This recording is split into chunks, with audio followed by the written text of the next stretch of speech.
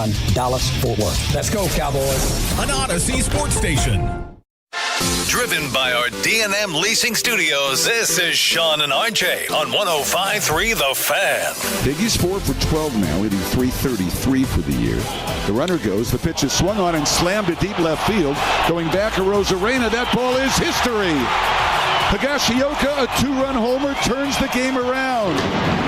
The Rangers lead it 3-2, and they have hit their first home run off George Kirby since June 5th, 2022. And there is your game winner to start off the Hump Day edition. Hump Day. Sean and RJ here on 105.3 The Fan. Good morning, Metroplex. Thanks for being a Tolo. We are live on your official home of the Rangers and Cowboys. Sean Sharif, RJ Choppy, Cowboys insider Bobby Roberto Belt. We got PayPay running the Odyssey app, the Fan Cam, Twitch, and YouTube. And this is very similar to a game before where you get a hit that wins it for you in the middle innings. You barely hang on. You win by 1. You score 3, but you get your first series win against the Mariners since September 2023. Man, and that just the stat that Nadell had there was the first home run off Kirby since 2022. I assume he gets at least one start against them every year. He was 10-0 in his last 10 starts. With a 1.04 ERA, a Rangers ERA against him. 2 earned runs allowed against Texas in his last 46 innings. That's 46 dominance. innings? 2 runs in 46 innings. 5 games. It's 5 games. It's insane. And look, you get Higgy is a scrappy player. Love him. It seems like if you're going to hit a home run in this park, you better pull it to left field. And hit it on a line drive so it doesn't just get deadened in the air. You try to lose it in the 9th. You let a couple of runners on, and then really quick after it's first and second, nobody out. You're like, oh, crap. Yep. Here comes a tie game.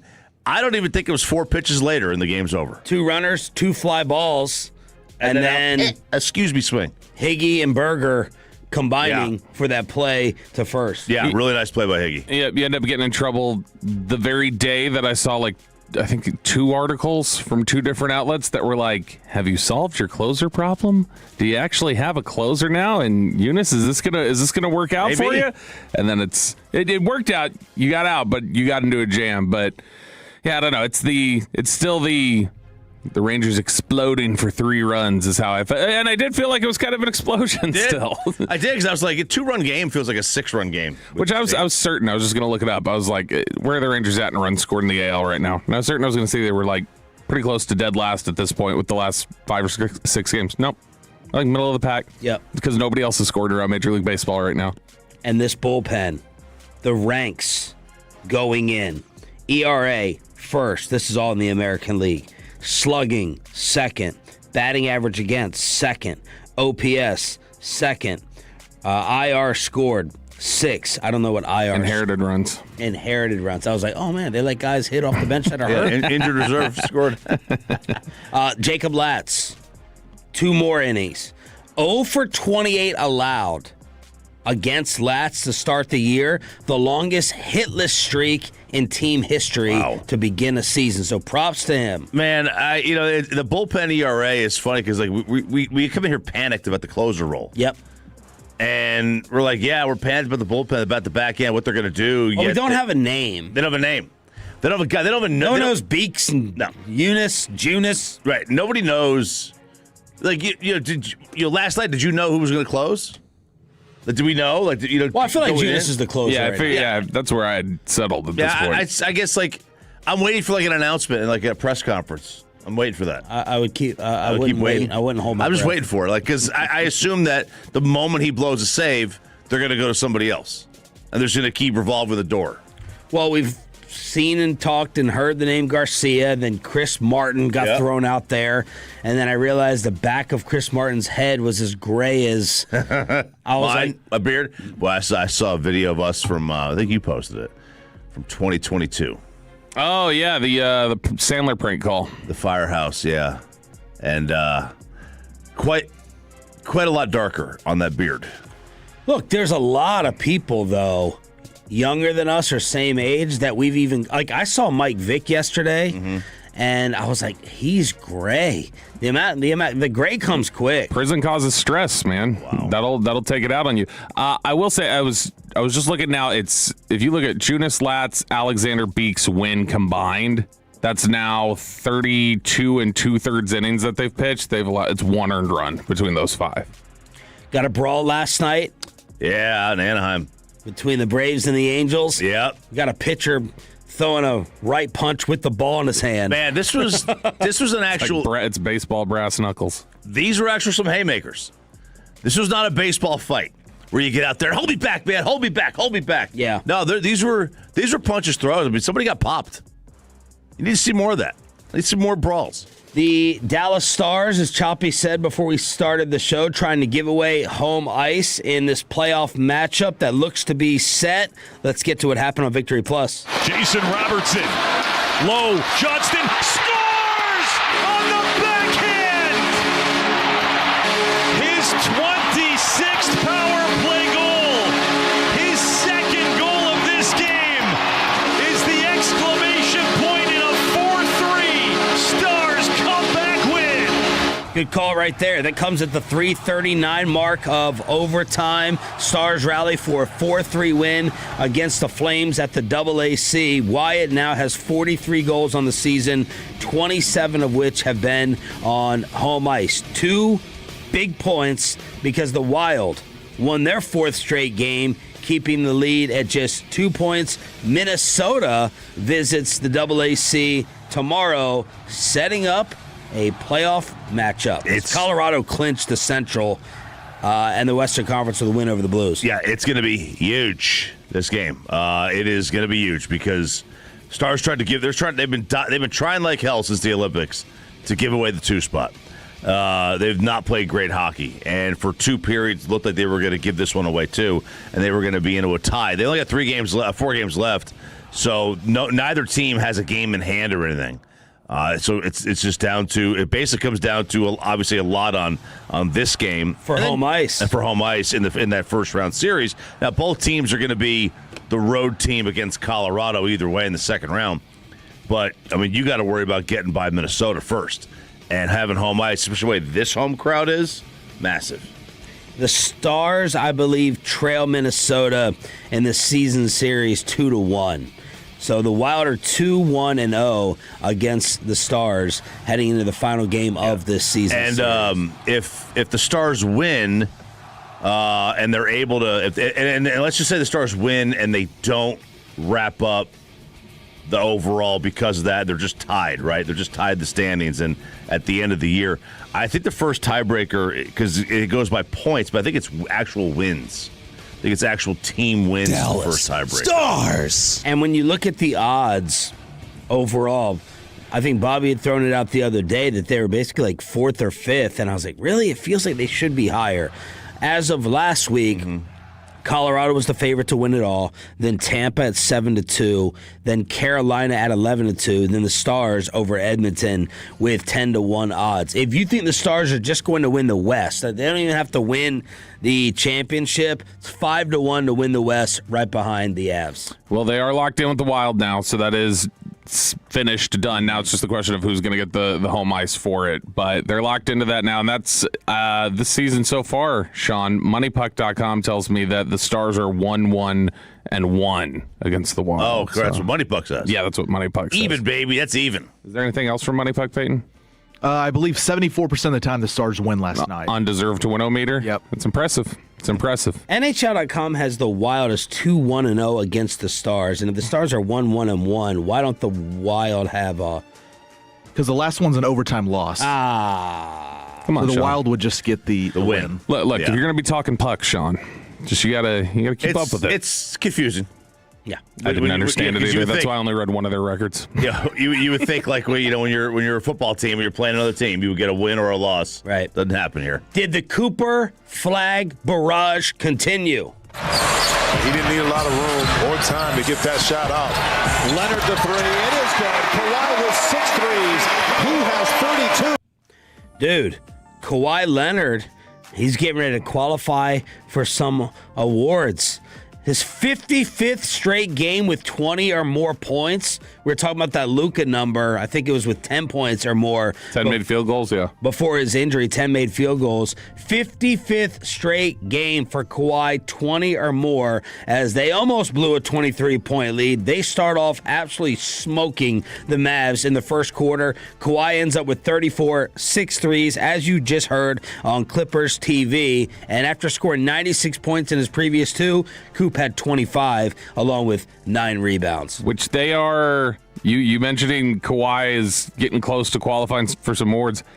This is like, I saw this yesterday. People were like starting to have a real problem with that 65-game mark. Yeah. Because it looks like Cade's going to miss it. It looks like Luka's going to miss it. They're trying to get, the NFL, NBA PA was trying to get like a waiver. God, can you imagine if like all these stars end up missing that threshold and the one guy who gets past it is Kawhi Leonard? Kawhi. Well, yeah, because he's at 63, which would be the second most games he's played since what year? Second most he's played since probably 13, 14. Close. So he played 68 games in 23-24. He played 74 games in 2016-17. So it'll be the second most since then. This was 17-0 to start. Clips scored 17 consecutive points to start the game. This is good. Just get them, get the loss early. Get the game out of hand early, and then just get your points. You lost by 13. So when you go down 17-0 early, what you do is it's like, all right, let's dig ourselves a hole, and now we'll play competitive basketball for the fans the rest of the way. Yeah.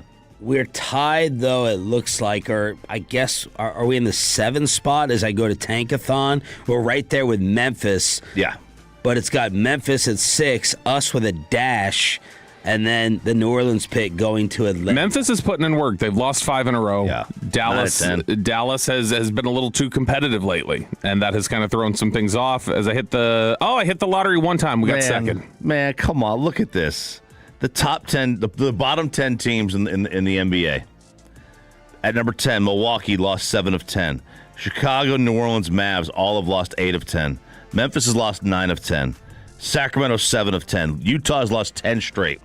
The number 3 and number 2 teams, Brooklyn and Indiana, they've lost 7 of 10. And then Washington's lost 9 of 10. Yeah, it's tankathon. Nobody in the bottom 10 has won 40% of their games. Yes, it's a .392 winning percentage for the 10th worst team. This is the most egregious quitting the NBA's had in a while. Everybody in the back end there is quitting pretty hard.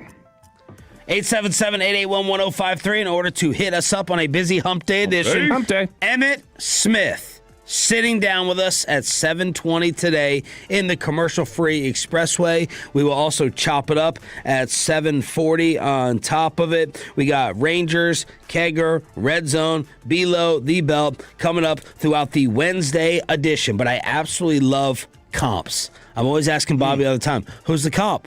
Who's this draft prospect going to be? What if the Cowboys end up with Micah Parsons again or Fred Warner? And do you have a problem with the number 1 pick skipping the draft like Drake Toll and RJ Choppy? And you could be getting Stephon Gilmore again as well. The NFL comps, and does it change your mind about who you want? Next on the home of the Cowboys with Sean and RJ. Let me go ahead and get you set up with the Tolo team of attorneys.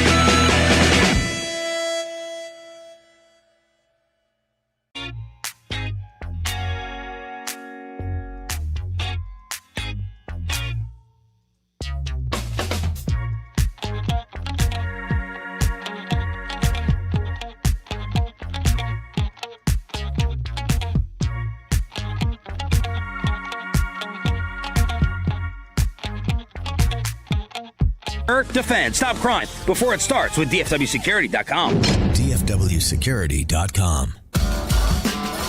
And it's back to Sean and RJ right here on 105.3 The Fan segment here, brought to you by the personal injury lawyers Frankel and Frankel. If you've been injured in a car or truck wreck, call Frankel first, 214 or 817-333-3333. With Frankel and Frankel, there's never an out-of-pocket cost. They only get paid when you win. Frankel and Frankel, the go-to car and truck wreck attorneys in Dallas. From news and notes to the coaches and players for America's team, let us go inside the Star on 105.3 The Fan. You want Stephon Gilmore? You want Micah Parsons back? Or Fred Warner? We got the NFL draft comps that I'm absolutely in love with. We're inside the Star. And we're going to be talking about insiders coming up at 6:40 with the Mike Vrabel story that Atolo is already asking about, and I saw Pepe respond to on the Frankel and Frankel text line. I cannot wait. The Mike Vrabel scandal at 6:40. Emmitt Smith sits down with us at 7:20. Sean Sharif, RJ Choppy, and insider Bobby Belt. Forgot my name. No, I was trying to stress insider. Oh, okay. I'm doing my joke still. Okay. Roberto, update us on the latest Cowboy visits. All right, so Nick Harris had the latest updates here. The Cowboys spent the last pair of weekends they've hosted over a dozen draft prospects to the facility, getting them poked, prodded, having them do whiteboard stuff, various things just to kind of get to know these players. And as it stands now, there are 17 visits on this list, and the Cowboys There's supposed to be 30? Yeah, they'll get to the rest of them throughout the next weekend or so. How many times I wonder if teams never used all 30? That would drive me crazy if they did. I think sometimes like the furthest you could go, like I've seen some times where teams like 29 of 30, but I think in a lot of instances they used that 30th and they just didn't get reported. So it was like when they snuck in. And I wonder how often a team takes someone. Haven't the Cowboys done this a couple times? They drafted someone they didn't visit with to throw everyone off the scent. Sometimes that's not used as much. It's been they've been quiet about their interactions with somebody, but generally they don't try to just completely avoid a player. The only time they'll avoid a player is just they're comfortable with who they are. They've gotten this or that all figured out, but generally, I remember I asked somebody about that at one point. I was like, wouldn't it make sense to do this and kind of throw teams off if they look at your 30 visit list? And they were like, there's 250 players that are going to get drafted or whatever, and we get to visit 30 of them. That's too few opportunities for us to play with them. Like, we got to know who these guys are. And so this is what they've got so far. They've got 17 players that they've visited. Ohio State linebacker Arvell Reese, Texas Tech defensive end David Bailey. Those are the two that stand out for. Those don't seem like those would be in your range. Ohio State linebacker Sonny Styles, Ohio State safety Caleb Downs, LSU cornerback Mansour Delane, Indiana wide receiver Omar Cooper, Toledo safety Emmanuel McNeil Warren, Arizona defensive back Trey Dan Stukes, Miami cornerback Keontae Scott, Missouri linebacker Josiah Trotter, USC safety Kamari Ramsey, Texas Tech defensive end Romello Height, Central Florida defensive end Nigel Kelly, and Louisville defensive tackle Renee Conga. And so if you'll notice out of those 17, and they've added to that also at the very tail end here, Brandon Cisse, cornerback from South Carolina, and Texas A&M defensive end Cassius Halp. But if you'll notice from that entire list, there is one offensive player, so it's all defense. Mm-hmm. But there's a clear focus on the defensive side of the ball here, and I don't know why Omar Cooper is the one offensive player that they visited, a guy who's projected to go in the mid to late first round as a receiver. But there is no Jermod McCoy on this list. There is no Reuben Bain on this list yet. And the noise is starting to pick up. I saw Nick Harris as well in his latest mailbag basically say the Cowboys are not interested in Jermod McCoy. I don't know if he was saying 20, but I think he was saying first round basically. First round, Jermod McCoy, not happening. That is what I am 95% believing heading into this. I know you had a little problem with that yesterday. It seems that my issue with that is, you know, it's like we're just obviously hasn't played, so we don't know. To me, the draft is a risk anyway, right? So you're gonna add more risk. I don't consider injuries to be a risk necessarily. It's 2026. Like I just look at it like Did you think Jalen Smith was a risk? I don't remember. I mean, what do you mean you don't remember? He had nerve. Like he had drop foot. That was different. If I hear the same thing about this, that he's got. Yeah, which I don't think he does. Damage and drop foot. Which I don't think he does, but clearly there's like a line for you with injuries at some point. Like something like that. Yeah, that would be different. So if let's say he fell to the second round as like the no doubt most talented corner in the draft, when corner is such a premium position, wouldn't that signal to you like it must not be good if of them are passing? If Fernando Mendoza was coming off, had Tommy John surgery, I still would draft the number 1.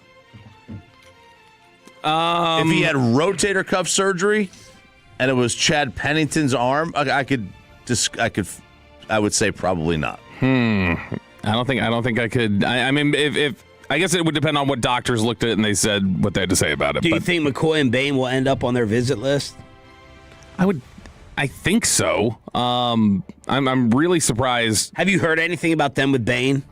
About what they feel about him? Yeah. I think they like him. Okay. And so that's one of the things that's a little bit, because I think there's stuff that they'd want to sit down and talk to him about, but they've got 13 more visits. Just because they haven't visited with him yet doesn't mean they haven't, or that they're not going to. Fernando Mendoza is not going to be attending the NFL draft, so you will not be getting the pictures and the video of the bro hug with the commissioner. RJ, you have a little bit of an issue with this, like Drake Toll? It's not an issue. I kind of hate it. I don't love it. I don't have an issue with it because I get there's extenuating circumstances. With his mom having MS and being in a wheelchair, and it's a 3-hour flight from Miami to Pittsburgh. So 6 hours on a plane for mom probably isn't great. To me, like the draft, like the handshake is special. Like the number 1 picks have said, like that's one of the things there. That maybe the thing they remember about draft night is like greeting the commissioner. That's a cool moment for the player that he'll probably never forget. For the fans, but like I get it, right? I mean, you got issues at home. You have health issues at home because he wouldn't be the first number 1 pick. I had to go back and look. I forgot that Trevor Lawrence skipped. That wasn't COVID, I don't think. But I forgot that he had skipped the draft when he did, and he was just having a party. And now everyone's got their own camera setups. They all have their own social media teams. Yeah. They all have their own marketing. They want to own the marketing. I just hope, and Fernando's not the kind of guy that he'll love being with his family anyway. But, do you look back at 10 years, you're like, should have gone to the draft. Yeah, I don't care whatsoever. First off, I'm not going to say anything negative about my godson or my son-in-law to be. Hopefully, one day. I don't care about the age difference. But, no, man, Fernando can do whatever he wants. I'm good. Trying to see who else. So it's been Trevor Lawrence. Myles Garrett skipped the draft as the number 1 pick. Baker Mayfield skipped the draft as the number 1 pick. See, you don't even remember. I don't remember now. I think Trayvon Walker skipped. That's because nobody expected him to be number 1. Baker skipped because he was remaking the Favre video. Baker skipped the draft, and it was in Texas, where he lives. So it was in Arlington, and he skipped. ESPN, and you don't care, Bobby? No, especially who it is and everything we've learned about it. Like, any question of, is this ego, or are you just thinking you're bigger than the guy? Like, it's any sort of slight question that might exist with that, you throw out the door and you remember, oh, yeah, it's Fernando Mendoza, and that's not anything like what he is. Yeah, no, I didn't think ego at all. The first thing I thought of was okay, does he put family ahead of football? And some idiot football guy is going to have a problem. Well, Drake Toll's going to win on Friday, I can tell you when I play the audio. What was his issue?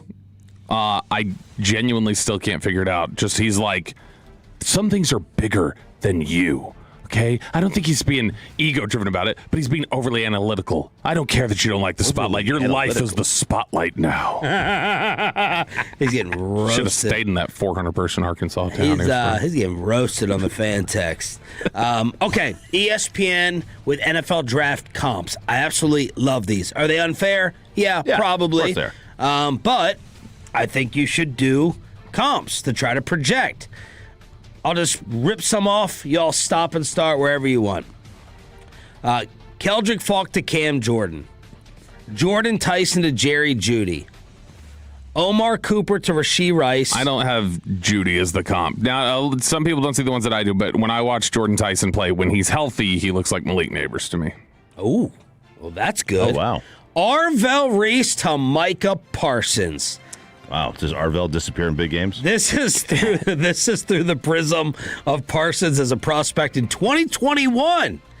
At 6'3", 246, Parsons ran a 4.36 40 at his pro day. He flashed elite pass rush skills, 6.5 career sacks at Penn State. Remember that, y'all. 6.5 career stats when we were arguing with Brad Sham and others over him just being strictly a linebacker. Props to the Cowboys for turning him into a pass rusher. 6'4", 241 for Reese.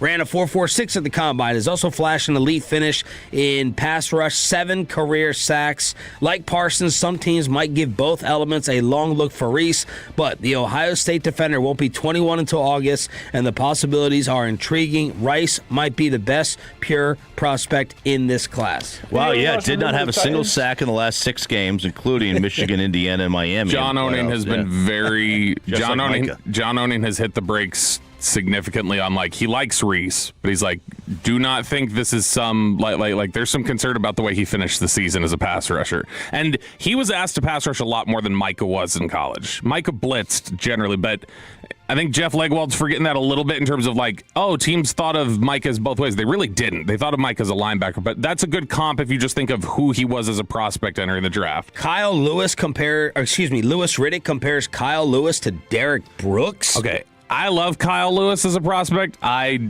would not have compared him to Derek Brooks, and if you're comparing him to Derek Brooks, I feel like Lewis Riddick should have him in the top 15. Yeah, what round is he projected from Pitt? Second. He to me is a really nice fit for some of the modern NFL stuff because he's considered a hybrid safety linebacker, and I think he's a really strong player. Matt Bowen compares Chris Bell to A.J. Brown, also Sonny Styles to Fred Warner. Woo! That's strong. If you can add Fred Warner to this defense, I would take it. Circling back at the very top on the one that you said, Keldrick Falk to Cameron Jordan, there's a lot of hate for Keldrick Falk right now. I do wonder if they were to get truly wiped out at 12, like they were to just lose out on other guys, if that would be their, all right, well, we're sitting here, let's make this pick. Choppy, you will be pleased to hear Fernando Mendoza to Matt Ryan, that from Mike Tannenbaum. I like Matt Ryan. I like the Kirk Goff comp better. But Matt, the Raiders fall into something nice if you'll take Matt Ryan. Mina Kimes says Jermod McCoy to Stephon Gilmore. Watch McCoy's 2024 tape, and you'll see many of the qualities that made Gilmore an elite man corner in New England. Size, physicality at the line of scrimmage, fluid footwork, and recovery speed. Time will tell if his ball skills are comparable, but the Tennessee standout recorded 4 picks that season and was consistently in position to make plays. Ruben Bain to Brandon Graham. So I've heard Bain and Graham before. I don't remember that. I didn't study Graham when he was coming out, but I guess I can see it with just the build, how it looks similar. But again, it's really tough to comp Bain to anybody because he is different than anything we've seen. T-Rex. We just have not seen anybody with his profile in the NFL before. And so it's tough to say, yeah, he's like this guy. McCoy, Gilmore, that sounds awesome. Yep. Gilmore's knees worked. If he could actually be out there on the field. Inside the Star on your official home of the Cowboys with the Path to the Draft brought to you by Pluckers just a couple weeks away. All right, so you get, let's just take injuries out of this. You get the next 10 years. Do you want Fred Warner, Stephon Gilmore, Micah, or Brandon Graham? Micah. Yeah, Micah. And then it's either Warner or Gilmore. It'd be Warner to me over Gilmore, I think. Like Gilmore because of position. I'm like Fred Warner. Fred's great. I'm in love with Fred's Fred great. Warner. I love him too much. I hate that he's on San Fran. No, I think if you could put a Warner in your defense, I think that just settles so many. All right, just let's focus on other things. Let's focus on this. The scandal that is rocking the National Football League. Mike Vrabel with a married NFL insider. We'll get to that story next. After we get you over to Just Love Coffee, just having a sip right now. It is.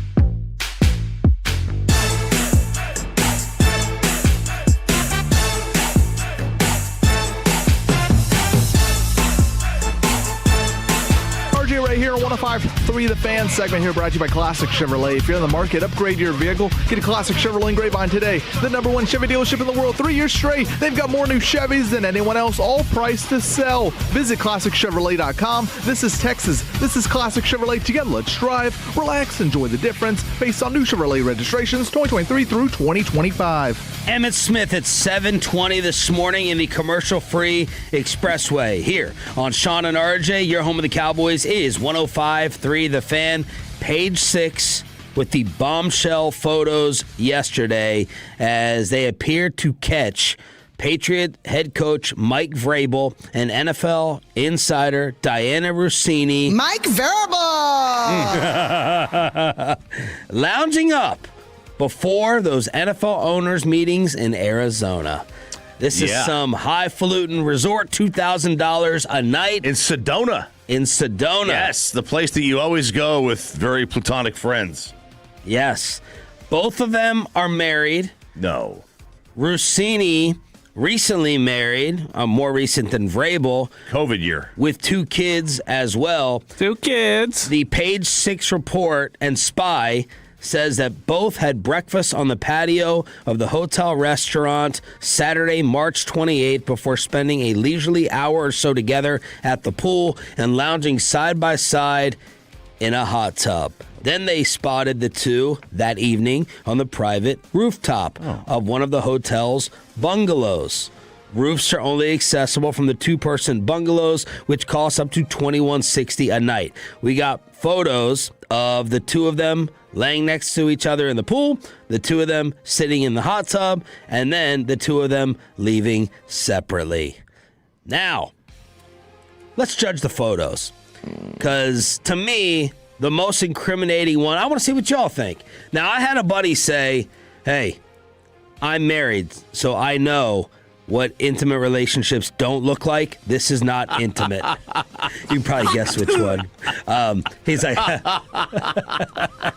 I know. You know how I worded it, the way he worded it. He's like, this is nothing. And I said, your marriage is so dead, it's actually the opposite. You don't realize what the intimate photo looks like.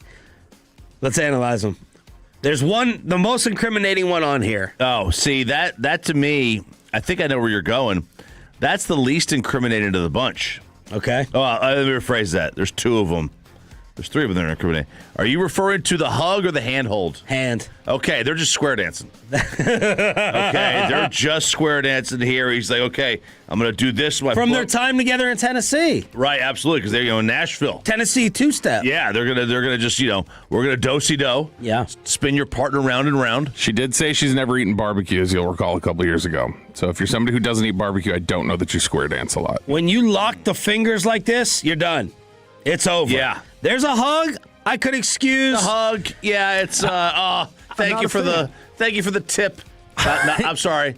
The insight coach, not the tip. Can't say tip in this situation. Yeah, thank you for telling me who you're going to draft.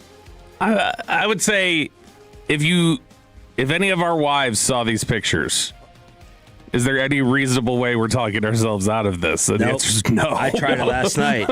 I said, is there any way out of this? She goes, no. Absolutely not.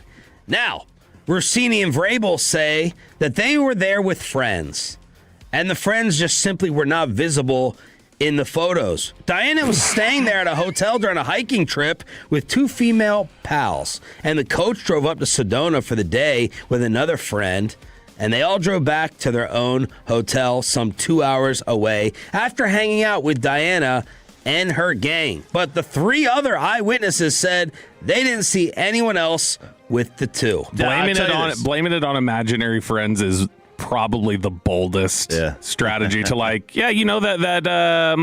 friend Sunshine that's always walking around with me. Oh, sure, Diana would know this by now. Like someone at the hotel is going to get paid off by TMZ to send in the security footage of whether or not there were multiple people walking in during check-in. That's the reality. And for Vrabel, two guys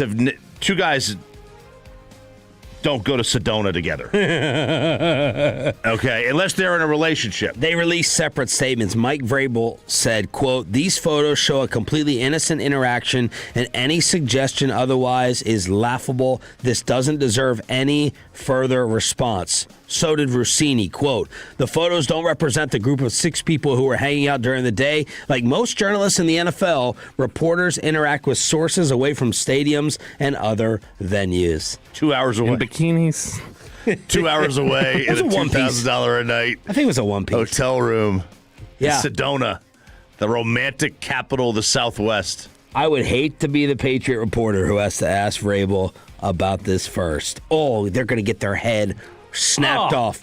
But they're used to it by now. Yeah. Kraft, Yeah. Stephon Diggs, they have to ask about this every 6 months. And I would also hate to be Diana Rossini's Twitter account as Pepe. I'm not going to have you go through the responses. Oh, come on. But they've been entertaining you throughout the morning. Yes, it was because she had a couple last tweets were just retweets, and no one really commented underneath there. But her tweets that she actually tweeted something out within the last 24 hours, and there's 400, 500 comments. And it's not about anything she just tweeted. It's just about what her and Vrabel might have done. Like her next tweet, I'm fearful for her with the next new one that she sends, because the last old one about like scheduled visits and teams, people were like, "What was your last scheduled visit?" Right. Giving new term to the giving new meaning to the term NFL Insider. Yeah. That one blew up as well. Oh, now we know why you're spreading the A.J. Brown trade rumors to New England.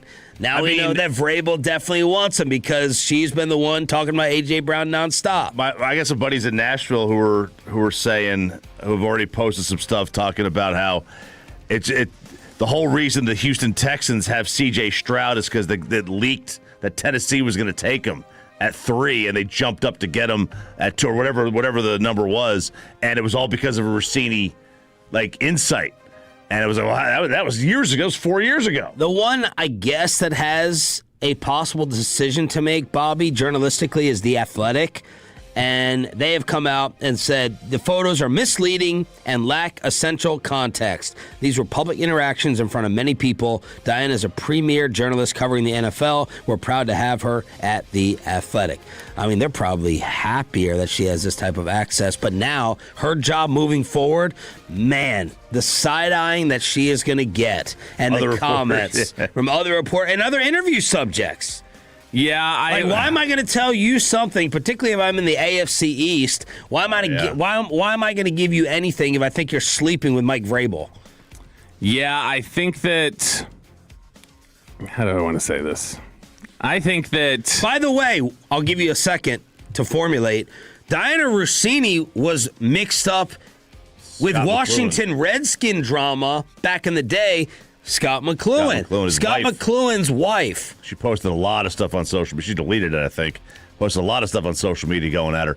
McCloughan was the GM. Rossini was getting stories. I think Rossini went from Washington to ESPN, and McCloughan's wife is like, that's because you're doing things inappropriate and sexually for information with my husband. Tweeted it. So Diana's been in this before. Yeah. And look, I understand what you're saying about the rest of the NFC East, rest of the AFC, sorry. Unless, now look, maybe she has relationships with. You're a mole for Mike Vrabel. I would think so. Because, he's. Now look, there's a give and take. Like, she's getting information, he's getting something else. Now, I guess he could say, I need information too. Yeah. That would be the thought. You don't think they're sitting in the pool talking about one NFL storyline? One guy that they talk gossip with each other? Go ahead, Bobby. You've had enough time now. Is this why you think he told Barstool he'd cut off half of it because he was just splitting it? He said he'd leave 6 for his wife. And then people said, where's the Coldplay music? Yeah, it definitely has a Coldplay vibe to it. Now, people said, we'll find out who's telling the truth. Let's see if both of their spouses stay with them. Yeah, because she's married to an executive at Shake Shack. Yeah. And I don't know who Vrabel's wife is. I don't know that it's any. I was talking with somebody yesterday who was like, these look almost like private eye photos. Or I'm like, no, it doesn't to me. This looks like somebody was just in view from over there. I was like, oh, shoot, I'll just take some photos with my cell phone. I'd figure a private eye's photos would have a long-range lens on it so that I'd get clear. This looked like the iPhone 15 or something on Zoom. I'll put myself out there. I'll put myself on blast on this. It's just so funny, too, to watch Patriot fans freaking out, melting down over this. I had heard this relationship in the past. Like, we've probably joked about it in here before. Yeah. I had heard about these two running around. So when it came out, I was not shocked or stunned or surprised. It goes back to Nashville when he was with the Titans. It's like that's she was the rumors started. Titans beat reporter. I don't know if she was Titans or not, but I think she was on a lot of Titans assignments, but she wasn't their beat reporter. I don't think there were rumors, and obviously it's internet rumors from guys like who broke this one. Fear Buck, which by the way, imagine you find out your affair from Fear Buck. You find out your wife's cheating on you.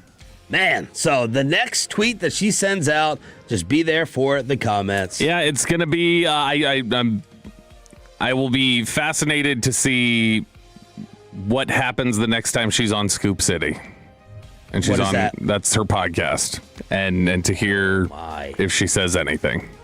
Or if she takes a break, maybe. What do you do with the other friends? Like, do you get 5 random friends to tweet out their hotel reservation? Oh no, you fly or their them out. Travel itinerary? They're on a plane this morning.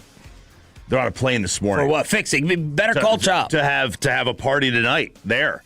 To have them have lunch with you at the restaurant. But what are you going to do about the metadata on the phone, on the pictures? Yeah, this was at the end of March, though. This was at the meetings. Well, they're not there right now. Right. This was at the owners' meetings. It's done and over with. That's right. Now I don't know what you do. You can't, because Bobby's right. The meta. What does the meta mean? That's what. Oh. It's like it's the how innocent this young man is. It's the DNA of the photo that basically will tell you where it was taken, what time, all that. And so you got to make sure that all that's changed. Well, no one's going to get their hands on that. You can. I can get my hands on metadata on a picture. Well, how are you going to get it? You have to have my phone? No, you can send me if you post photos, it'll there's metadata on that. So whatever the source photo is that's uploaded or shared. Like you go to your photos and you could see exactly the day. I know, but how are you going to do that for these photos? I don't know. Because whatever they would then post to be like, see, here's our evidence. No, I'm just saying to get your friends to come out and be like, I was there. Yeah. I confirm, but no one's believing, right? 0% belief that this is not an affair.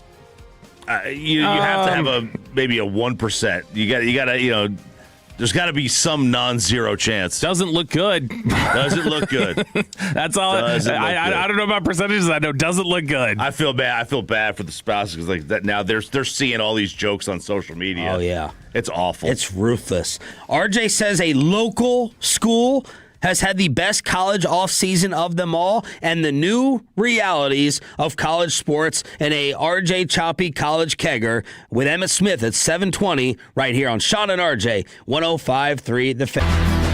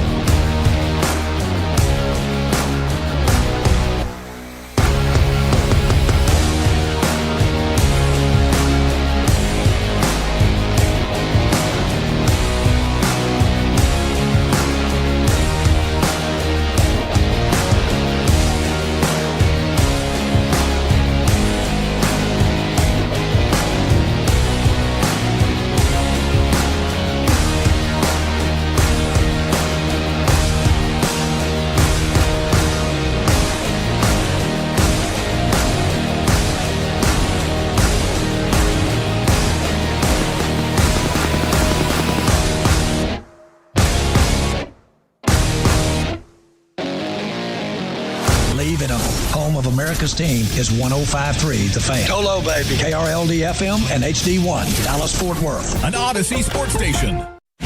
Driven by our D&M Leasing Studio. This is Sean and RJ on 105.3 The Fan. I'd like to know where Lou Holtz is right now. Oh, I win. Google me. We're not hosting an intergalactic kegger down here. Now that the dust is settled, a local team, Bobby, has the best transfer class in all of college football. All right, so you're going to tell me it's Arkansas or Oklahoma? Close. Kind of in the middle, kind of northwest of Arkansas and northeast of Oklahoma. It is Oklahoma State. Has done the best of any of the Power 4 schools. Not so bad, that UNT program that they rated, huh? I know, only if they could get 50 other players that were worth a damn. I mean, they literally took about 50 players from UNT. They get 80 players that are worth a damn. But you get Caleb Hawkins, who was there. You get Wyatt Young, who was there, and Drew Mestamaker. To go along with the head coach, of course, and now you've got yourself a nice little team. Best season ever from Eric Morris for the Mean Green, and now they bring what was a really awesome offense at that level, and they bring it up to the Big 12, and now we'll see what happens there this year. But all things considered, sleeper Big 12 contenders at this point. Everyone's talking about throwing some coin down on the Cowboys to win the Big 12. Do you not see what I'm seeing here? The hypocrisy of the UNT take, and to now talk about throwing a coin down on them as a sleeper for raiding the school and putting it in Oklahoma State. It's not a sleeper take. It's just like Indiana when they raided James Madison. That doesn't mean James Madison could have done the same thing. They're combining two organizations. But it definitely means that you wouldn't have talked about James Madison if the core went over and helped contribute to a national championship. That you'd be like, they deserve absolutely no recognition in the I would, because CFP. It's about having 22 legitimate starters at the Power 4 level versus having 7. You talked about North Texas like it was A-ball versus MLB. It is A-ball versus... If it's A-ball versus MLB, then it can't be worth throwing a coin down after they raided their school. If you were to combine This was the college football argument, by the way, about UNT and those types of programs getting in. Yeah. Me and Choppy, I ended up siding with Choppy, being like, they're going to get smoked. They should not have this seeding. And Bobby's point was, well, if they're good enough to be rated, then they should be good enough to be counted. And also, I didn't think it mattered if they got smoked.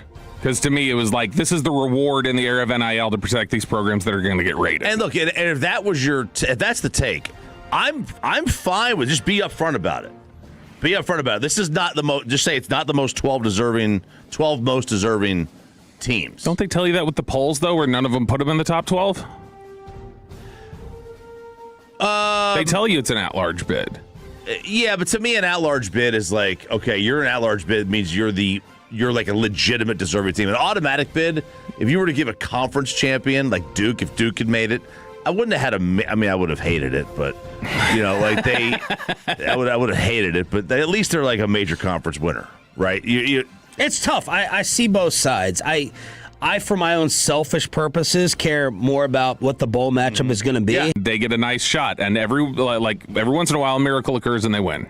How about Josh Hoover, former TCU quarterback, heading to Indiana to give them the second best class of the offseason? Are Signetti and Sonny Dykes still fighting? I think there's from Auburn, Malcolm Simmons, who they got a big payday as well.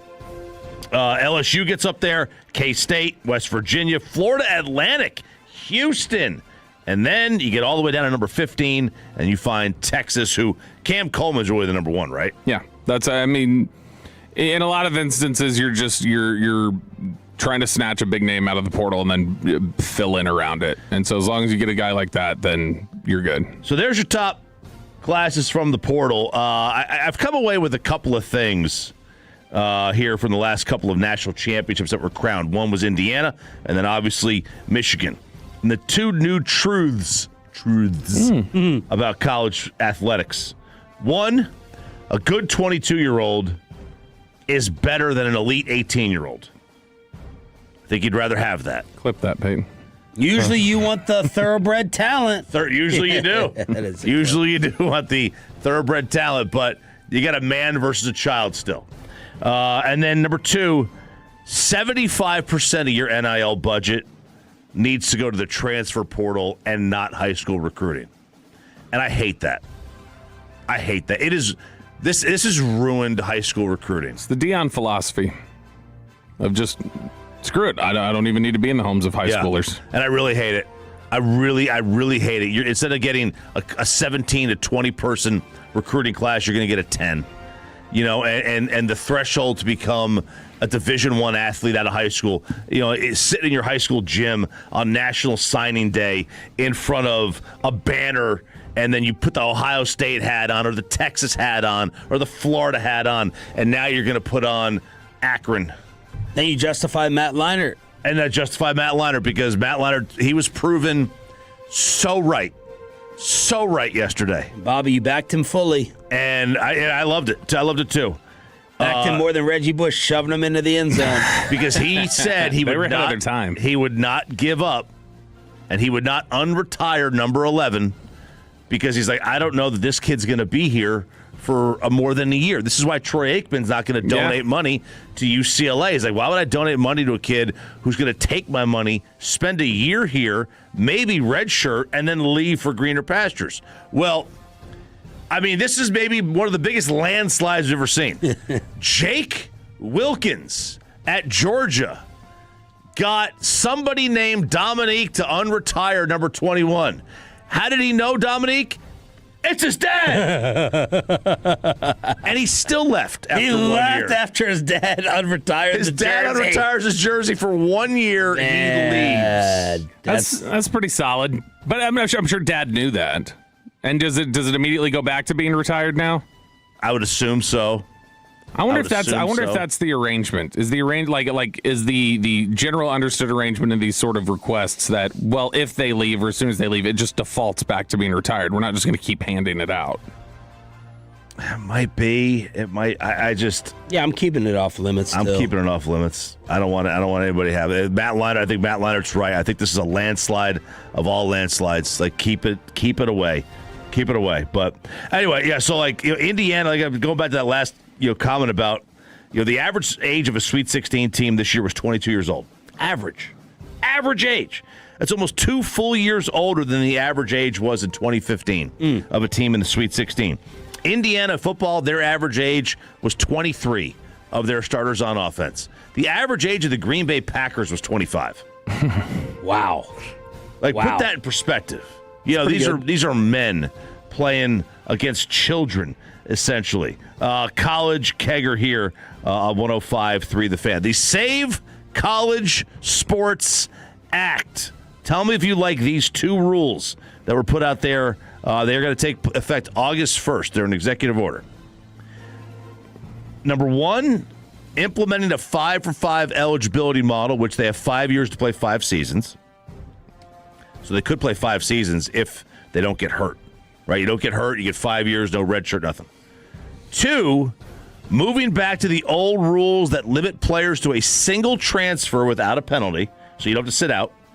But if you want to transfer a second time, then you got to sit out a year. But if you graduate, you get an additional free transfer. So you lose an opportunity. So I have to graduate first, then get my transfer? So you could transfer. So you go. Let's say you say, I'm going to go to University of Texas. Right. You stay there for a year. You're like, I don't like it. I'm going to transfer to Utah. You're stuck. Okay, until you graduate, and then you get a free transfer. Now it is, if you don't like Texas, you go to Utah. If you don't like Utah, you go to Washington. Right. If you don't like Washington, you end up at Alabama, and you've gone to 4 schools in 4 years and never have to sit out. You can still do that under the new potential new rules, but once you leave the second school, you've got to sit out a year. You still maintain eligibility, but you got to just miss a year. I'll go to the selfishness again. I'll divide this selfishness versus what should be right. The selfishness is I like that. I don't like everyone just jumping around nonstop. But what is right? These coaches are whores. Lane Kiffin is a whore. They're all whores. So now I got to sit here and put the limitations on the kids. That doesn't feel right from a student or just individual perspective. But from a selfish sports fan perspective, yes, I like the limitation of the movement. Because when a coach leaves, everybody's free, no matter whether they're out of transfers or not. That's the good thing. Yeah, I mean, it's but when the good thing in terms of comes in, my position can be screwed. Yeah. So when your coach leaves, you can enter the portal. You're free to go. Yeah, like Sean said, it's nice from the perspective of the consumer, the person watching it. The biggest thing to me is like, if I go to college as a student, I'm not limited on the amount of different colleges I can go to. Why does this have to be a rule? Like, if I'm a player, and I were to say, like, tell me the reason why. Who does this protect? It protects the team. Okay, then that's not a good enough reason. Like, you can't then. Right. This is about you're putting rules on me because you just want to protect the bottom line of a school. You want to go back to some of the same stuff that existed back before NIL did. You're trying to basically create rules and limitations that, all right, well, we can kind of get back the model that we want. Sorry, no. Like, I mean, I'd like it if they just stayed, but no, like there's no reasonable explanation as to why that rule would be in place to protect a player.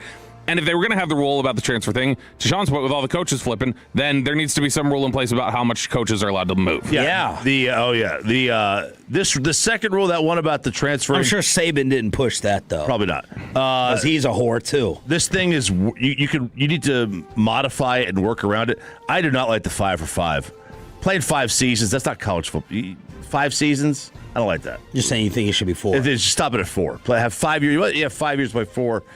This whole 5th year. I hate the 6-year stuff. Yeah, I don't either. I can work around so I would get rid of that one.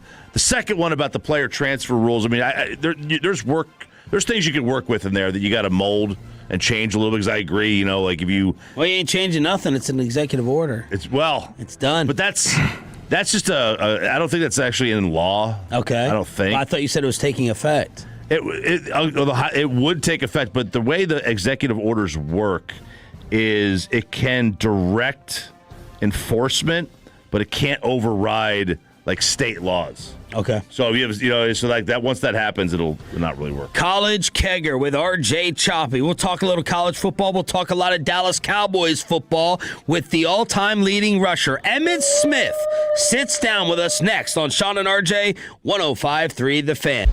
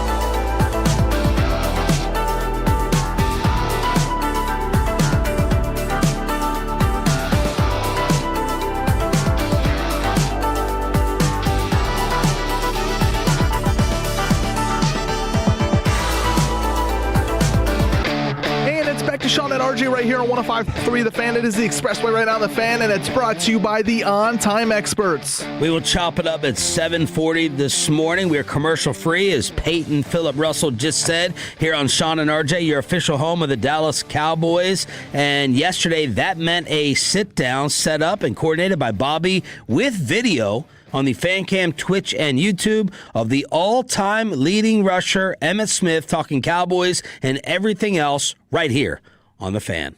All right, we're sitting down right now here on the home of the Cowboys with the morning show, joined by the all-time leading rusher. Does it feel great to know?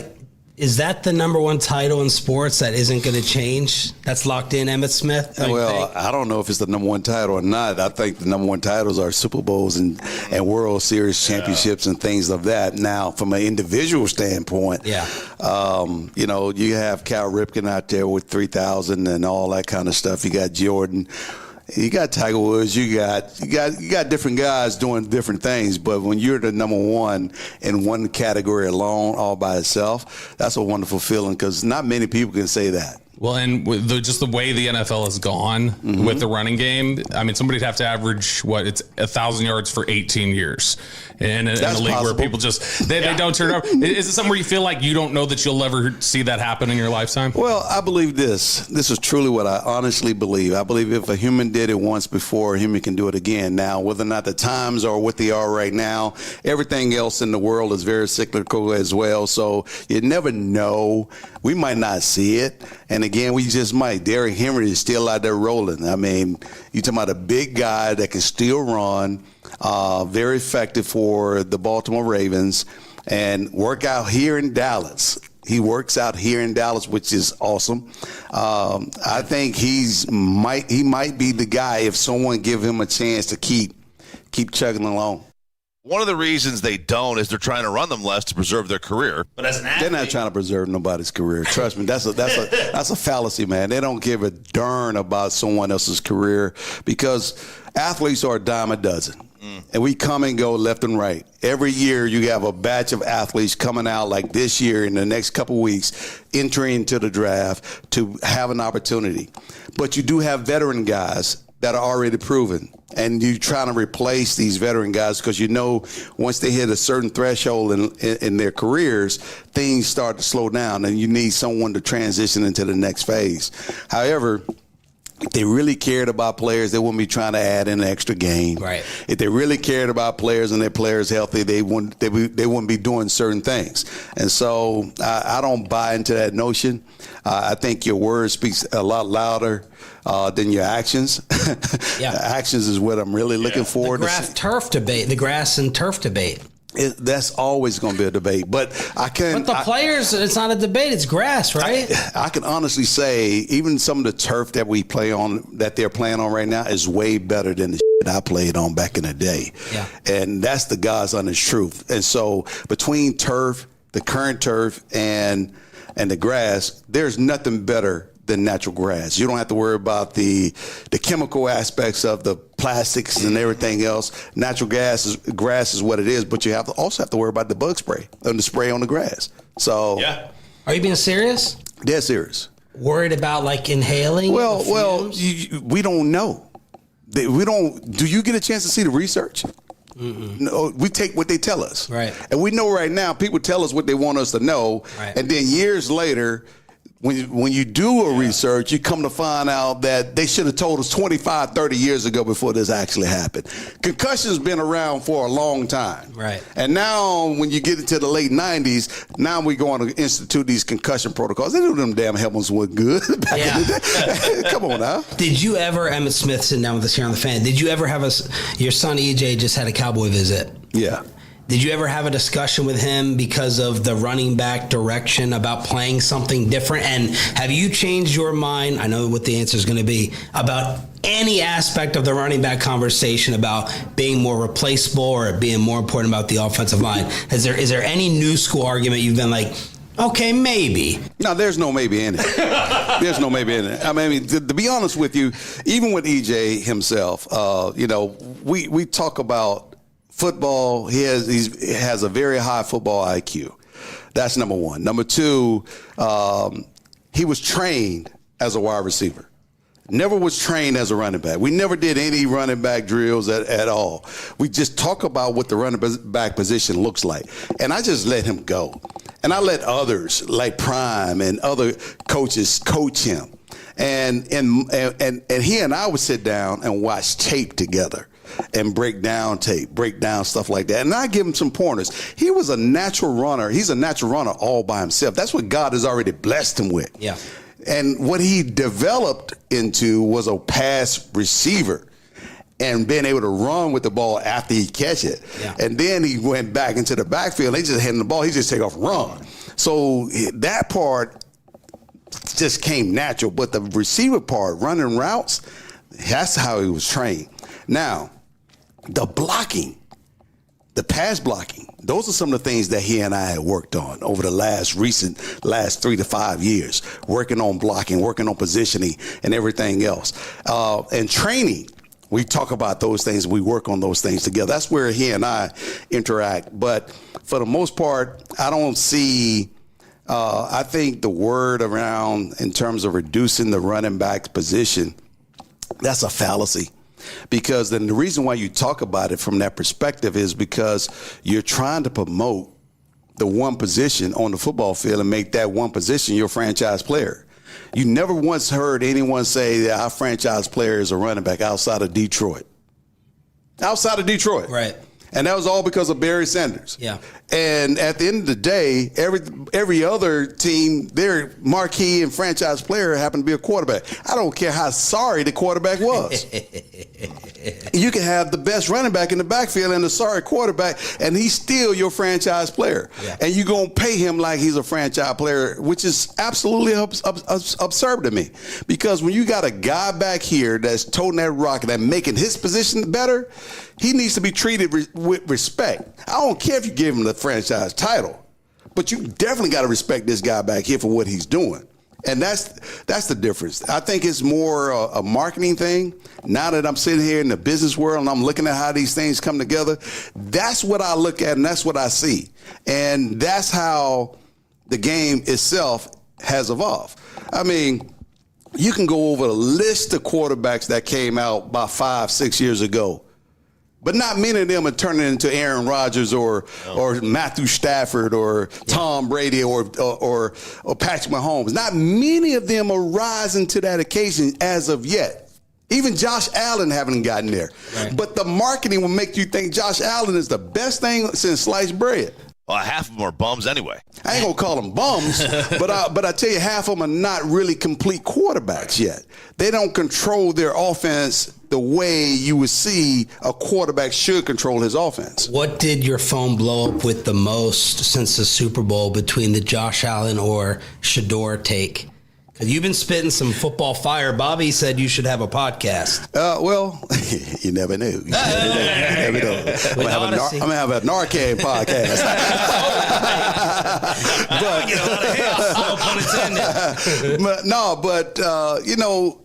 I just think that, Josh Allen is a very good quarterback. So is Lamar Jackson. Shador Sanders will become a very, very good quarterback because he's more cerebral. He doesn't have some of the athletic talent that Josh may have in terms of legs, and neither does he doesn't have those kind of things that Lamar Jackson and Josh Allen may have. But he has other things that he relies on. And that in itself separates him from some of those. He kind of puts you in a mode of, we say Patrick Mahomes can't really scramble, but he finds a way to scramble. Yeah. Shador finds a way to scramble, but his arm talent and his accuracy may be different. Now, how much of this is Dion bias? No, it's not Dion. It's not Dion bias. It's that I've seen the kid develop since he was a baby, pretty much.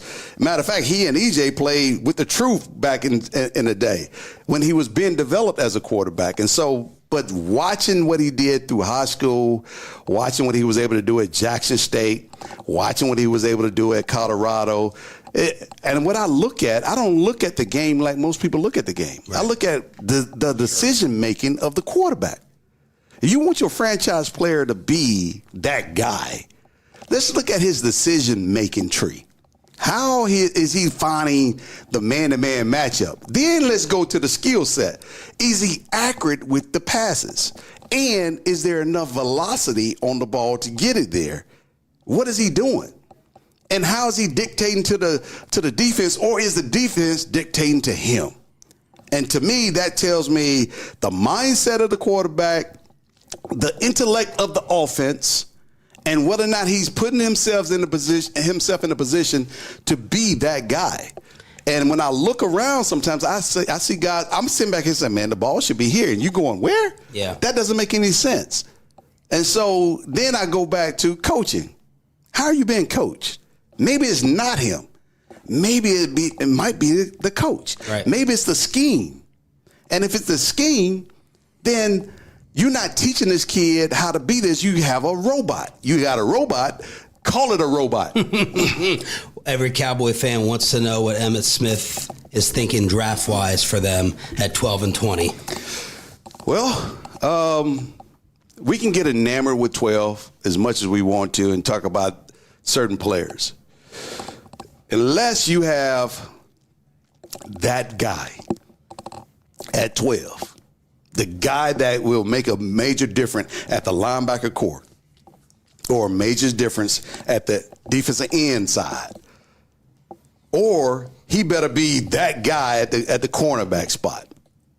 If he's not that guy, trade down and get more guys. Because if you won't hear the Cowboys say this, but you about to rebuild that defense. Yeah. And if you're going to rebuild that defense, you need to get the skilled guys, younger guys that you got a brand new coach that can come in and learn a new system. You got veteran players that can adjust to a new system, and you make the combination of those two things work for you. And then you fill in the blanks on the offensive side that can help shore up that offensive line so you can continue to build upon the success that you had last year. And that goes at the O-line, that goes at the running back spot, backups here and there. You got to have guys in here that can make your offense become multidimensional, make your defense become a lot more solid and a lot more disciplined. You got a brand new D coordinator coming in, which is warranted. And if you see that happen, and you see the Cowboys defense get back to some level of consistency and dominance, 20% of what they were last year. Yes. This team could have been in the playoff. Are you only taking defense in the first, or are you open to taking offense if a Jeremiah Love falls to you at 12? I'm only taking defense. I love my running backs right now. And if I get Jeremiah Love ain't gonna fall to 12. And you ain't gonna, if he does, well, that might be different. That might be different. But do you really need a Jeremiah Love? No. So you've been enamored. Unless he's Emmitt Smith. No, you've been enamored. You're been enamored because he's there. But do you really need him? If you don't really need him, why take that? So you know what you need. Stay disciplined to what you need, and then just build everything else around it. So Emmitt Smith with us here on The Fan. How much longer do you think Dak can be a quarterback you win with? I think as long as he stay healthy, he can play just as long as any other quarterback that you have out there right now. And I think he can be as effective as he's always been. He's always been effective. Last year, the guy was a top 5 quarterback. Yeah. Nobody wants to talk about that, but everybody want to talk about, well, he's a top 5 quarterback, but he hasn't made the playoff. All of that is not on him. Yeah. When you have a sorry-ass defense like we had last year, let's be honest with each other. When we have a sorry defense like we had last year, and you have Dak putting up the numbers that he put up last year, and you have a running back here running the way he ran last year, and you got kicker, you don't have a defense. Yeah. Defense wins championships. Defense will get you into the playoff. What I just said was, if the defense improved 20% of what they were last year, we win a little bit more games. And we make the playoff, I believe, and we might be able to make a difference in the playoff. How do you draw the conclusion that you don't say you can't win with a guy, it's just that you haven't won with that player? All of it's not him. Again, you got to go with the play selections, the play calls, and all that kind of stuff. If you're going to analyze something, don't just analyze him as a player. Analyze the overall system. What is the system doing to help him help them? One last football question. Troy in his Miami role, what do you see for that? And one of the things we've admired about you when we have you on the Super Bowl, you and Michael will do this when he gets mad, but other times we kind of make fun of Mike for loving him too much, and we love Mike. You're blunt and you're calling it out, but it feels like Troy's relationship with them is not as warm and the same as yours with the Cowboys. Why is that, and what do you think about Troy's advisory role? Well, I don't know why. I don't know if there's any background around that. All I know is 8 is going to take to Miami championship ways. That's what Miami is missing. They're missing the championship ways of what the Cowboys bring to the table. And the Cowboys' way of championship ways obviously was in the 90s. No one knows that better than Troy Aikman and maybe Jerry Jones and former players.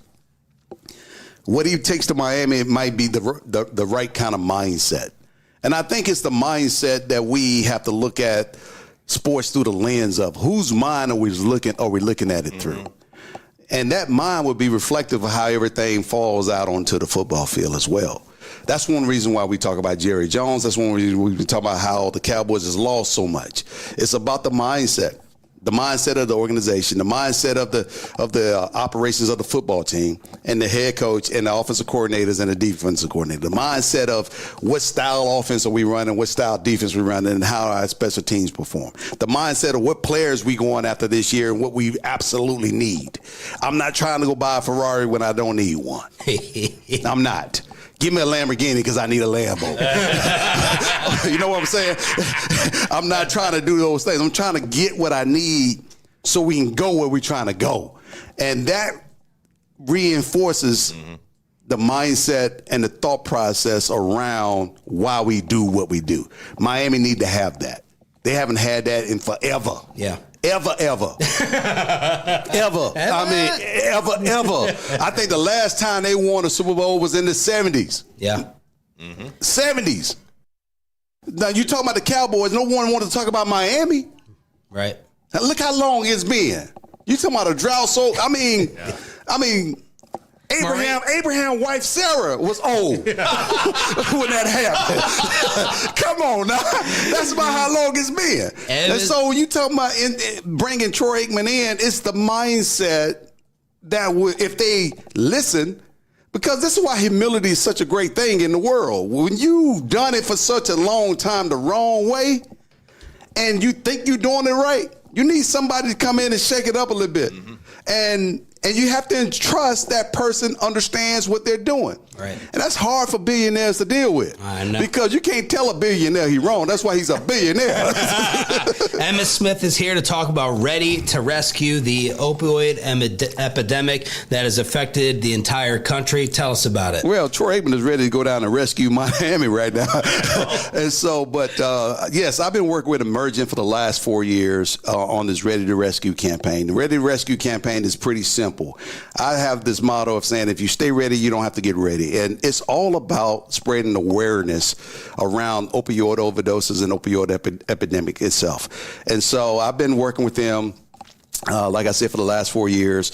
We have a new Narcan nasal spray carrying case that you can actually latch onto your backpack, your purse, have it in your purse, have it in your car, and so forth, just in case you run across a situation where someone might be in need. You have an opportunity to rescue them, revive them. We have what we call the lay, spray, and stay method. And then once you do that, insert the nasal spray right into the nose, lay them down gently first, then insert the nasal spray in the nose and stay there when you call 911 to make sure that the person has a chance of recovery. And it's important that you get it in a timely fashion. No one knows when you may need something like this. Yes, people say it's a young person situation. No, it's not a young person situation. Older people have died from opioid overdoses. So don't get it twisted. This is not just something reserved for college students, et cetera, et cetera. This is for everyone because it's an epidemic. The reason why is that is like COVID-19 because it's killing people. And so you have to absolutely have to take on the role of a servant, if you will, and the mindset of a servant to be there and be ready to help someone that could be in need. That's our responsibility to each other. That's our responsibility to mankind. And that's just a role that we all should embrace because no one wants to see anybody lose a loved one, not through this type of situation. Always an absolute honor to have you. Thank you so much, and we'll do it again. Appreciate you guys. The great Emmitt Smith right here on 105.3 The Fan. Sean, RJ, and our Cowboys insider who set it all up, Bobby Bell, back live with you. Thanks for checking it out on the Fan Cam, Twitch, and YouTube. Aiden Butler and Peyton Russell coordinating also. Any major takeaways before we chop it up? I think it's telling how bad the defense is if even Emmitt Smith is hesitant to say Jeremiah Love is staring you in the face, and I don't want him. And this Josh Allen Shador thing, I love that he's coming out with hot takes, but this started at the Super Bowl when we were there in Indianapolis, and he's sticking with it. He got Shador faith and Josh Allen doubt. I mean, look, if you He'll want ultimately be wrong on both. If you want to say that, like Josh is not lived up. I mean, he has lived up. He just hasn't won. Yeah. Right? But, like, going to bat for Shador seems he was a Pro Bowler. But it seems like a really kind of I understand going to bat for Shador just given the context of who he knows and different things like that. I understand that somebody would, like, believe in him. I don't understand just like thinking Josh Allen's trash. That doesn't. Well, I make a didn't lot say of sense. Trash. No, but you know. No, yeah, he's gotten in trouble before for saying trash. A diamond surrounded by trash. Right, That's got in trouble. Trash. Let's chop it up. Oh. Pew, pew, pew. Oh, no. RJ Choppy. Here we go. Chop it up, chop it up, chop it up, chop it up, chop it up, chop it up, chop it up, chop it up. Come on, choppy. Let us start with my favorite generation of people, Gen Z, those lovable children. I thought you cooled on them. Well, I've cooled on some of the things that they do, but not all. I wonder if I can get behind this or not. So, the 9-to-5 grind. The 9-to-5 grind, and we're not used to it. We can't speak on the 9-to-5. We have no frame of reference on the 9-to-5. Okay. It's a different. Do you consider the 4 to 10 or the 5 to 10 an easier grind, worse grind? Absolutely easier. I've done 9 to 5. Like it's not. I don't do it now, but I mean, I did 9 to 5 for like 6 years. I don't consider us getting up very early. When I leave the house, the amount of people walking dogs, running in my neighborhood, already up, leaving with me, we're up at the same time, basically. Now, the old show, 5 to 9, totally different. Now, I mean, the gyms are packed at 5 a.m., so I think it's, with the fact that we get off the air at 10 a.m., I think we're just... We're not done for the day. No, we're not done for the day, but we get a break. We get a couple hours, of a break before we start going again. So it's a little different than 9 to 5 because Gen Z employees cannot bear the 9 to 5. They're taking their 1 hour lunch as a 1 hour nap. Nap pods are blowing up. So before these nap pods, these Gen Zers were saying they would just buy a $15 movie ticket, go into the theater, get into those nice reclining seats, and sleep for an hour. And then go back to work. I don't hate that. Didn't they have those pods in the airport lounge that Bobby went to work in? You did, right? You went VIP? Oh yeah, no, they had like it wasn't like the nap pods. It was just little like seating areas or whatever. But they've got some of these airports now will have these like things you can actually pay for, where it's a pod that opens up and closes and it's dark in there. We saw this at the Combine when we were going towards our coffee spot. There was this little cube. And it had like a table in the middle and looked like a booth. Yeah. And you could close it in. And I saw some guy in there taking a nap. But these nap pod places are charging you about $27 an hour. Whoa. $25 to $30 an hour, plus taxes and fees and a refundable $50 deposit.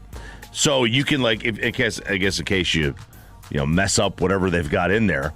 But you could go in these little nap pods, a little cot, and take a nap.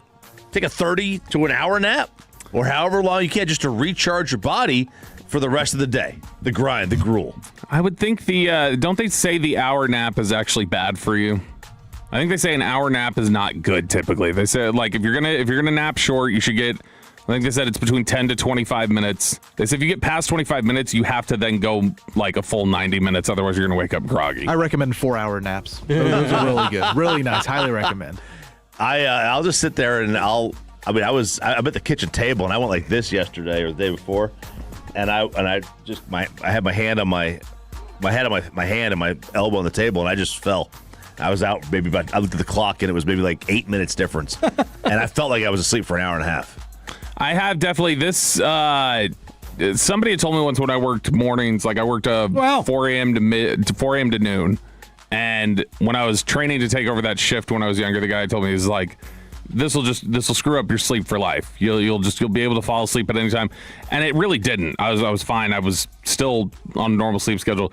This did change to where now I can fall asleep at 1 o'clock in the afternoon and like just sit down somewhere and fall asleep. That never used to happen to me before. Never? Nope. Yeah, I have no problems going to sleep. My wife has a lot of problems falling asleep at night. She'll wake up during the middle of the night. Once I am out, I am out. And I mean, I am out for a good long while. What are y'all's wives like as sleepers? Like in terms of when you get up in the morning, is it easy to disturb them and wake them up? My wife, I think she may hear the alarm. I'm pretty quick at getting the alarm off on like the second ring. But she doesn't seem to wake up. She's got mom instinct anyway, to where she's a light sleeper because of the kids. She's got both baby monitors next to her. So I really have to rummage a lot and go back and forth in order to wake her up. But no, I feel like she stays asleep. The noises won't wake Kristen up. The alarm won't, anything else. If just a small beam of light goes into the room when I open the door, she will wake up. Today in white people things, this is TikToker Liam Porter. He is in Yosemite National Park. He is on a mission. What is the mission? He is drinking pond water every day until he gets Giardia. Okay, so he's got a blue cup. This is not with one of those straws. They have these. Is it plugged in like yours? It's not plugged in like mine. I plugged in yesterday. So this thing has got millions of views already, and he was already on day 3, 4, 5, 6, 7, 8, 9, 10. And so So they have these straws where you could drink pond water. You just put the straw down, and it's got a filter on it. He's not using one of these. He is just going around drinking pond water until he gets sick. And you see people on his videos saying, I'm a healthcare worker. I'm urging you to stop. However, as a microbiologist, I'm fascinated by this, so keep going. Because they want to see exactly what happens. What's he doing it for? TikTok. He's doing it for the gram. Doing it for the talk. Doing it for the ticks. And this is just an idiot. But they're saying he actually chose the best spot to do it because Yosemite has some of the cleanest water in the world. In Yosemite National Park. But he's like, if he goes downstream of humans or animals where they're grazing, then you get some fecal matter in there. Oh. And now you can really mess up what you're doing. I cannot imagine for the life of me even contemplating doing something as stupid as this. My wife is starting to get that white. She throws out that white people label even for stuff I cook, and it annoys me. I don't care for that. Like my buddy made these cowboy beans, like these rancher beans. That I gave some to Bobby, but he threw ground beef and bacon, and he'll do chuck roast and peppers and onions and jalapeno, and so that's some white people stuff right there. I don't care whether it's white people stuff. It's freaking good. It's got some smoke on it, but when I'll cook some certain things, she'll be like, that's white people food. Man, come on, enjoy it. Enjoy it. It's good. And a lot of things in the dish doesn't make it. I mean, it makes it good to me. She's like, there's too many things. I'm like, no, it makes me feel better about eating baked beans when I have all these vegetables in it. I got peppers and onions in it. I mean, the other option is less things and more seasoning. My wife, she's a minimalist when it comes to the food. Minimalist? She thinks I do way too much. Yeah. Way too many experiments. All right, it is chopping it up here on 105.3. By the way, looking at this guy, this should be today in hippie things because this guy's just a hippie. It looks Man, like he is. Least surprising news of the day. Lisa Kudrow, remember her? Friends. Phoebe from Friends. the She worst admitted. friend. Well, The worst of the six. interesting that you say that because she admitted to Page Six that she was the least popular friend on Friends.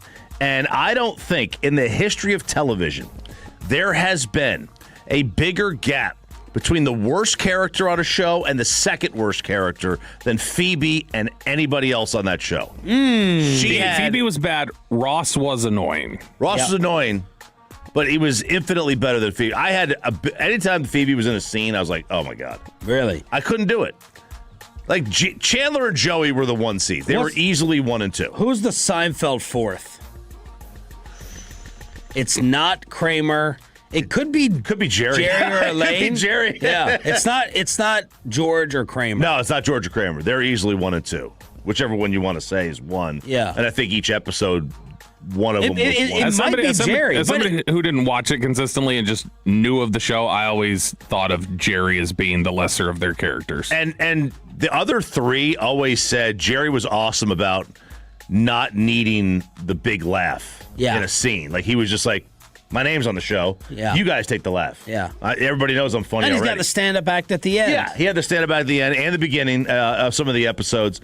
But she said there was no vision for me, no expectations about my career. Everyone was like, boy, is she lucky to have to be on that show. And she was referred to as the 6th friend. You guys are proving my longtime Friends hate correct right now. If I'm watching how many friends were there total? 6. If there's 6 friends and you guys can't stand 2 of them, you have justified me calling it a girly, awful show. Maybe not awful, but it doesn't belong in a Seinfeld sentence or all-time discussion. Look, I agree. It's not in Seinfeld's, to me, in Seinfeld's like. Now, in Texas, people are going to vote Friends over Seinfeld. People don't love Seinfeld. Troy Hughes kind of started this thought in my mind. I'm like, wait, everyone here doesn't love Seinfeld? Not the case. That's the case. Well, I mean, 100 million people watched the finale. Yeah. And, okay. That's a third of the country. Who was the most annoying Soprano? A lot of people buy Taylor Swift Most albums annoying too. Soprano character? AJ. Oh, AJ. By far. Or Meadow. The kids. I think, yeah, but AJ. God, I wanted to strangle him. I've really thought recently I need to start watching that. And Parvati. Have you seen the whole thing? I've seen the first episode 4 Bob. times and never gotten I'm past so it. jealous. I'm so jealous of you if you go down that path. Yeah. I've rewatched it the second time. I'll watch it. We'll watch. Because Sarah's There we never go. seen it. We could watch it kind of together. But I'm yeah, on it. Janice, the sister. Oh, Janice. Oh my God. Now, how did you know that if you've only seen the first episode? She in it I'm talking prominently? about Janice from Friends. Oh, well, that sounded kind of like Janice from yeah. Sopranos. It did. It's just Wait, a are you Janice referencing Janice Sopranos? No. I was Janice. Tony's wife. the sister. She had a nasally. No, whiny, Janice is the sister. Yeah, Janice is the sister. Yeah, I thought you said the wife. She had Carmela. Oh yeah, it's Carmela. She had the nasally, whiny voice too. Yes. Not quite like. Bob. The Friends. Yeah, go down this road. No, I'm fine watching. It's Ozark and Sopranos are the 2 shows that I saw. I've seen the first episode 4 times and I never get to the second. Why? Because usually it's like, all right, I'm going to start watching this. Okay. And then I watch the first episode and then I just, something distracts me. So or it's something not else. like you think it's bad. No, both times. I thought the first episode of Sopranos and the first episode of Ozark were really good. I've just never gotten past them. 877-881-1053. We chop it up every hump day in the commercial-free expressway with the whale of running back whales, Emmitt Smith, here on your home of the Cowboys and Rangers. We have a Jacob deGrom update, and RJ wonders if we would ever hear these types of chants in Arlington. Rangers Diamond Cavs after another Seattle win next. After we get you over to Base Power Cup.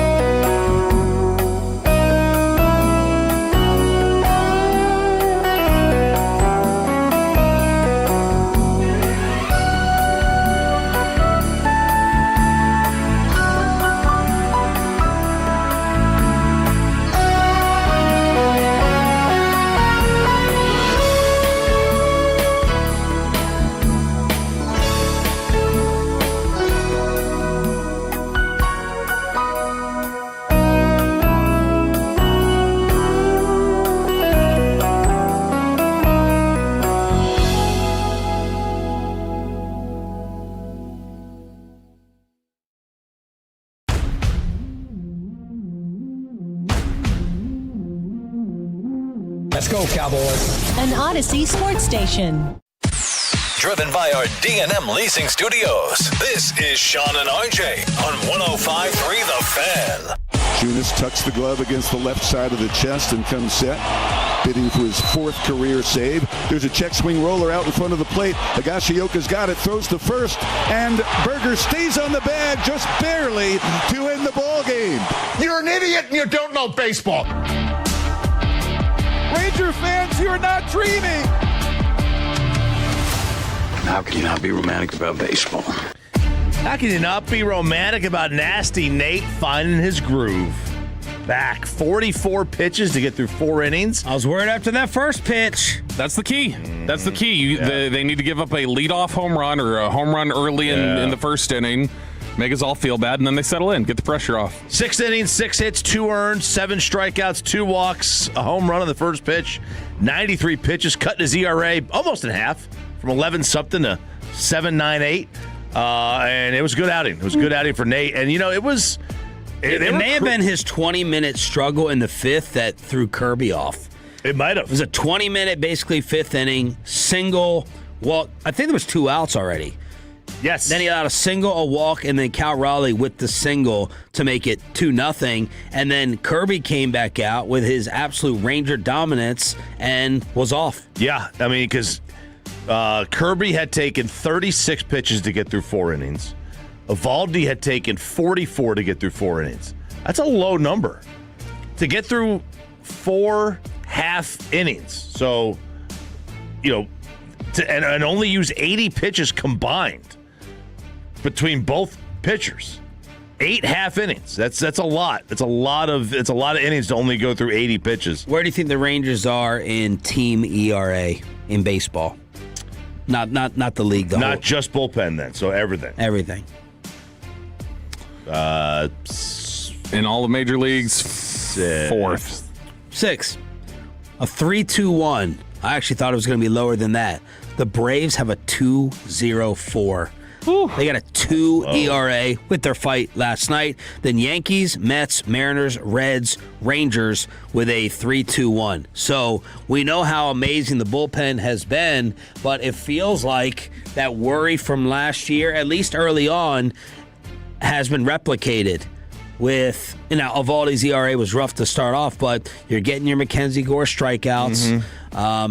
And then we talk about DeGrom and Leiter. Yeah. Like, it's a nice pitching start. There's a lot of strikeouts in these arms. Who were the teams above them? Atlanta, Yankees, Mets, Mariners, Reds. Okay. All right. So Mariners are the only one that have worse record than Texas right now. And by the way, no structural damage for DeGrom from Jared Sandler's Twitter account. And, you know, the Mariners, I mean, their pitching staff has pitched well in the series, too. And they just haven't scored. I mean, they've had a Rangers-type offensive run. And, you know, Rangers have won a couple of games here in this series. They go for the sweep today. It'll be a day game right here on 105 through the Fan. 1:30 first pitch. Yep. And it's going to be then day off tomorrow, and then the Dodgers, Brian brought us. Right. Which, if you are going out to the ballpark today, you can go see KNC because they'll be there at 10 o'clock today. Gore and Wu are on the hill. I think Wu's got the best. Woo! Where did that come from? And I just saw it. I was like, Bobby Wu, let me play this, and it worked out. I think Wu's got the best pitcher, it's a warm-up song. It's Simple Man. Be a simple kind of man. Everyone's just been talking about Mason Miller's song coming out. Oh, Korn. It's badass. It's badass. You get out there, the lights, the whole stadium going dark. It's cool. San Diego, man, they did it with Hell's Bells with Trevor Hoffman, and now they're doing it with Mason Miller. Yeah, 2 decades later. It's strong. I still don't know if it's as good as the Trumpets, but it's good. It's good. Yeah, Narco is good with Diaz. So that's today right here, 105.3 The Fan. I wanted to shout out the Toronto Blue Jays real quick.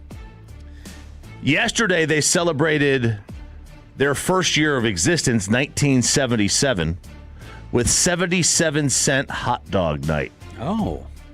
How many hot dogs did they sell?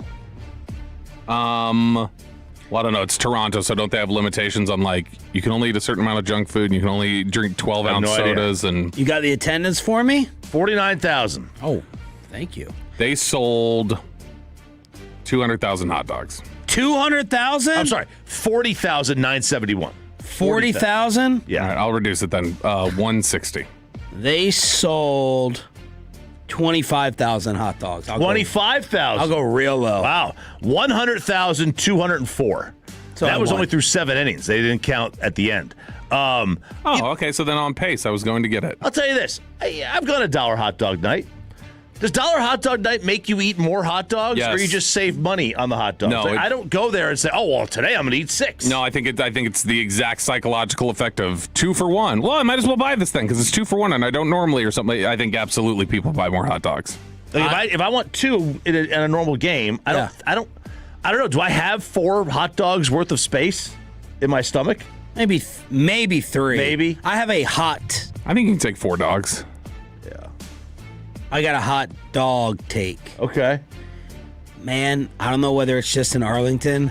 I can't remember the last time I've eaten a ballpark hot dog and absolutely loved it. And I really like hot dogs. They're eating the dog. They just feel half mailed in. Yeah, they are. Yeah, I prefer. I haven't eaten a little league ballpark in a little league hot dog in a long time. But the big league ballpark, the Globe hot dogs, man, I don't love them. And I love hot dogs. I definitely It's either stale bun or it just feels like it's. I just think the gap. I think the gap is pretty large now. Where I think we've turned a corner, and the home hot dog is just always better than the one I'm getting at a ballpark. Well, it's not supposed to be. No, I know it's not supposed to be, but it does. And how are you eating? How are you making your home hot dog? It just depends. Either you can boil them or grill them or whatever. Okay. Hot dog take. I agree with what you're saying. But my favorite part about the ballpark hot dog is the bun, the smushed, not wet, but hot, warmed up, steam. But I feel like I'm not getting it steamed like that. The bun. I'm getting it stale. Yeah. I'm getting way too much bread. Yeah. The allotment, the size, it's not fitting the scale. No, it definitely doesn't fit the scale. And I'm not getting that awesome steamed feeling. And I also don't like when the hot dog is too long for the bun. That's a tough thing. You know, like getting more meat. I think it's a tip coming out too there much. There is such a thing as too big. I don't like this slurp on that side of the dog, however bite on that. Yeah. Show me your meat. Nothing wrong with a strong medium. You don't have to be so big. All right, let's go on over to Boston. Would this happen in the ballpark?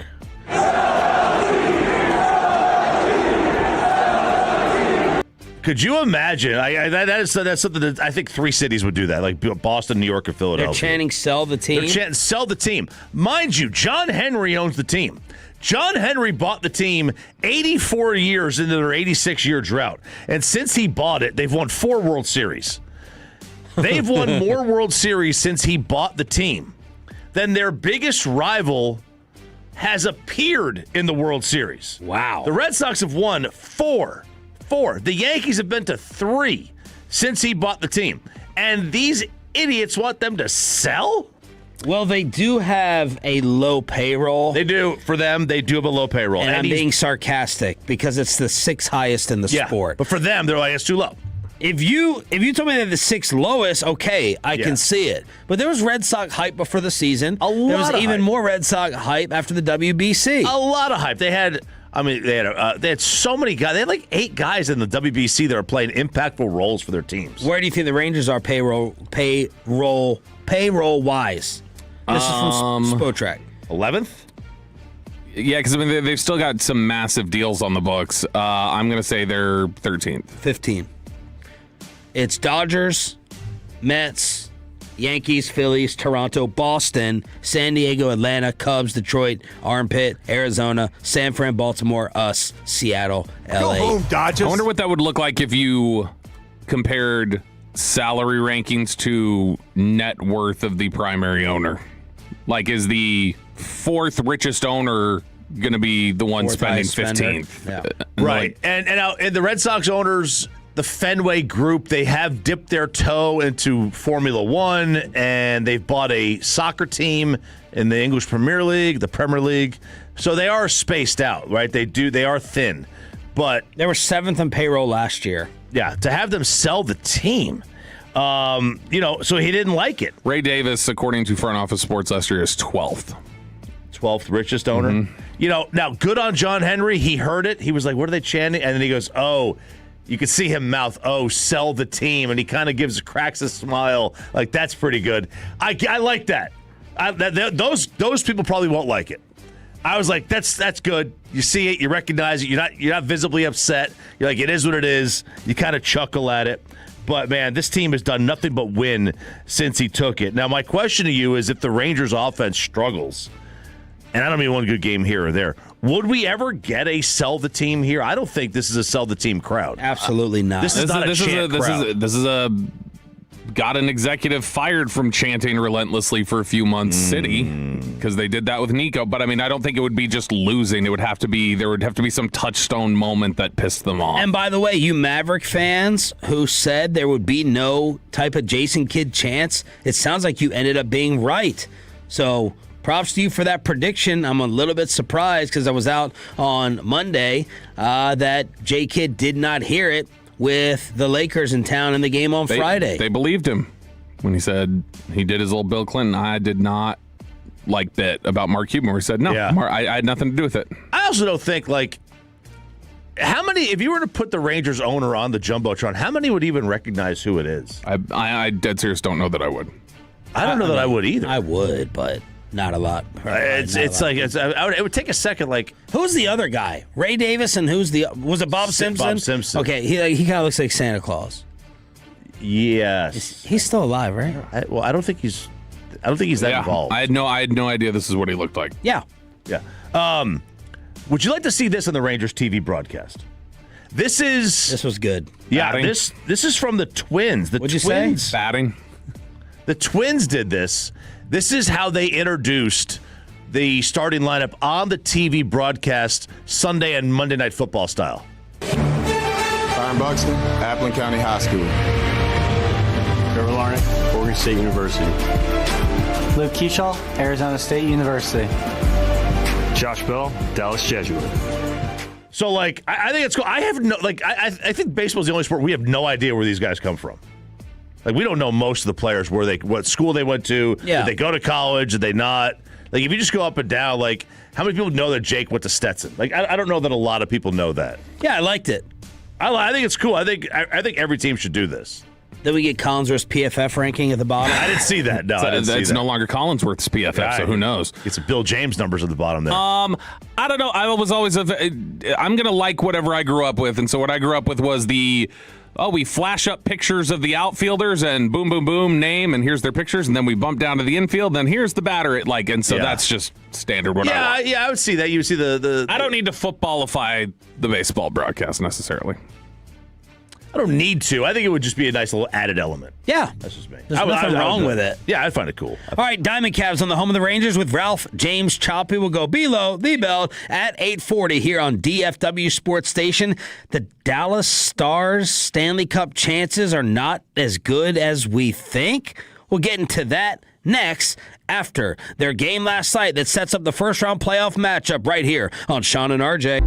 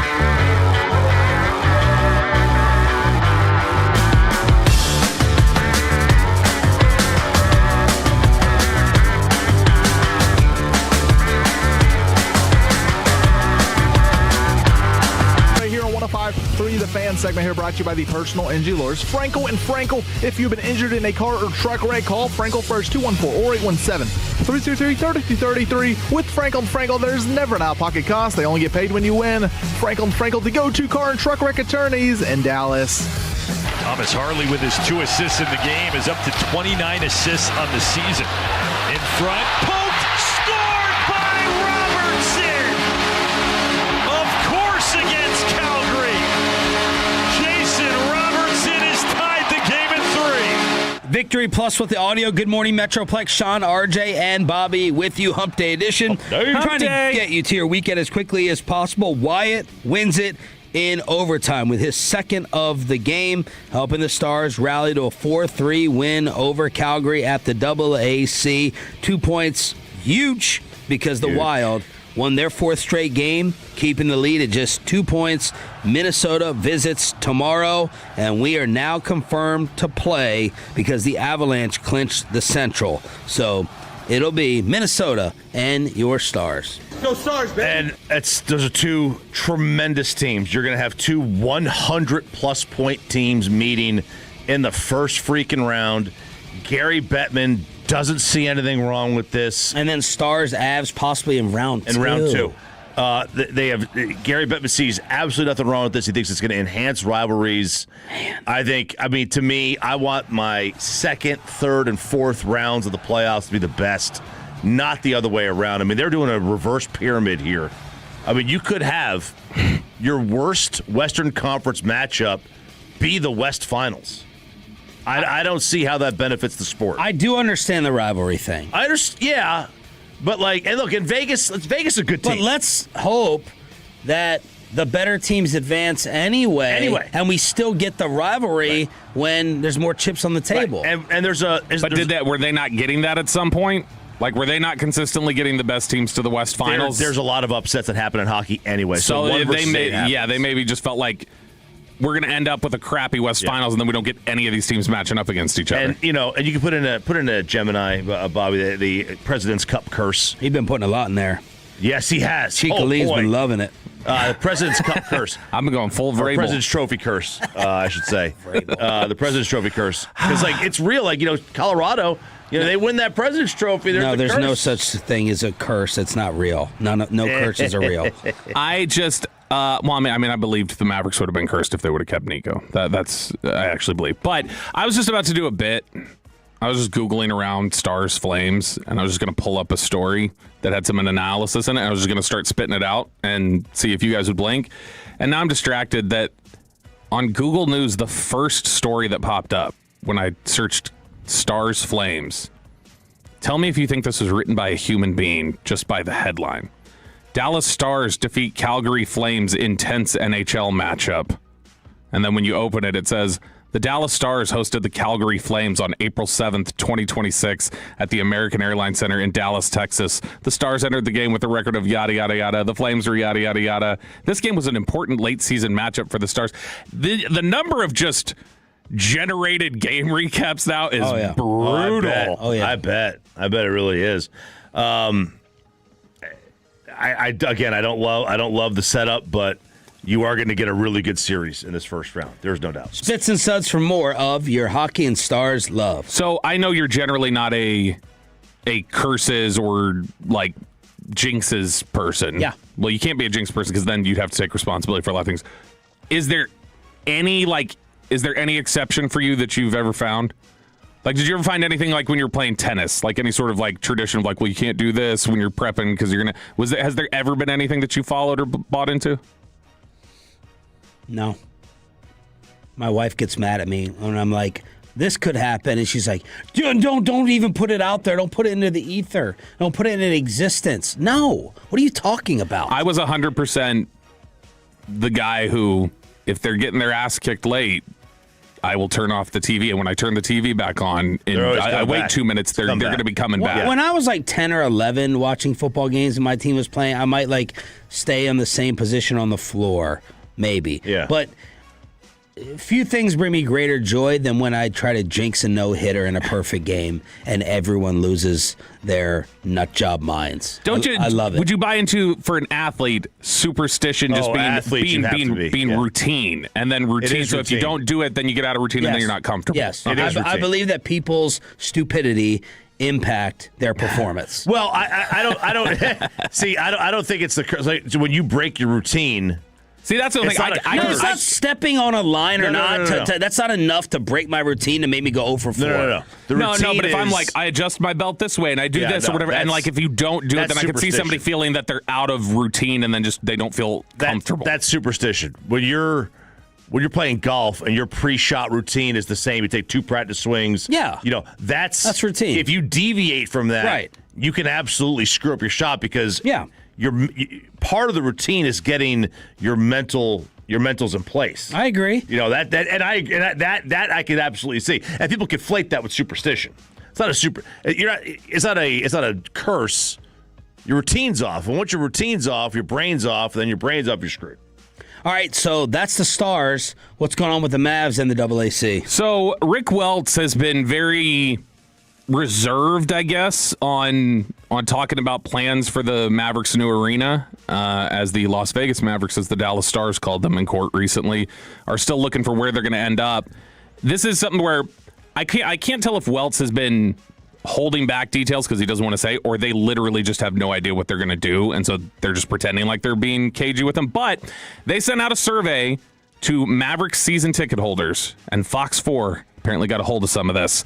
And they are polling Mavericks fans on a few things that are giving us some insight to what they might be looking at for a new arena. So Fox 4 says that the Mavs sent out a private survey. It was a survey that when you opened it, it was only sent to a couple different people. It was invite only. But it was sent out to people. You were asked for your zip code.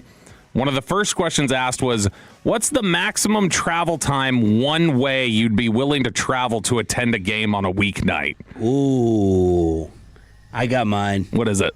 45 is my max. On a weeknight? Weekend, I feel like I might be 45. Weeknight, I don't know that I'd want to go more than that. Well, I'm not going to go a lot, but if you're giving me like, I mean, for me, I think I'd go 30. Okay. See, the problem. You got to factor in traffic. The problem, but to me, that's travel time, right? Like I would travel 30 minutes, and if I'm sitting in traffic for another 10 as we get close to the arena, that's different. Maybe 40. 40 minutes. 40 with traffic. That's. Like I cannot imagine having season tickets. Not going to work. Yeah. And having season tickets, that sounds like the worst. A nightmare. My dad spoiled me in college and got me like a Michael Jordan ticket plan, one individual ticket, and that ended up that became a beating. To go. I was trying to give away the tickets. So I've had Mavs season tickets before. I've had Rangers season tickets before. Wow. Mavs was a beatdown. Call him spoiled Chiafalo, not me. Mavs was a beatdown to be able to get to the arena, and those games are less frequent. Rangers, I always every year I sit there and contemplate do I want to go get another 20 to 40 game package, because I think Rangers season tickets are great because there are so many of them that naturally you're not going to all of them, and so they're good to pass out to friends. You can always resell them. They're a good use of that. And I also baseball, feel the traffic around the stadium is much easier than the American Airlines Center. Yes, close. And it's gotten even better since they moved to the new stadium. The new stadium's even better for traffic. The only problem with going to a Ranger game on a weeknight is 360 South at 183. For about that 2 mile stretch till you get south of Trinity and you get past the golf course, that's a miserable 2 miles. Other than that, going to a Ranger game on a weeknight, I have no qualms about it. Go to a Stars or a Mavs game on a weeknight is all right. We got to set this thing up. We got to decide. Are we taking the train? And that's the thing. If they move to the mall they were talking about moving to, well, there ain't no train. Irving? No. The survey asks opinions on 3 potential sites for a new arena. It was Willow Bend Mall, right? Or downtown Dallas. I thought it was Valley View, wasn't it? Downtown Dallas, North Dallas, which I assume that would be Valley View, or a regional suburban location. Within the survey, there are images of Chase Center in San Francisco to provide an example of what a modern NBA arena and its amenities include. The survey explains that modern arenas have improved sightlines and more comfortable seating. Rick Welts oversaw construction of the Chase Center. Images of Globe Life Field in Arlington are also included in the survey. It says the team is interested in building a 365-day destination with a large public plaza near the new arena. While specific locations are not mentioned in the survey, the three options line up with areas the team has reportedly been interested for a new area, which have been the Dallas City Hall site in downtown Dallas, the former site of Valley View Mall in far north Dallas, and then a location near Willow Bend Mall in Plano. I'll tell you this, and you've been there. I think you may have too. The setup Philadelphia has is really, really good. It's just not possible here. It's not. Well, they could do it all in Arlington. I mean, it would all be right there with Globe and with AT&T. You just put the arena there. And then you've got all your arenas in one spot. You've got unlimited parking because you're sharing parking lots with all the other places. There's no public transit. You do bring Fort Worth in, right? But you lose Rockwall. You go to Arlington. Oh, man. If you go to Arlington, you're losing you, too. You're losing anybody east of Dallas. Like, they're not going, I wouldn't think, on a weeknight. My problem, I don't have the strongest gripe with my distance to Arlington. My problem with the Arlington setup is it still doesn't feel like there's enough pathway in. It's 30 or it's 360 for me. So yeah. I have one way. It still feels like a pain in the ass. And I know we're sitting here in the top 5 city in America, and Arlington size, whatever, but it still just doesn't feel like I don't want downtown because of what that congestion will end up being, but I want it to be like more easily accessible versus getting jammed up right around the stadium or even exiting. I'm stunned there has not been a greater push from the sports teams to push for like better rail systems here.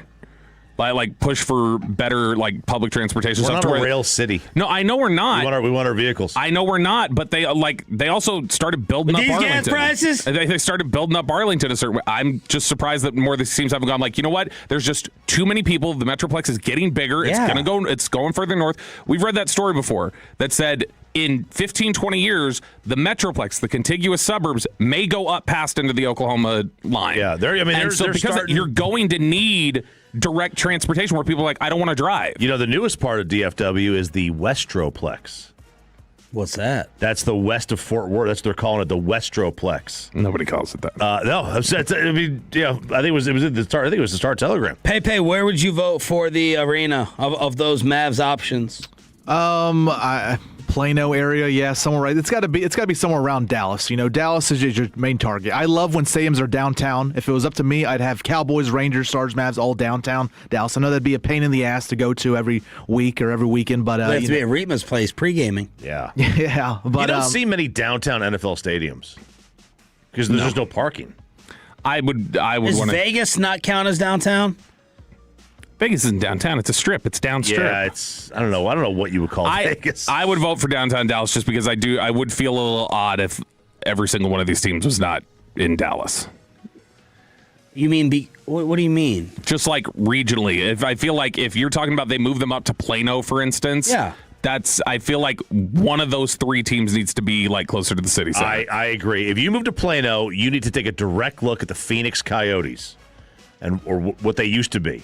When they moved their stadium up to Glendale, and nobody went because it's too far away. It was too far away from the city center. Are you talking about for that reason, or are you talking about the TV problem of, the Dallas Stars should be in Dallas? I'm not even saying I'm not even saying from a TV problem. No, I'm saying more from the city. If you were going to hold the city of Dallas name, I think the city of Dallas needs to have one of you. Yeah, because right now, I mean. The Rangers and the Cowboys aren't even in the county. What makes Caleb Downs such a dream scenario for the Cowboys? That's next in B-Lo, right here on The Fan. Let me go ahead and figure out what it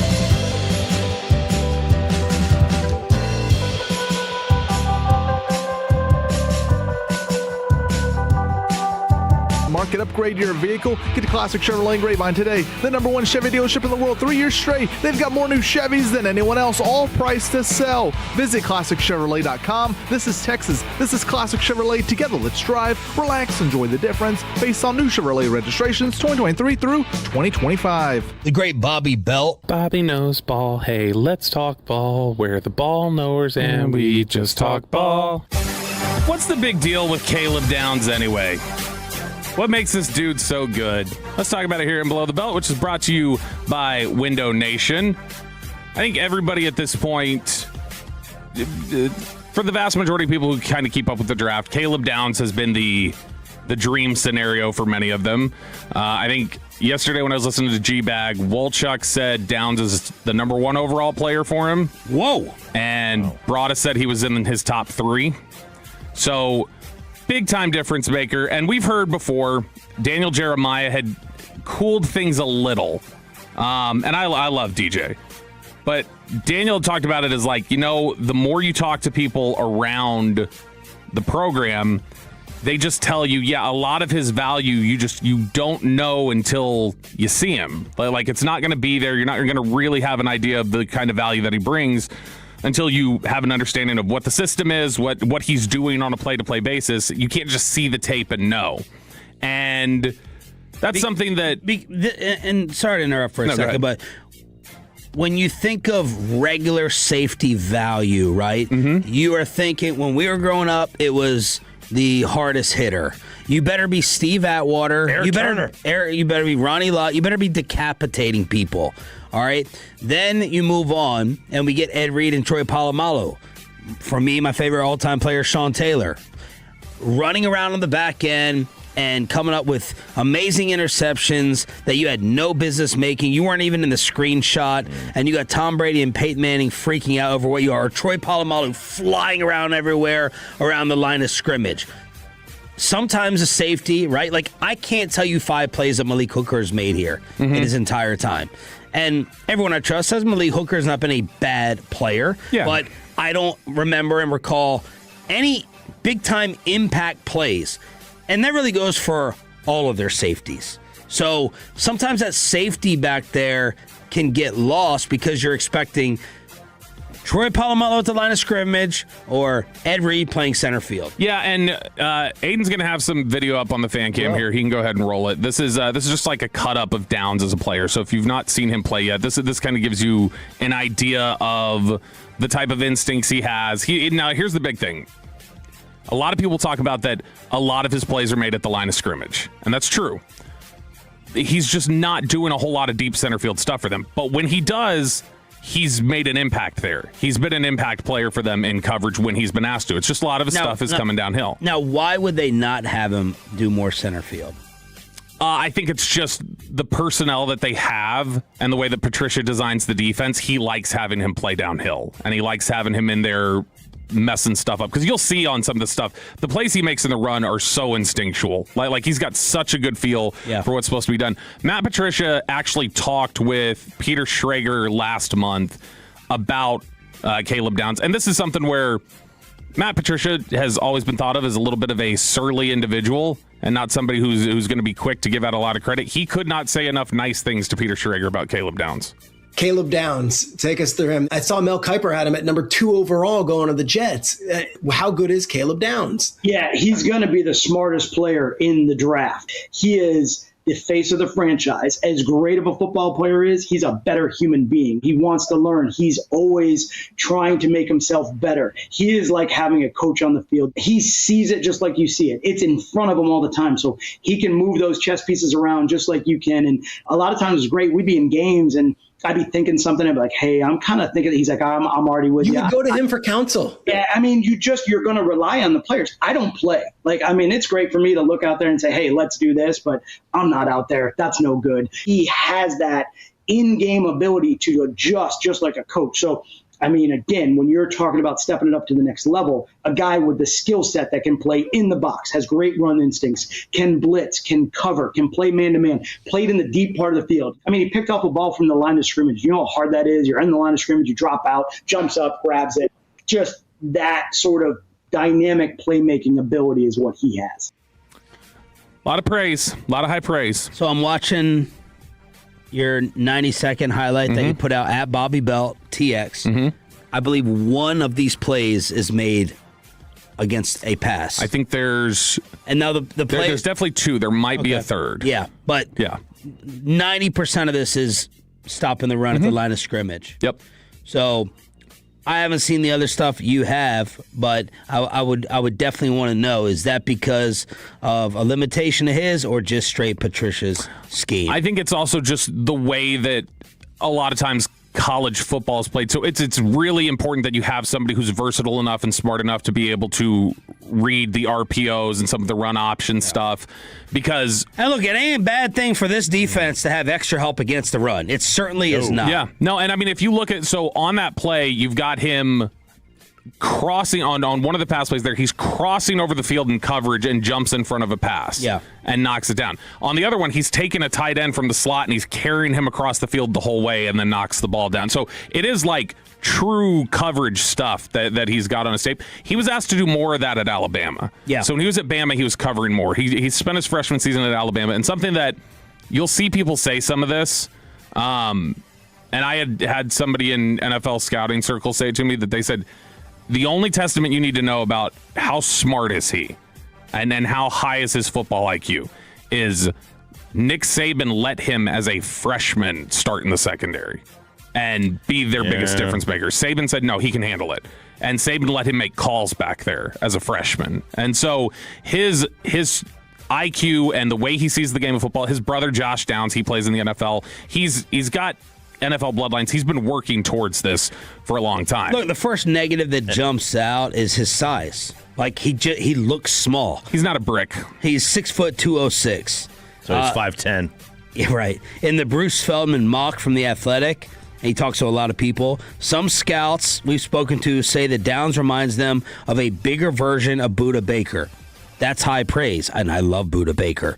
Coaches who have worked with Downs gush about his smarts. Former Buckeyes DC Jim Knowles told us when he went down to meet with Downs after he went in the portal, Downs was grilling him on scheme, quote, harder than any interview that I've had from a head coach for a job, because Downs was so into the details.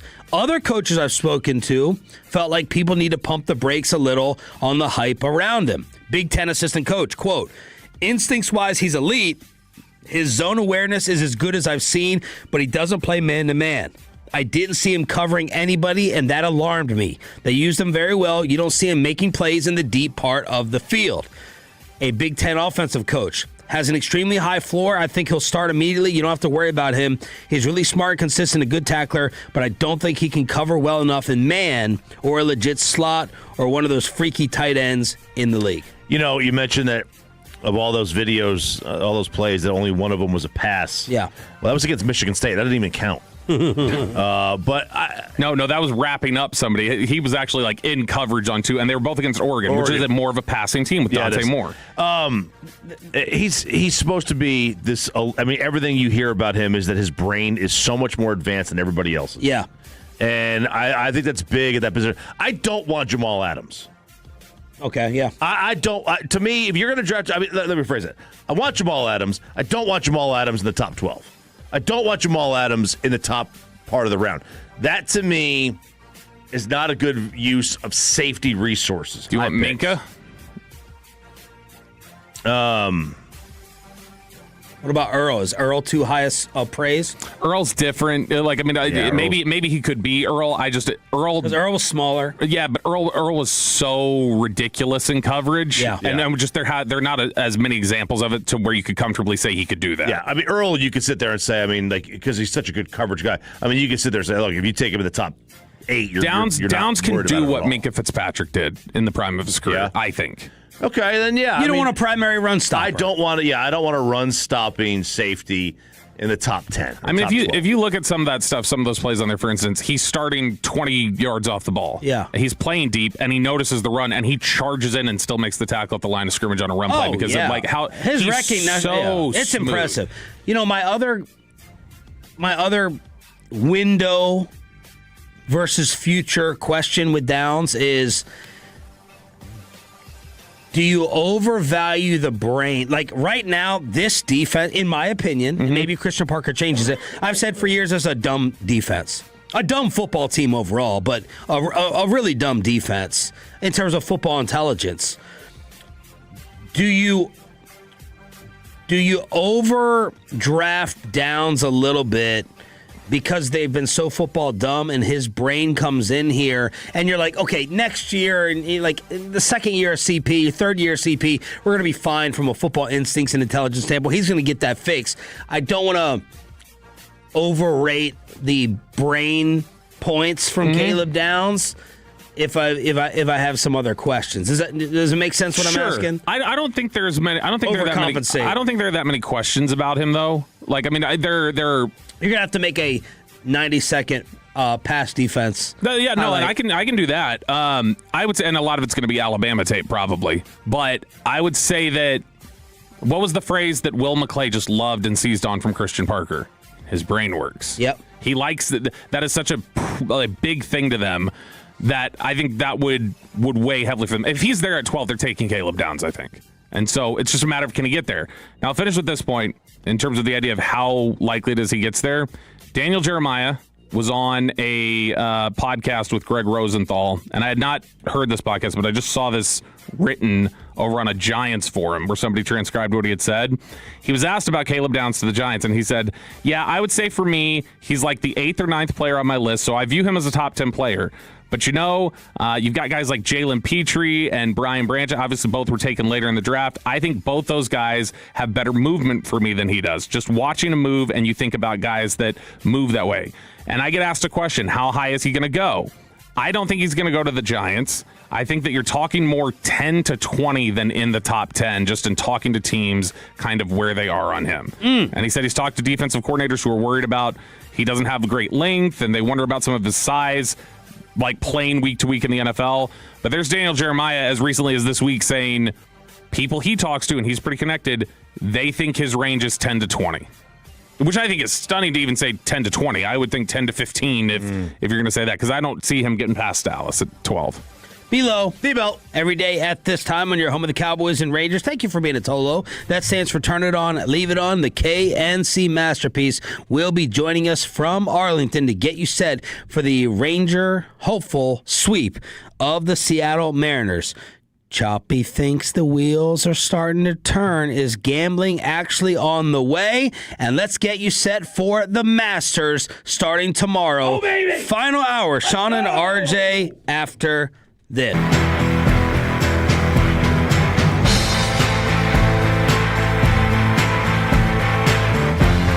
They want to buy your car, whether it's your daily driver, the pickup truck, the SUV, the mini can.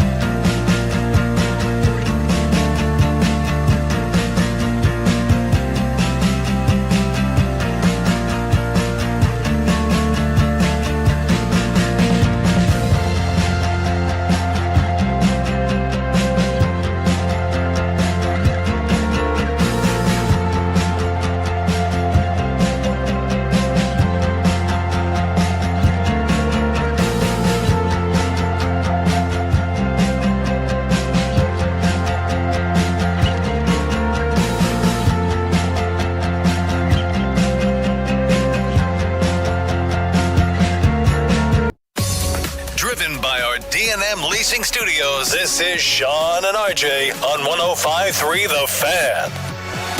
Final hour, fist pump time on the Fan Cam, Twitch, and YouTube. Sean Sharif, RJ Choppy getting it. Roberto, we got Peyton, Phillip Russell, and Aiden on the Fan Cam, Twitch, YouTube, and the Odyssey app. Pump your fist, Dylan. If you're sitting in for Alec, you got to pump your fist out there. The red zone is coming up at 9:20, and is that a lasso? Oh, you know what? I think we maybe switch this to a lasso. Wow, we could. That quick. Yeah. Look at the impact that Dylan makes. Yeah, I think Dylan did the lasso, but it just hit me. He's wearing the Rangers hat. The lasso is cool. I was thinking about that. Fist pump is old. We should, if we're looking to set up some sort of like listener event or whatever, I think we do set it up like with putt-putt? Yeah, I think we set up with just a paid event to see Dylan and Alec box each other since he said he could beat up Alec. I would like that. And then we could get an undercard in there with like Peyton and somebody. Well, I think you should worry more about your physical well-being because this man today, Bobby. he is broken down. He's got a broke-ass computer and a broke-ass foot. Yes. The foot is not doing great right now. What is happening? Got the gout? I'm concerned I've got a stress fracture. It's definitely where the fifth metatarsal is or whatever the thing is. Yeah, the Des bone. Right near the arch on the top of my foot, there is a giant bruise there right now, and it's been hurting for a few days to walk on it. Did you hit it on something? I don't remember. But kicked something. The other issue is you could have very well kicked something. I could have. The other issue is that with that pain there, so like every time I walk, it feels like I'm stepping like there's a bruise that I'm pushing on. So now the issue is when I'm walking around and stuff like that, I've now noticed that if I just kind of like brush the outside of my foot, then I'm getting like a pins and needles under my foot. And so that makes me think it does make me think something is wrong there. I've done some sort of trauma to that area, and now it's got the nerves all irritated and mixed up, and so I'm trying to ice my foot. Okay, so is that what that thing is? The band ice you pack? have? Yeah, hold on. Get it up on the Fan Cam. Oh my God. Looks like a boot. It does look like a boot. Look at that. I'm wearing 3 socks on this foot. He's wearing 3 socks. For extra padding. Extra padding. Are your shoes done and over with? Are they bad?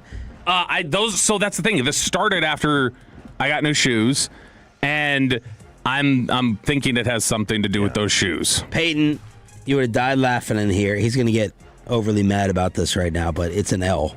He goes, and I've started parking a new spot in the garage because that walk, it's just way too far. I don't park in the garage.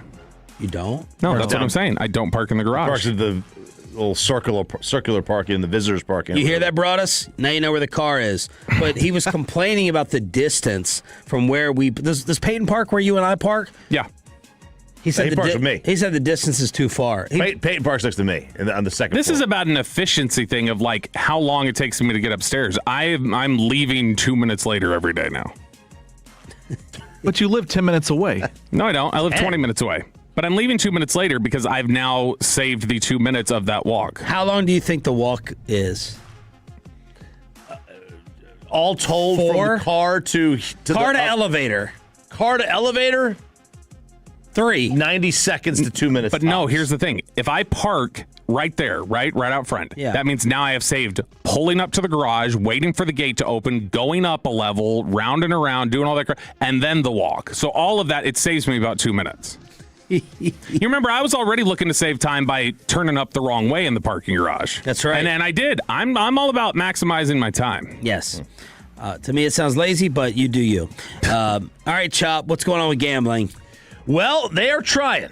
They are trying to get gambling here in the great state of Texas. And the Choctaw and Chickasaw nations in particular, they've kind of crept. They've slowly crept into North Texas. And, it starts with, Lone Star Park and getting stuff over there. And then they're building up relationships on multiple fronts with the people in North Texas. And obviously you get the Las Vegas Sands group in here, which is the Adelson Dumont group that bought the Mavericks. And now you've got a lot of power brokers. So Miriam Adelson has spent about $30 million on Texas political activity aimed at opening the door to casinos. And we are talking about going back to 1994 where they have fended off all this. And I love, one of the things I love best about politics is the absolute hypocrisy that happens, and they all do it. They all do it because the party that is the stay out of my life, don't tell me what to do with my life, is also, well, hey, we got to protect people with the gambling thing. We can't have gambling here. We got to protect, right? Because it brings in bad seats. But on the other side, it's stay out of my life. So and the left has their own, and I'm not going to get into that. But it has something to do with my body, my choice on one thing. But you better take the vaccine on the other. So I have issues with both of them, and this is the one I have issue with. On this, stay out of my pocket. Don't tell me I can't gamble. I'm 21 years old. I should be able to gamble. I want gambling here. But then again, I don't, because I don't want to be able to go down the street. I mean, that 45 minutes to WinStar, that's a good enough gap. All right, what about this? Good enough gap for me. You can start gambling at 18? In WinStar, you can. In some states. That was Jacob's biggest thing he was upset about. He was the new state that's 21 there, so he can't. If he could leave base at a state where it's 18, he'd be going to the casino. And that's where I was going to take it to your kid. Yeah. Of totally being trusting with, I can go be 18 and go hang out at the casino, and whatever extra money, could be leaving my pocket. Yeah. You trust him? You trust your 18-year-old to make the decision? When we say that 18-year-olds should not be defined as adults? I agree they should be defined as adults. Look, I would like to see it to be 21. It should be 21. So if they're going to do this, I would want it to be 21, like it is in Vegas and basically every other state. Yeah. But if he goes to the casino and he ruins his life, then he ruins his life. I do agree with the general thought process, though, of if they say you're old enough to be able to sign up for the military and go I understand. fight for the country, you should be able to be old enough for those other things, too. So, did you know, and I didn't know this, there are 3 casinos in Texas as it is? Isn't one of them near Austin? There's one in El Paso. There's one down at the border near like Laredo. And there's one east, kind of near like Lake Charles-ish. It's northeast of Houston. And they're all tribal casinos. They make about $300 million a year for the state. Oklahoma made $6 billion a couple years ago. $6 billion. Most of that came from us. Nevada makes about $12 billion a year. Bobby, I always rely on you for religious interpretation. Mm-hmm. What's the good book say about gambling? Is this the reason that it's been so resistant here with the conservative belief? Give me the official definition. Now, Bassett gambled plenty, and he was very religious. So. Yeah, I think gambling has typically been thought of as more of a conscience issue. Like whatever, if you feel like if you feel like this leads you to things that you shouldn't do, then you should avoid it. But it's not one of those areas that's like super. They've talked about in the Bible about them casting lots for things. So I mean, like if you. I think when they look at it, it's one of those things of like it's not inherently bad, but is it tied to bad things? And is it tied to a love of money, which the Bible says is the root of all evil? So I think that it's a gray area that a lot of people who grew up religious would say no, it violates the rules. It's like, look, I don't think it has anything to do with the gambling aspect. I think it has to do personally with what comes with it. They're worried that there's going to be prostitution. Yeah. They're worried about the drugs. Right. The dregs of society that go to casinos, which I disagree with because I go to casinos. And I'm not a dreg of society. I'm not a positive by any stretch. I'm a negative in general. So what is the development to take away from this? The development is that this is a massive push, and the state actually did decide, okay, we're going to put together a years-long plan and survey and study into this, and it's going to come out here in the next couple of months, and it's going to be the recommendation of the politicians. Now, a couple of them have already said it's a no deal for me, but Governor Abbott has said I'm open to putting it on the ballot. Like if you guys want to put it on the ballot, I'm open to it. I think it's Dan Patrick that's not open to putting it on the ballot, but they're putting this thing in the next couple of months because Jerry, Cuban, the Adelsons are all pushing for it. All the money is being pushed for it. And if this thing comes back where they can make a lot of money, then it might get on there. They just say they don't need the money. Tells you how sincere the dug-in nature against it is. If you've got all that power and all that money behind wanting to change it, and they have not been able to change it, that sounds like something they're seriously moving uphill against. Tiger and menus under attack at the Masters. Yeah, so let's do with the menus. So yesterday was the Masters dinner. Yeah, that photo was more interesting for me to pick apart than the NFL coach's dinner. Yeah, the right, NFL coach's picture. The coach's picture. Here's Rory McIlroy. He was asked why you didn't go with a more Irish flair on your menu. But also wanted it to be something that all the other people in that room would enjoy as well. People keep asking me, why didn't you go more Irish? And I say, because I want to enjoy the dinner as well.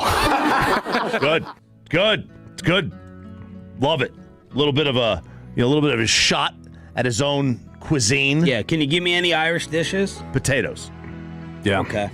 Potatoes, and isn't haggis one of theirs, or is that Scottish? Might be Scottish. Irish stew, mashed potatoes mixed with cabbage or kale. Ugh. Bacon and cabbage, boxty, a traditional potato pancake, seafood chowder, Dublin coddle. There Coddle? you go. I don't even know what that is. Coddle. It sounds like a place I don't want to go. Sausage and bacon stew is a Dublin coddle. All right, very nice. So, obviously, yesterday we had all the golfers now have made their way to Augusta. Not Tiger. Except for Tiger. I know Tiger Phil is not there. And neither is Phil. First time since the early 90s. Why isn't Phil there? There's a family health matter, and I don't know what it is. All right. I know his wife had some health issues in years past, but I don't know if that has anything to do with it.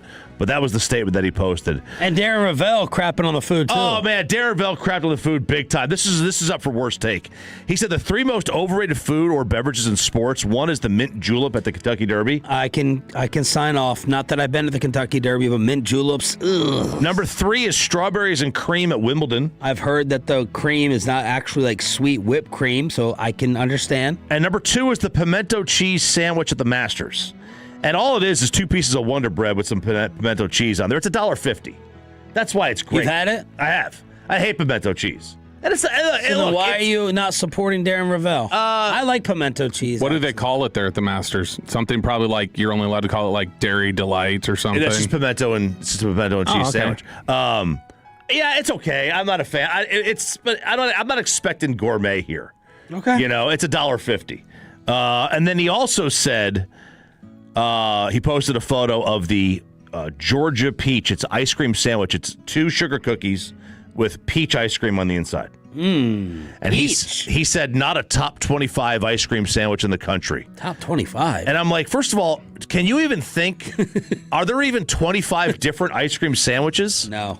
I mean, I will say, ice cream sandwiches to me are undefeated. If a guy has a number of 25, then that sounds like he probably does have some sick obsession where he would know of 25 others. Yeah, but who doesn't love 2 sugar cookies and then some peach ice cream, whatever, right? Yeah. That sounds like the peach ice cream may change it up a little bit, but I'm not a fan of sugar cookies. What? I don't like sugar cookies. Why?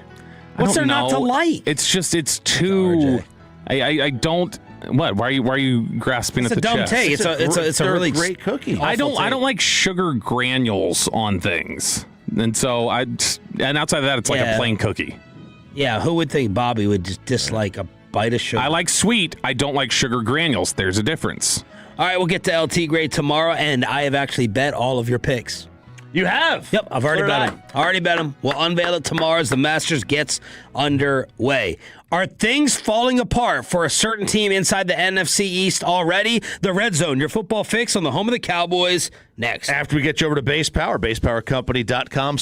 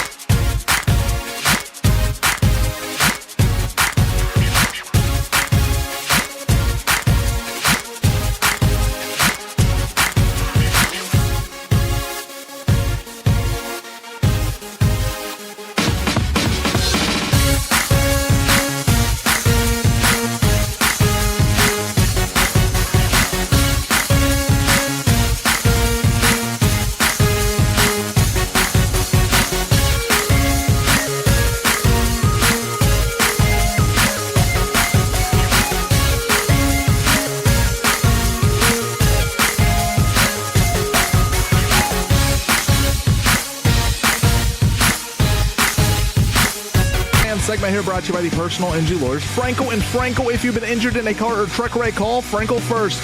214 or 817-333-3033. With Frankel and Frankel, there's never an out-of-pocket cost. They only get paid when you win. Frankel and Frankel, the go-to car and truck wreck attorneys in Dallas. How many people want to eat a W tonight? You know what I like about the media? They think you can just dial 1-800 and get a quarterback. A lot of things happening with the New York Football Giants. This is the Red Zone here on your home of the Cowboys with Sean, RJ, and Bobby. 105.3 The Fan. We'll cross out with a KNC masterpiece for afternoon Rangers baseball at 9:40. By the way, Myles Garrett not expected to attend the start of the Browns offseason program, and Ian Rappaport says it's not a big issue or any reason to doubt his future with the club. But as we know, his absence will raise more questions after they redid some of his money. John Harbaugh trying to settle things down with Dexter Lawrence and the G-Men? He's trying to. This is, as a GM, you've got to take a position of just irrational confidence and be able to stare people in the face and tell them stuff that's just absolutely not true at times, or just fluff things up if you need to. And that's what he's done on Dexter Lawrence. Dexter Lawrence, a day after requesting a trade, John Harbaugh steps up there and goes, what are you talking about? He's going to be just fine. To be able to stand up there and look them in the face, which he did, he said, yep, we saw this coming. We expected it. We knew probably a few weeks ago this was coming. We had seen that his contract was in place, that he'd do this. He goes, speaking for the Giants, we want Dexter here, and I believe Dexter wants to be here. But there's a business involved. It's a business proposition. We know it's pro football. These things happen every year, pretty much on every team, so not surprised by it. Saw it coming a few weeks back, probably. And maybe it is just a negotiating tactic. He's scheduled to make $20 million this year. That would make him the 10th highest paid interior D lineman. And less than Jordan Davis, less than Franklin Myers in Tennessee. And it very well may be a negotiating tactic, that he's just trying to leverage something. We've seen that happen before with Myles Garrett and others. Still, I do think it's funny that the day after somebody says, trade me, you go, he wants to be here. Well, let me give the opposite take. And this is not playing devil's advocate. This is my belief. Mm-hmm. I would rather the New York Giants keep Dexter Lawrence. That's me. Yes. Why is that? Because I don't want them to add to the rebuild. I don't want them to get a first-round pick. I don't want them to get multiple league sources. This is according to Jordan Renan. Multiple league sources indicated the likely return for Lawrence in a trade would be in the range of a late first or second rounder and more. I'm fine with Dexter Lawrence right now being on the New York Giants. Well, I don't believe they're going to be a threat next year. You want to be there? Yeah. Give him a new deal. Because he'll be 29 by the end of the season. Give him a new deal. Be 29 at the end of the season. I don't want the high pick ammo for the Jackson Dart, Malik Neighbors, Scadaboo, Abdul Carter. So that's my take. I mean, if they're going to draft more Jackson Darts and Scadaboos, I want them to do it. So I'm still holding out hope for Jackson. I like Jackson Dart. Scadaboo he was good too. It's just he wasn't. He's not electric. He fell forward. He got 2 yards of carry, which is literally just him falling forward, and that's short 2 yards. Short yardage back. Emphasis on short. Third down back. He had a better season than I thought. But the point is, I would rather them just keep Lawrence for at least this year and next year. But they're talking about Kayvon Thibodeau as well. It's so weird. Yeah, and it sounds like a late 2, early 3 could get them to move off of Kayvon Thibodeau. Yeah, I would hope that a late 2 could. Yeah. No, and I'm saying I'm saying that because right now they say they want him there, so they're saying that might be like too sweet an offer to pass up. I do think he's got enough upside that I wouldn't. Thibodeau's been there for 5 years now. Okay, something like that. I was like, no, he's been there for 4. Oh, he had 11.5 sacks his second year. Then 5.5, then 2.5. He's played 12 and 10 games in the past 2 seasons. Someone that the Cowboys loved. I wouldn't be upset. I'd be ticked off if the Cowboys, if they had a second and they gave up a second for Thibodeau, I would have lost my mind. I wouldn't be furious if that third of theirs got used on him. If they like just said, hey, we got this pick 92, we'll trade it for you. If they didn't get a pass rusher with their first 2 picks, I wouldn't be furious at that. I would rather trade for the Miami linebacker using the third. Can I run a... Is that crazy? Jordan Brooks? No, I don't think that's crazy. It's just a matter of, like, Would the Dolphins give him up for that? Maybe. I don't know. I don't know what they would view his value as. Okay. I think a third should get that done. Yeah. But the Cogmaster. That's exactly what you are. King of compensation. I want to float somebody that somebody just suggested to me. Let's say they get wiped out at 12. Dallas does, right? And you get down there, and if they get wiped out at 12, that means the top player on the board is probably a receiver. So if you were to then say, fine, we're taking a receiver here at 12, you then rescind the tag on Pickens because you can't trade him unless he signs something. So you rescind the tag on Pickens, you free up $28 million in cap space, and then you call the Raiders and say, next year's 2 for Max. Next year's 2? Mm-hmm. Because he's not getting the return that he previously got. So you just tell him, hey, we've got the money free now. How about We're one of the only teams who's got the money free now. We'll give you next year's 2. That's the best return you're going to get. How about you get wiped out at 12? You rescind the tag on Pickens after the 20th pick, and then or just say, I guess they don't have it. Yeah. And before anybody, if this gets clipped and then anybody wants to jump in the comments and go like, you idiots, they're not doing that. Nobody's saying they are. Just a suggestion. By the way, if this happens, and let me what give would you think? let me give a one statement on some of like the 4 or 5 Twitter dip S's who cry and whine about scenarios. If you don't like these types of scenarios, get lost. Go change the station. Go listen to something else. We are going to go through every possible plausible scenario. But when we put out these things, like you put out the Chiefs trade the other day, and I got like 5 or 6. Who are these idiots? Why do you do this? Don't listen. No one gives an S. No one gives a crap. Go bye-bye. It was the same response we got about a year ago when we said, what if they traded Micah Parsons? Yeah. And everybody went, what are you wasting time on this for? This is stupid. Brain is too small, and you can't think of other possible types of scenarios. Then you want to bitch about it after something crazy happens. We're going to try to go through the scenarios beforehand because we don't know what is going to happen, and there is crazy stuff that is going to happen. So I'm basically giving up a second-round pick and the age difference for Crosby.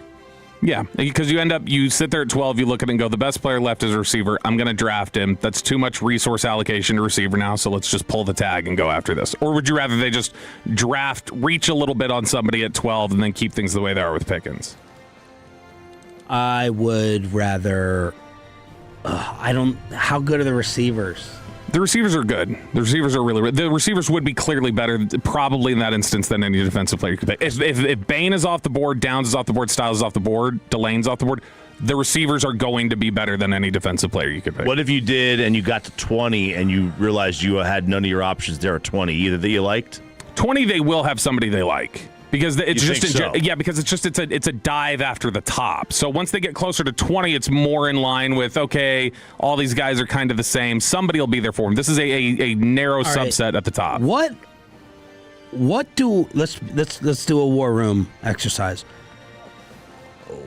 How strong do our feelings have to be on George?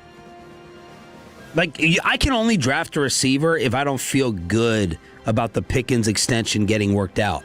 I'm not drafting a receiver because he's the best player left on the board. I have to have a deep feeling in a certain direction on what's happening with Pickens. That's the answer to whether I take a receiver. I have to know that now and on draft day. You have to know that, or like in terms of if you're in the Cowboys shoes? I have to know that if I'm Jerry and Steven. I'm not drafting a receiver if I think that, like, I'm not. They did it with making a U-turn on George. If I plan for him to be here, which I believe they want, I don't care if it's the top receiver left on the board. I'm not drafting him and then making a U-turn on George. Like, I feel like they have to have a decision on what they think is going to happen to do that. They did it basically with Lamb and Amari. They drafted Lamb to replace Amari's money. I don't think. Maybe next year is a different conversation, or it's something else. I don't think that in this calendar year of 2026 they're going to make him an offer. Why? Because I think they're just content to, he's on hold, this is what we're doing. Okay, so let me change it up then. Going in, I'm telling you, so if I'm McClay, I'm going, what are y'all doing with Pickens? And Jerry and Steven say, one more year, and then we think about it. okay, which I think is what you think is going to be the reality. I'm not saying you're reporting it. Then that leaves open, right? Doesn't that have to leave taking a receiver open? It does. Or do I just take one next year?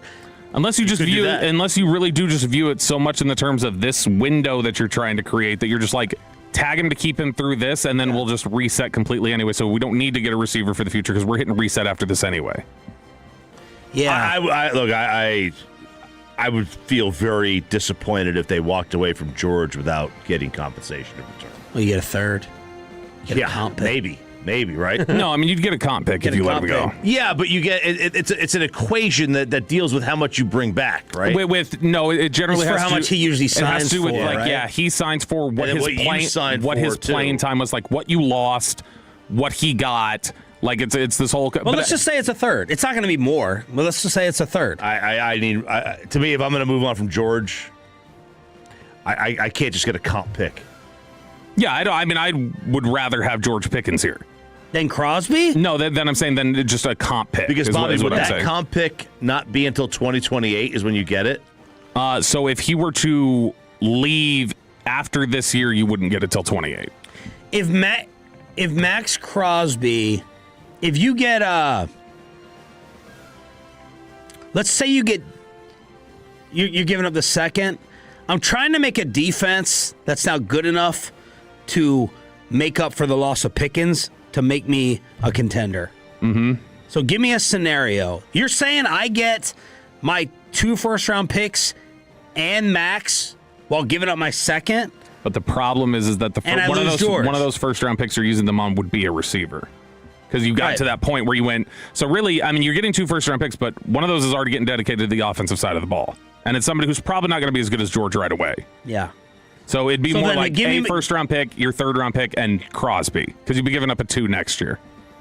Are you okay with taking a receiver at 20 versus 12? Like, no. For who's left? All right, so let's pick receiver at 12. Mm-hmm. 20, you've been saying. Position do you want? 20, you've been saying Messidor. Hood, I think, could very well be in play for the 20. Okay, so let's go 12 receiver. Let's get the corner at 20. I'm adding Crosby, and I'm losing George. Is that what you would prefer at 20? Would be a corner, or is there another position you'd say, all right, give me the best guy at this position left if I'm going to be getting Crosby and walking away from Pickens? I could do DN. I could do pass rushing DN. Even with Crosby coming in? No, corner. So corner, then yeah, probably Hood. Okay. You'd be looking at Colton Hood and Crosby. So let's go this defense without George on the other side offensively. Can this offense, with a rookie receiver, CeeDee Lamb, Ferg, Javonte, Flournoy would be the third, yeah. With Gary, Quinnen, Kenny, Crosby. It's a pretty nasty front. Hood. Still don't have a linebacker. Hood. Third-round pick would probably be where you'd pick a linebacker. Bland. And Durant. And Jalen Thompson. It's not if Crosby's healthy enough to play, it's a competitive. It's good enough that your offense is probably able to win games. Is that team more of a threat than George on that side of the ball? Downs at 12, Messidor at 20. Right. Next year, yes, that team is a bigger threat. The Pickens one. Yeah. No, the Crosby one. The Crosby one. For next year, it's a bigger threat. Yeah. Because it's too much youth on defense? I mean, you're waiting for other guys to come around. Whew. A lot of youth, but I need to join after that. Oh, hey. Or I need an NFL reporter. Let's talk about it with the KNC masterpiece. Aiden liked that one. We catch up with the fellas from the Globe after this.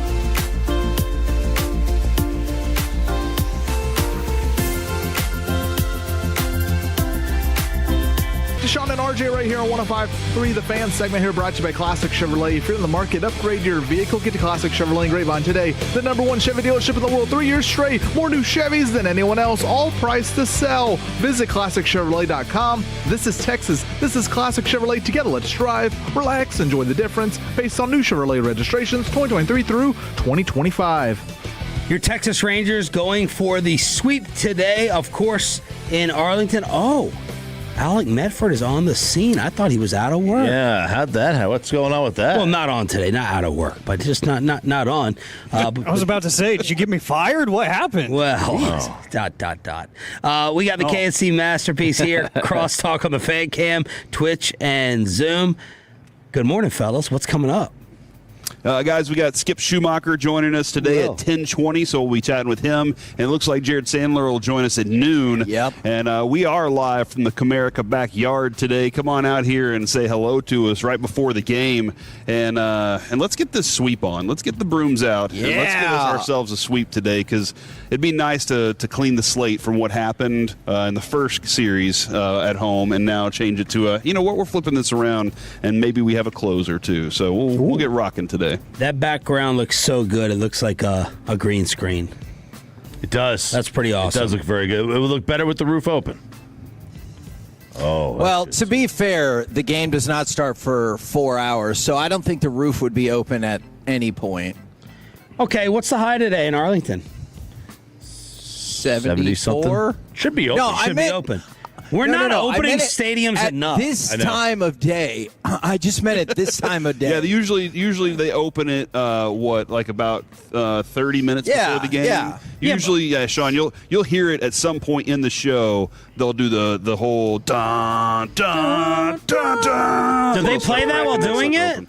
Yeah, they do. Yeah, it's really cool. And you can also, what's really wild, I didn't expect this, as they're opening it, you can feel this big gust of wind kind of start circulating through here. Oh, baby. That's what they need. Yeah, they do. Well, they just need more of it during the game. So maybe they just need to open and shut it during at bats. So are you saying that you strongly believe it will be open today? I think it will be. Yeah, Okay, based good. on the weather. Yeah, Yeah, 'cause as we're long not- as there's no dew point.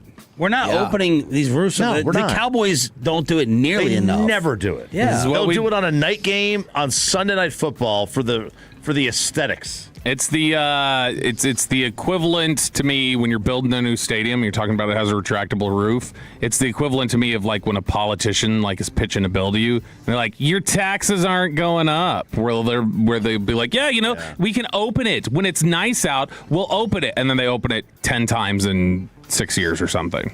You know, I was actually at the game that made them so strict about when they opened. Wow. It was bad. It was bad. It was like, I want to say it was in the 2023 season, if I remember right, in July. It was so humid that the concourses were like slip and slides and all the steps, and people were just slipping everywhere. And we were there with a group, and we had an overly drunk friend, so they already couldn't walk and having to navigate them up slippery stairs. And then the sober people like me were slipping and sliding everywhere. That game made them kind of reevaluate the process, and ever since then, they're a lot more stingy with when they open and close. Yeah, there's a certain dew point that it must be at, so that you don't have any slippery. Otherwise, you'd have to have leaf blower guy out here all the time. That just sounds like it was poorly designed then. If you can't handle humidity without your floors becoming insurance risks. Well, that does seem to be the MO of stadiums in this general vicinity, whether it's creating a wide open with no roof stadium when it's 100 degrees 6 months out of the year, or the dew point, or not understanding where the sun comes up. That does seem to be kind of this triangle of Shots fired at stadiums. Arlington. My God. But No. Six Flags. No, What's your not complaint at with Six- Arlington. what's your complaint with Six at Flags the now, huh? people Well. who don't know how to turn stadiums. What's your complaint with Wet and Wild?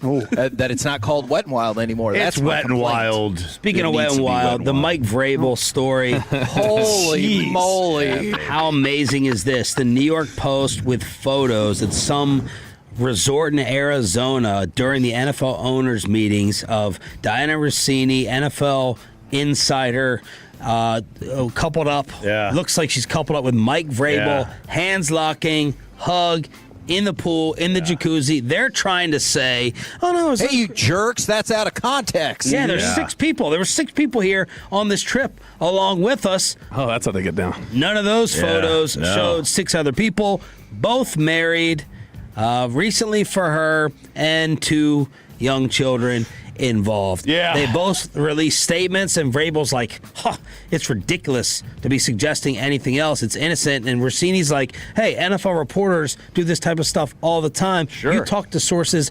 off-site. Yeah, she's just like, I just asked him to come on my podcast. Oh. He took it literally. You know, this brings me back to one reporter that I know was standing next to Rams head coach. And the Rams head coach said, can you please step away like 2 feet because I don't want people to think the wrong thing? And that reporter was like, the hell are you talking about? And he was like, just please do this. And I think that's the smart thing to do. Just avoid women altogether. Oh. Is there anyone Alec, did you look at those photos and think instant guilt, or are you trying to leave an excuse there open for Rossini and Vrabel? No, I thought instant guilt, and we know how plugged in Rossini is. You don't get those connections. How Vrabel is. Exactly. You don't get those connections by mistake, and I think that it's not a great look. It might have set that group of reporters back a couple of years. Oh, but no. The entire gender under the bus. All of them. Wow. Yeah, good luck getting Slayer just on because your people, show. Sorry, ladies. Alex said you can't. People are going to make assumptions just like we're doing now, and it's going to be unfair to a vast majority of them. But that's unfortunately going to be the MO. Like Corey said, you could be standing next to a head coach at an open media availability, and now people are going to be like, "What's going on there?" You know, like you let Alec out for one day, and he set up a no-man protest outside of the stadium. He's never left the studio, and here's Alec, what do you think I do for information? Man, I don't want to know. That's the thing. So much cereal purchased on AI videos. Yeah. Kevin, you AI videos. Yeah. Kevin, you worked for a newspaper. Wow, That's gonna I make you the editor-in-chief of The Athletic. Right. Are you doing anything with Diana Rossini? They have already come out and been like, "Oh, the photos are being misrepresented. She's a professional. We love to have her." Are you doing anything with Diana Rossini? Any predictions about her job status?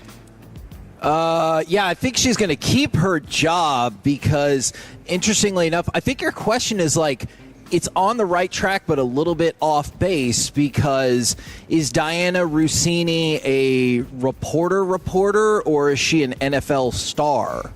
And I think you get different treatment for being like one of the star people that people seem to know and gravitate towards on TV. Like, is Diana Rossini breaking all of the in-depth day-to-day stories, or is she there for like the big TV stories? She does break some big things, right? But it's not the daily grind of reporter. And so I think she'll get different treatment on this. But like, my mind was already kind of thinking that because I've heard multiple people say that before this.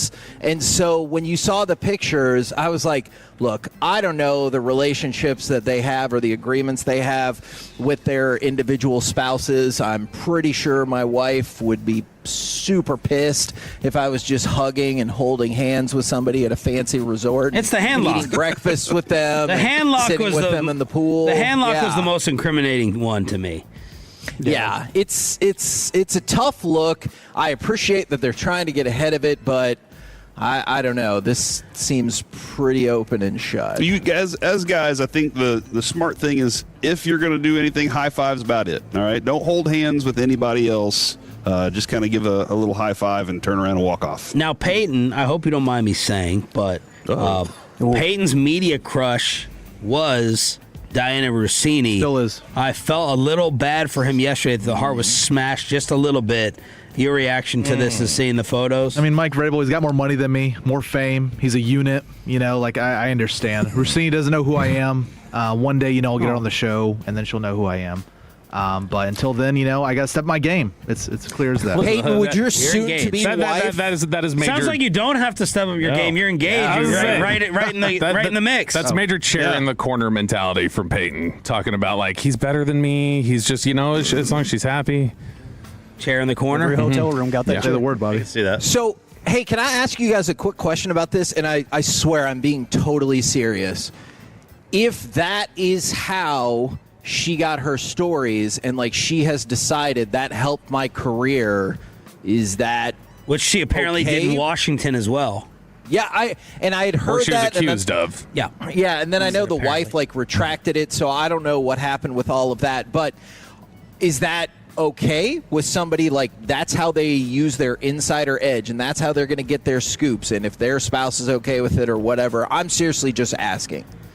Yeah, I mean, I don't care. Yeah. I don't care about their marriage. If you're fine with it and you're open to it, then I wouldn't want the kids. Marriage. I don't want the kids to go through a nightmare situation. Yeah. But you get down however you want to get down. It's none of my business. She could have an open marriage. He could have an open. We have no idea, right? Nobody now, knows. if I'm a fellow reporter, am I ticked off? I mean, I just think if this is really what the case is, you just probably just don't respect the way she does it. Like, again, it's one of those things where, like, you can do that. That option could be available to all of us. I don't respect you if that's the way you do it, I think is how a lot of people would feel. I get that. I mean, I'm still going to follow you to see if you break news. I'm just going to follow you to also read all the comments. Like her Is next. this going to impact the A.J. Brown trade? Well, why is that's a he good going to be question. on the next trip with her? No, I'm saying, like, she seems to have been insinuating that a lot, and now people are like, well, that's where you got the story. Are they going to get scared off by this? I think it's agreed to already. Oh, I think it's already agreed to, and it's after they're going to do it at that June joint practice. Remember that joint practice? They're going to he's going to swap sides in the middle of the practice. I'm gonna bounce it back to you, Hagee. Is it worse what she would have done than if maybe there was somebody out there prominently who pays for them? Like, is it just different use of resources?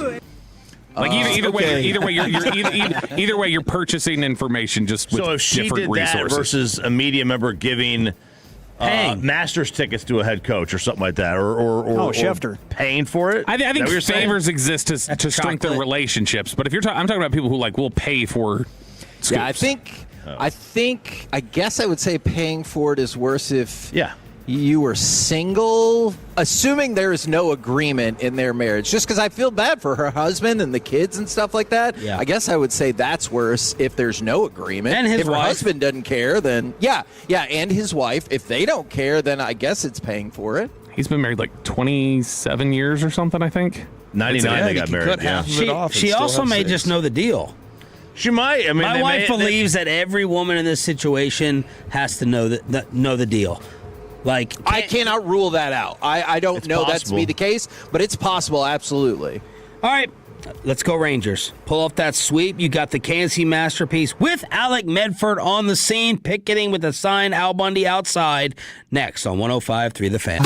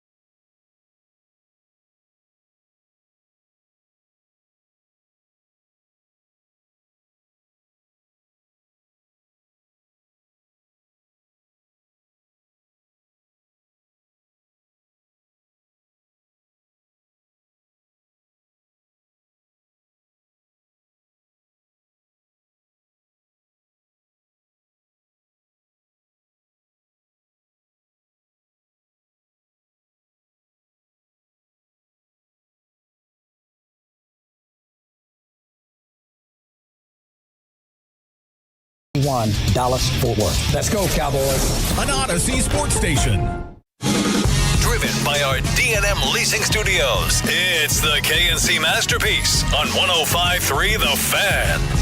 KNC Masterpiece right here on 105.3 The Fan. You got me, Kevin Hagelin. You got, Corey Majors. Oh, man. And, of course, the famous Alec Medford. All of us are live at Globe Life Field in Arlington getting ready for the final game of the Rangers-Mariners series, looking for a sweep. How the heck are you guys doing? How the heck is everybody out there in Radio Land? 877-881-1053. Franklin Injury Attorney text line, or the Twitch, or the YouTube. Kevin, you know I'm always good whenever we get to office out of the ballpark. Right. When we're at the Gilf, it's always a good place. That's right. Oh, my goodness gracious. You know, this view that we have of the old stadium, looking across there and seeing that it's still there and it's not parking. I mean, you could. Just imagine how much parking that is, though. Like, you could eliminate the Q lot altogether. Right. That M lot that they have that's about 7.5 miles away. Yeah. You just knock this out. You got so much extra parking for Texas Live and other events. Okay. But either way, I digress. It's always a good day to be out here at Globe Life Field, getting set up for a sweep over a division opponent. Like that right there, I don't know how much. A division opponent who has owned you the last 2 years. Who's owned you the last 2 years, was heading to the World Series last year, and right now it doesn't look like they are on that path or trajectory. Here's my fun fact of the day for you, Alec. Did you know that if the Texas Rangers defeat the Seattle Mariners today, they will have the same number of wins they had over Seattle in the 2025 season? And they will also have the same number of wins that they had over Seattle in the 2024 season. Is that good? I mean, for this year, for the last 2 years, when they went 3-10 against them, both of those years, it is not. I feel like I need to make a pilgrimage over to Hurtado today, though. Like, that feels, doesn't that? But after the show, you're not trying to explain that you're about to miss a segment, Alec is right? here, and so I feel like, do y'all want to Hold eat on, or is not? Alec your Hurtado buffer? Do you want to eat? Oh, are you bringing us food? Do you like food? Hold on, are you bringing us food? Yes, I would bring food to everybody at the table here. Oh, Okay. I love Hurtado. Then deal.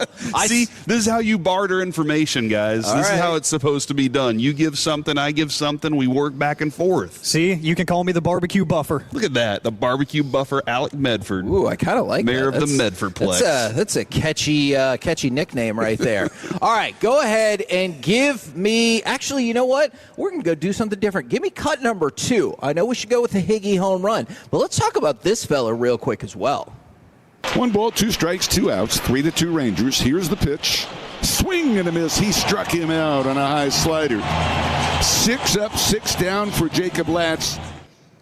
Jacob Latz, love him, has retired 28 straight batters. Did you know that is the longest stretch? That is the longest run to start the season in Texas Rangers history, surpassing Yu Darvish, who, if you remember, almost had, was it a no-hitter or a perfect game? I'm going to say when he got 8 2/3. Oh, yeah. And that stupid little dribbler went through. I think it was a perfect game. But yeah, Jacob Latz has now recorded 28 straight outs to start the season. Dude, did you know that that's his longest stretch, too, of straight outs? That makes sense. If it's as a Ranger. Yeah, if it's for the team, that makes sense as well. That's really cool for him. Listen, dude, I know you were pushing for, you told Skip every day and CY while we were out in spring training, you were like, make Latz a starter or else, is what you kind of pretty much, you gave him that. So I don't know if ultimatum. he'll be sitting down with us or not because of that threat. But you kept you were pushing for that, and I get it. We love Jacob Latz, and I understand why Rocker's in the role that he's in.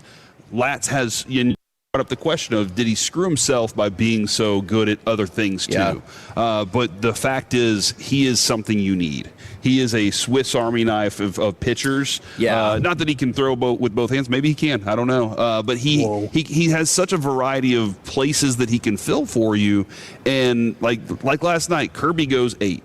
And he's unbelievable against his team. Evaldi did have a little bit of a high pitch count early, but things kind of settled in. Latz is able to come in and give you 2 innings that get you to the closer. Yeah. And and then you don't have to expel your bullpen, because that's what we're looking at today for Seattle. They have a bullpen. Yeah, because he threw a complete game on a day that they probably are going to need their bullpen to get that win. So for that, that's Latz goes and helps you, and now you can go with a different order of your guys, because Junis has gone so many days in a row now. All right, I'm going to hypothesize this, Alec, because somebody asked this question, and I was already thinking this. By the way, from the 214, why are y'all so excited? We have to go to L.A. for our next series, because we had lost 4 straight going into the series. So that is why I'm excited. And we're winning against a team that absolutely owns us the last 2 years, and we just defeated the most undefeatable pitcher against the Rangers yesterday. Yes, and as Parking Lot Ron told me, he was like, clean slate. You got to where you were. Yeah. You had the record you had, and then you lose the series to start at home. Let's sweep this series, and it's clean. You're back to normal, and we're rolling. Okay, so let me throw the taking Latz out of the game, and then somebody brought up an intriguing question from the 858, and I think I should probably clarify. All right. Why the hell didn't we just leave Latz in the game last night? So I think there are a couple of different reasons. First of all, if you expand him out to too many innings, then you won't have him as an option, not just for today, but the next game. Although I guess they are off tomorrow, so I kind of see what that person is saying. But I think more importantly than that is because you wanted to get Junis back in a safe situation on back-to-back days and see how he handles pressure in back-to-back games. Is that a fair hypothesis? I think it is, and we've talked about this bullpen and the leverage spots specifically at length because we don't know what the answer is, and Skip, quite frankly, is trying to figure out what that answer is. Yep. So I do think against a team, like you said, that has historically owned the Rangers and has been tough, and you're going against, in my opinion, one of the best pitchers in baseball in George Kirby in that situation. I want to see what my guy has in a tight game like that. I want to see if it's just a flash in the pan or if it's a streak of consistency that we're getting. And also, I do like the idea of having Jacob Latz available, today possibly, even if it is for a very short 3 outs. I'd rather have him available today going against another tough starter in Brian Wu, which Seattle, I don't understand how they do this year in and year out. And last night's game was so important for me personally, just because George Kirby gives me nightmares from the 2023 season, that final regular season game, when he said, hey, I've never thrown a knuckleball in my life. I'm going to debut it in the last regular season game. Yeah. And he made the entire lineup look ridiculous. So, yeah, I like the idea that you're giving Jacob Junis every opportunity to impress you, because this is an important series. This is really one of the highlighted series of this proverbial first half of the season that you need to take down. Last year, Kevin, against lefties, Junis was better than he was against righties. And you went up against 4 straight left-handed hitters in that inning as well. Okay, so then from outside of a big picture approach, a very small picture tactical approach. And right now lefties are hitting 154 off of him. Righties are hitting 100. So Junis is on fire. Just keep putting that dude out there is, I guess, what Skip's saying. Like, he might be our closer. Let's keep using him in these situations. Now, and you'd mentioned George Kirby. This was George Kirby's 11th career start against the Rangers. It is the first time he's given up more than 2 runs. And then, perhaps even more astonishing than that, the Higgy bomb, that was the first home run he had given up against the Rangers in 9 starts. Not 9 innings, 9 starts. Now, back to Jacob Latz, because somebody brought up an interesting question, and I was like, I should probably clarify. From the 858, does it really matter Latz's position in the bullpen if he's contributing and building value for both the team and himself, though? All right, so I think it could matter in the long term. And what I mean by screwing himself starter is... money. Exactly. So, let's say you project 3 years into the future, or 5 years, I guess, whatever it is how much money starters are getting if you're a good starter versus even the best Swiss Army utility men. They're only going to get paid so much amount of money. So I'm saying, big picture, obviously starter is a more marquee position, and that's not to say that Latz can't be there. He will have every opportunity in the future, I'm sure, to be a starter because of just the years go on or injuries, unfortunately, or anything like that. That's just what I meant.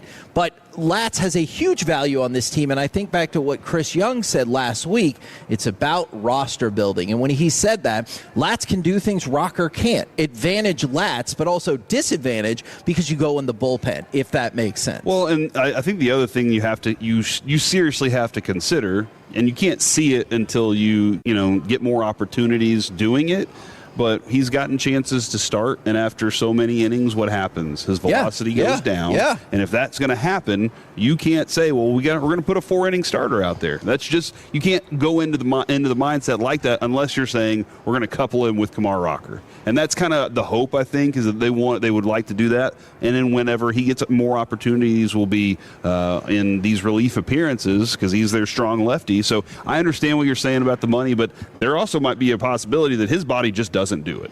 His body just might be rule that out. And they might go, well, this is what he is, and he's pegged as that for the rest of his career. He can make a good living being a middle relief pitcher for a long time. But that's a tricky thing about not just Latz, but so many things in sports. How are you going to know that he can do it when he goes out and does it? How am I going to put him out there to go and do it when I need to win games right now, and I'm not sure that he can? That's like the tricky dynamic of being a team like the Rangers, who I know some people are not as optimistic, but I think we're all optimistic. Clearly the club is optimistic that they can make the playoffs. You're probably not in a spot where you can experiment, except for closer, when that's probably a necessity. And Alec, I think you see how this works, though.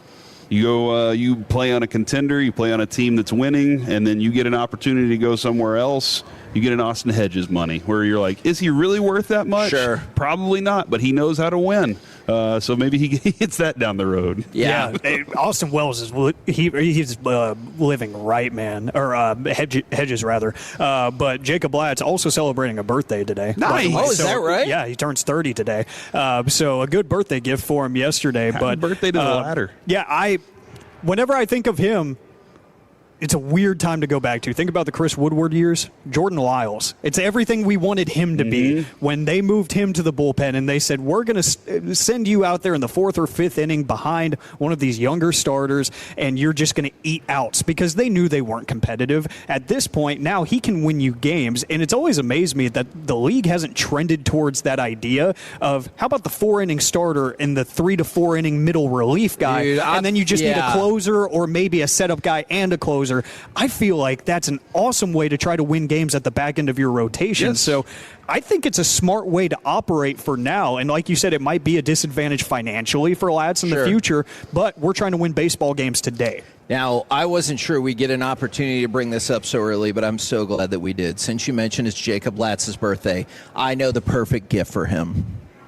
The Zamoth. Would you call me? Have you seen the Zamoth? It is the Utah Mammoths. Yes. Zamboni. This thing is freaking amazing. That they have built out to be a mammoth. And it's they like put the Katy Perry Tigers rode out on her. They in the Super put Bowl. a lot of work into it. Oh, and it my gosh. looks, Alec, does it or does it not look badass? It looks like a transformer, and I want 2 of them. If we were in an apocalyptic situation, I would want that. Oh my God! Yeah, and you're that's my Mad Max and vehicle. if you're thinking like, "Oh, I'm not moving for that car," the Zamoth comes rolling up, and you might be like, "What the hell is a Zamoth?" It is the Zamboni for the Utah Mammoth, and they have constructed around it, and so it can still do Zamboni It kind of looks things. like the Vikings Stadium with the paneling. Oh, a little bit. exactly. Yes, Sharp edges. They've put that paneling on there. They have put the face of a mammoth with crazy light-up eyes and 2 giant tusks coming out of it, which makes me worried because, like the Stars Ice Girls will skate out there. I need them to be careful. Yeah, that is because somebody could get impaled by that. That is a horny Zamboni right there. Oh, my goodness. We're the KNC The 2 giant masterpiece. tusks. Yeah. They're horns. Okay. Yeah. Would you have thought it would be on any other team instead? Nope. The New England Patriots. Oh, okay. We're the KNC masterpiece right here on 105.3 The Fan. Coming up next, we will talk with Texas Rangers manager Skip Schumacher right here on 105.3 The Fan. When your friends say, "Hey, did you hear?" you can proudly say, "I heard it on The Fan," keeping you sports informed with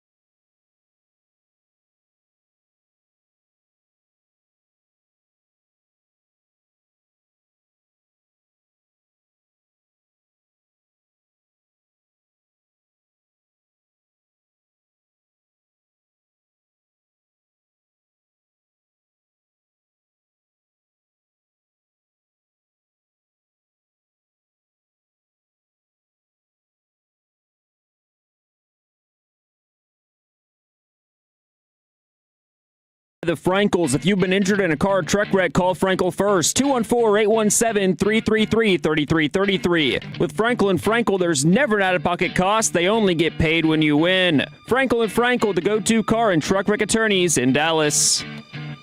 KNC Masterpiece back here on 105 through the fan. We're going to talk with Texas Rangers manager Skip Schumacher in just a minute as we are live at Globe Life Field getting you ready for Rangers Mariners, that series finale. So a few more things to go over. Do you want to stick with the Rangers or do you want to go to general baseball?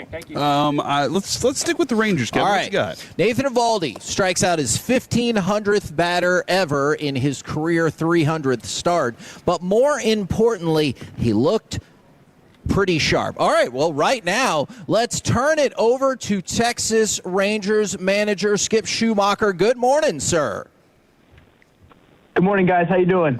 Man, we're doing well. I imagine you are too, and I know the focus has shifted to today's game. Getting a sweep would be great, but winning a series already over a Mariners team for the first time since 2023 and taking a game off of George Kirby, that feels like a big deal, does it not? Well, it feels like a big deal because of the guys that we faced, right? I mean, George Kirby and Gilbert are pretty dang good, and then we got Wu game 3. So not an easy task for our offense. That means our pitchers had to post and, punch back when needed, and we definitely did that. So it was a really good first 2 games. Now, speaking of the offense going into last night's game, would you have predicted a Jock Peterson infield single? Well, he's been a part of both rallies the last 2 nights, right? I mean, that's encouraging to see. We felt like he was getting closer, with probably the couple games before the home run in the last game of the series against the Reds, just missing a couple pitches.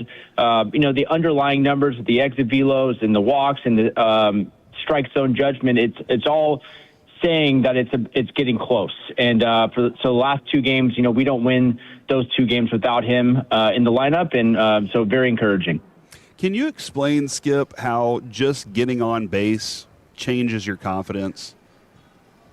It's a big deal. I had a hitting coach that said it last night in the post-game interview that, when you see the ball kind of touch grass in the outfield, they're called personality knocks, or getting the ball through the infield, the 10-hopper that gets through, gets off a guy's glove, and all of a sudden you look up and you're 1 for 1, or a guy makes a diving play and just misses it, Rosarena in left field for Jock's double 2 nights ago.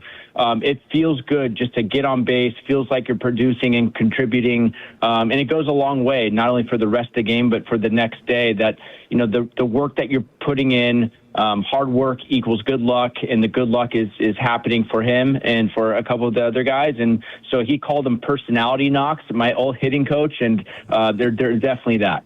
I like that. I'm gonna steal that one too. I'm stealing chase and winning, Kevin, and I'm stealing personality knocks because Skip does a great job with these. Yeah, if you could just give us a cool phrase to say every week, that would be fantastic.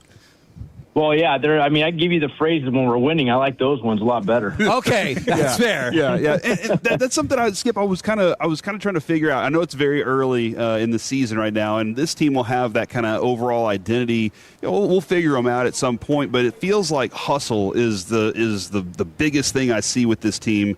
It seems like there's never a lack of that in this.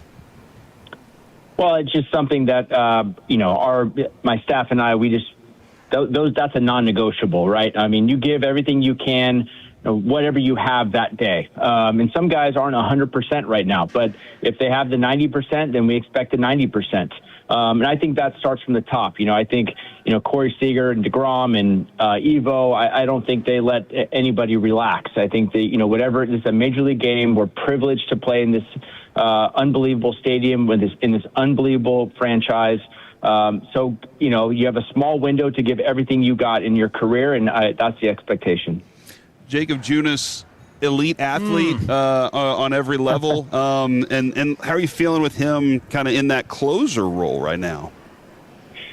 Well, you do what you can with the opportunity that you're given. And he has been whatever role we've put him in. The first outing we gave him was multiple innings in Philly, dominated that. Then we gave him kind of higher leverage later that series and into Baltimore. He did really well in those spots. And then last night, obviously, last couple nights in the closing role, I'm not sure what else you could ask for. Last night, there was 5 straight lefties.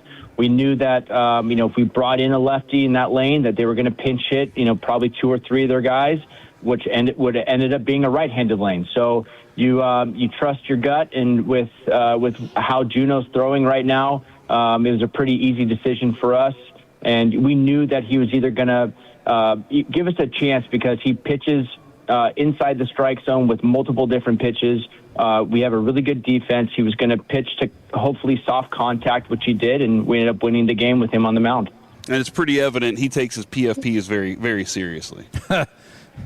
Yeah, I think that's our whole staff takes him pretty serious. I think that started in spring training, and they have fun with it, but also they take it serious. And you get a lot of opportunity, more than you think, in high leverage situations with those PFPs, and luckily we've been okay so far. If another save opportunity were to arise today, would Junis get the nod, or is that going to be situationally and lineup based? Well, I can't throw him every day, right? I mean, we're still early in the season, 10-ish games or so, 11 games into the season. So we can't go, 3 games in a row. I don't think right now. We'll see how he feels. Night game and then into a day game. I just don't see, guys. Not too many managers in the league will go 3 days in a row just because it's 6 months, 7 month season. So I think we'll see how he feels today, but most likely he's down today.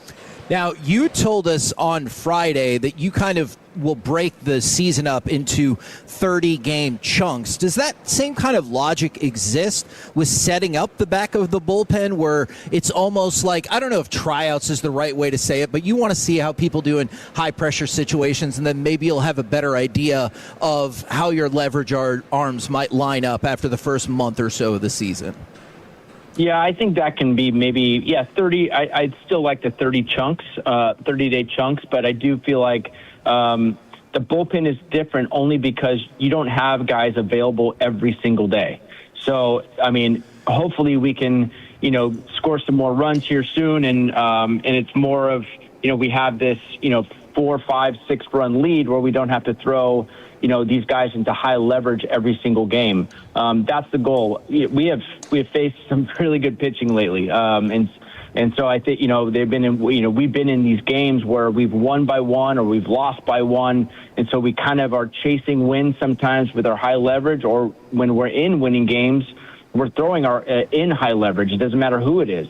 So that kind of can get tricky because of guys are down that day.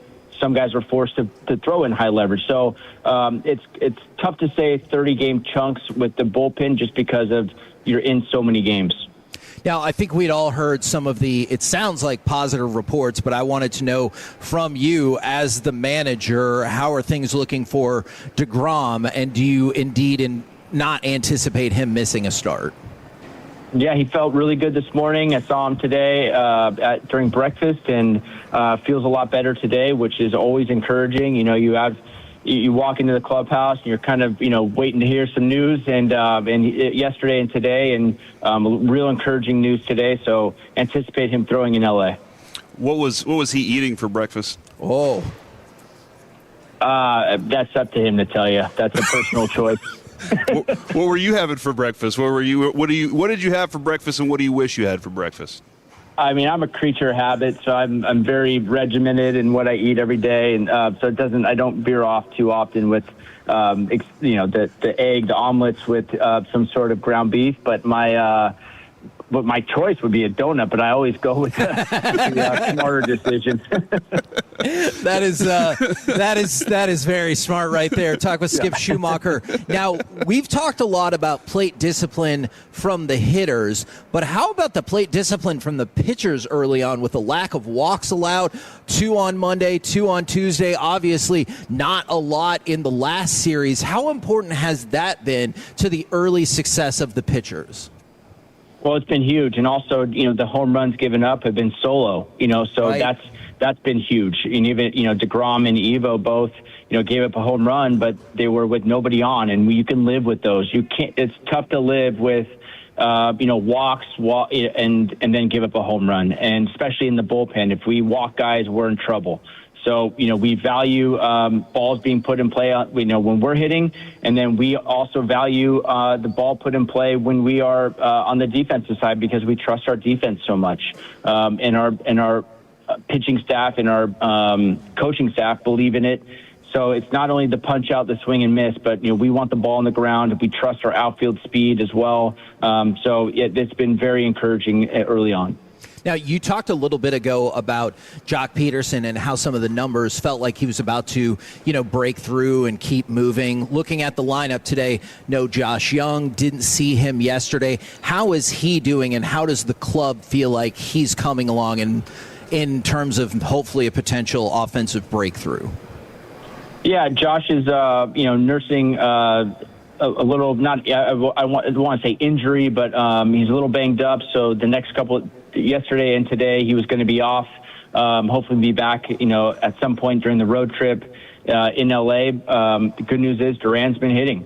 And Duran is an exciting player that runs the bases, creates in a different way, just creates some energy that we need sometimes, in that lineup. And I really love how he plays. So, finding different spots to put him in the lineup around the infield, or even sometimes in the outfield if guys need days off, is extremely valuable. And also, I'm trying to find ways to get the other guys in. I haven't played Sam Haggerty in a while. I haven't played Andrew McCutchen other than the pinch hit a couple days ago. We've had potentially 9 or 10 righties in a row, depending on what happens in LA and how their rotation is set up. So it's been hard. I haven't really seen this run of righties in a while, but it all works out in getting these guys in the game.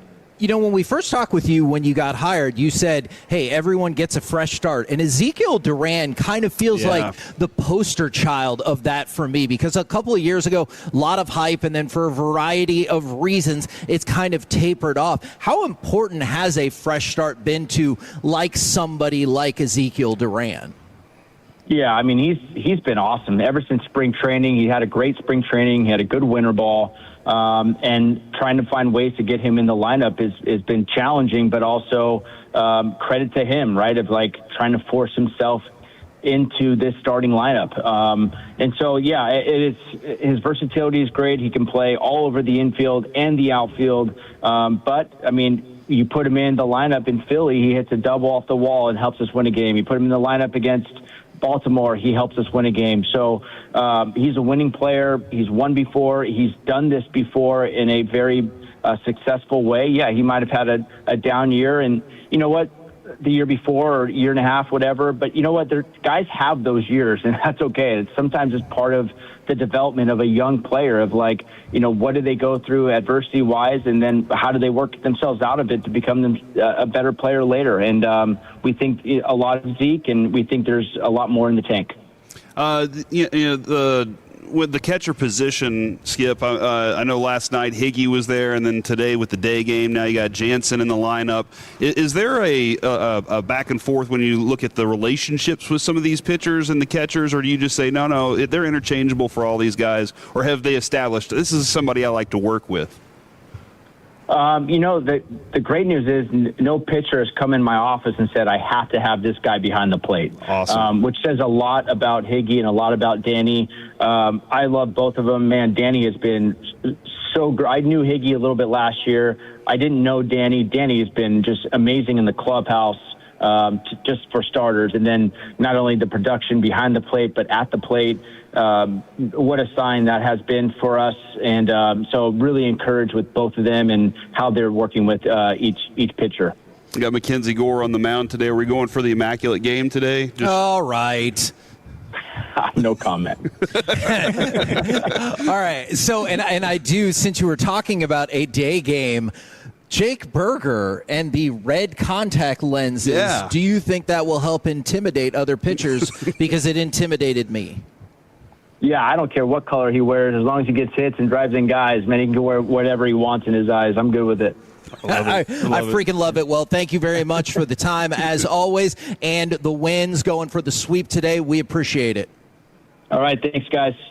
There you go. Skip Schumacher right here on 105.3 The Fan. Now, I know we wrapped up with obviously some fun right there, but a couple of noteworthy things. Hopeful that Josh Young will be ready to go starting on Friday when they go to Los Angeles, and then anticipation that DeGrom will be good to go for his start on Sunday. Said DeGrom felt good this morning. And then I think you're already starting to get an interesting look into his thoughts about how you set up both the bullpen and who are we going to get in this lineup? Yeah, and I also love hearing about the starting pitching being like, no, it doesn't matter. I throw to any of these guys. I love hearing that part of it, the Duran part and how good he's coming along. But Kevin, I think there's a little bit of a concern for Josh Young in this. When will he ever be completely healthy?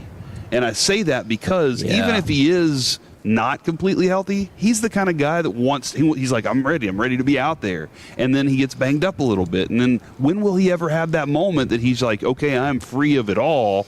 Now I can go out there. But even then, you're still going to take time to ramp back into the playing form that you're supposed to be in. It feels like every time he's there, there's this other thing. Yeah. And in terms of the lineup, Alec, I hear what he's saying, and Duran has gotten some big hits along the way.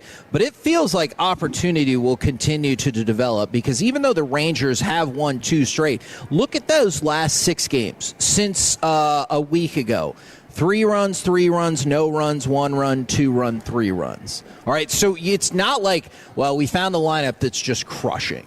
Yeah, they're still going to have room to try some things out. Hopefully that means Zeke getting more at-bats even if Josh Young is healthy. Kind of sounds like it, right? It does, and I hope that's the case, even if it is in pinch hit scenarios off the bench or a DH day or something, because he's one of the strokes of consistency that this lineup has needed here of late. But for Josh Young, I just see with each plate appearance for Zeke, I see his opportunity fading a little bit more and more, at least for now. But yeah, like you mentioned, there's going to be some opportunities to be had with this lineup, which it kind of excites me because he even mentioned, he was like, I need to get Sam Haggerty a couple of at-bats. Andrew McCutchen has had a couple of days off too. So the idea that he's willing to try this early in the season is a good thing. And I think they will kind of settle into that everyday lineup that you expect at some point. But right now, it's the perfect time to keep trying. We're the KNC Masterpiece right here on 105.3 The Fan, live from Globe Life Field. Coming up next, it's time for Baseball Nuggets. If you get in a baseball fight, can you hit somebody with a baseball in your hand? Yes. Oh, we'll do that next right here on The Fan.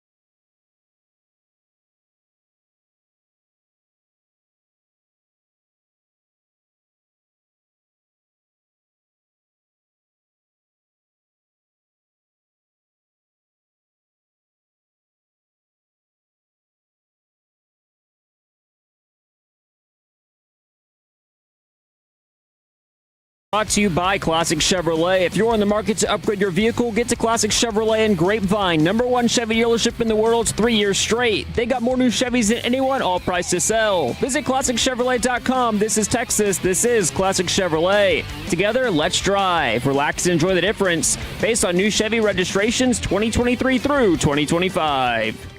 Junis tucks the glove against the left side of the chest and comes set.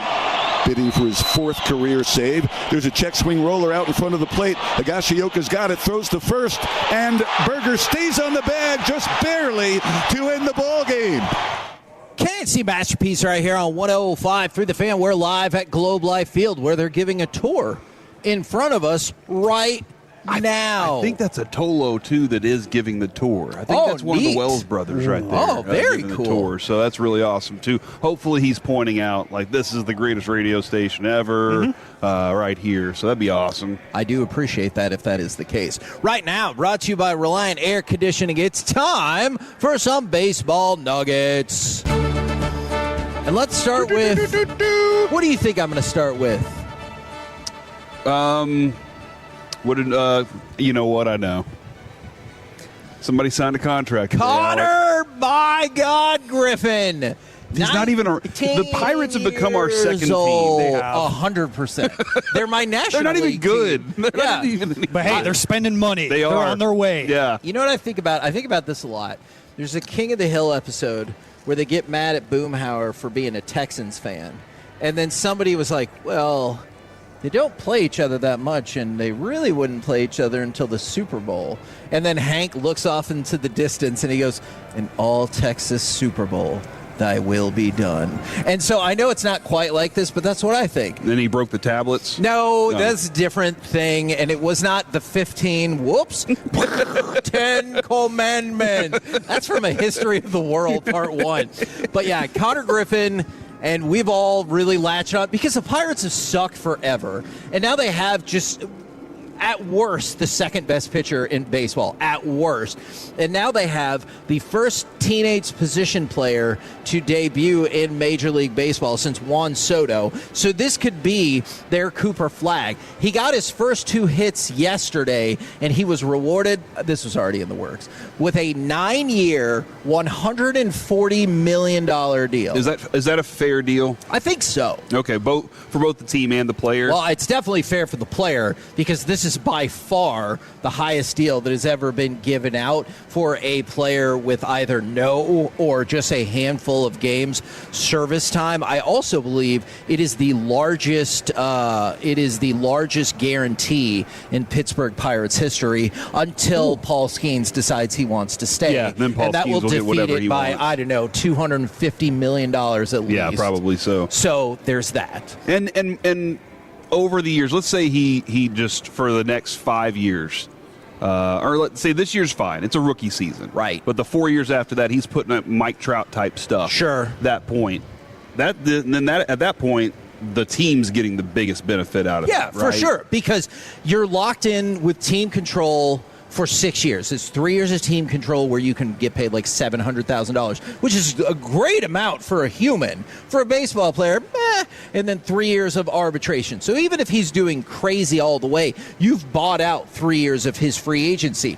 It is not unusual, right, to see a marquee player get $50 million a year. So you could argue he might be in position to get a 3-year, $140 million deal right there. So it works for both sides, and Connor Griffin covers himself just in case he's not great or gets hurt. We kind of talked about it with CY a little bit, and I don't know exactly how deep he wanted to dive into that, but you kind of asked him, is this going to be the norm of the future there?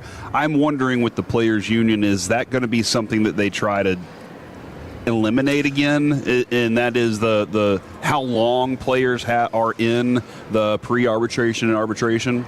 And that's an interesting point because, man, we're going to kind of get off on a tangent. That's fine. But that's an interesting point because if you're the ownership and you're like, well, there's got to be a salary cap, that is the one thing that I kind of wonder the players would be like, all right, let's talk. I know historically the players start paying us earlier. Yeah, exactly. And I know historically the players have been like, no salary cap, no. But this has also been a pain because, like, let's say you're awesome. Okay, you come into the league, Alec, and you are just badass tearing the cover off the ball straight away. Your first 3 years, you will make probably about $2.4 to $2.89 million. When on the open market, you could be getting $50 million per. And they're like, baseball's like, hey, don't worry about it. Next year, arbitration, you might get $15 million. Woo! Look out! Again, a lot of money for a human. But for a baseball player who's doing that, now all of a sudden, instead of getting $50 million, it's 15. Instead of getting $55 million, it's 24. So, like, there's this huge gap. And I think about Matt Harvey is the pitcher I think about. That dude should have been making so much money, but he did it all under team control. And by the time he broke out of that, you're going to get nothing. Let's say, I know Adolis is a different story, but by the time he got to that point, he was too old. Yeah, and so that's a great example. So let's say you just get drafted out of college and you go like the normal route to get there. Well, by the time you get to Major League Baseball, you might be 24, 25. I'm not saying you can't still make all the money, but you're not going to be free and clear to really make all the money till you're 31. And so I have nothing to base this on, but I'm just thinking out loud. I wonder if they would be like, fine, you want an unbreakable from us? We want an unbreakable for you. Because Major League, and no more manipulating service time and I don't know how they would figure that out if there'd be some sort of like arbitration panel. But that's the other thing teams do, is they'll wait and keep you in the minor leagues for a certain amount of time. And then all of a sudden they're like, oh, yeah, now we decided you're ready. Just because you happen to go past what counts as a total year. And so that's what happened to Chris Bryant. And he said he never forgave the Cubs for it. And so I kind of wonder if the players would be like, fine, let's talk about it. There's a lot of give and take there because then ownership can easily step in and say, well, it's not a guarantee that you are going to be totally deserving of that money either. We're taking a risk. For Connor Griffin's case, these talks started before he even played a major league game. It finalized afterwards, but they were having those conversations before he ever sniffed a major league field. So they could easily say, look, we're taking a risk here. We don't know. You're a teenager. We're assuming that you're going to be this next superstar, so we're giving you $100+ million. So we're taking the risk. We're eating most of the risk. You're not. Your market value will figure itself out over time, and we can go back to the drawing board whenever the right time presents itself. We can buy out more arbitration. We can find ways to manipulate your salary figure and get you what you deserve. But we're the ones taking the risk. So it is interesting. I want to see how that plays out. I feel like it's something that's going to stick around because players, I think, just especially teenage players, are going to be like, give me all the money as soon as I can. So I think that mindset is still going to exist, but now I'm even more intrigued to see how much of an argument that becomes with the impending lockout. Yeah, and I don't know what the offer would be. All right, we'll break it down to 2 and 2.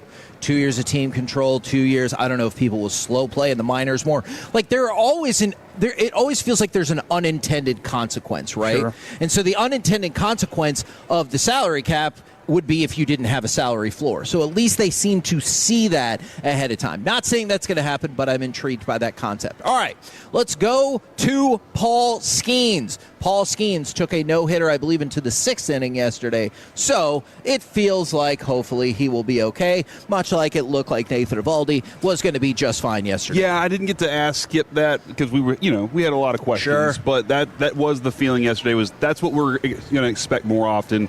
Kevin, they told us not to be worried. Are you glad you didn't worry?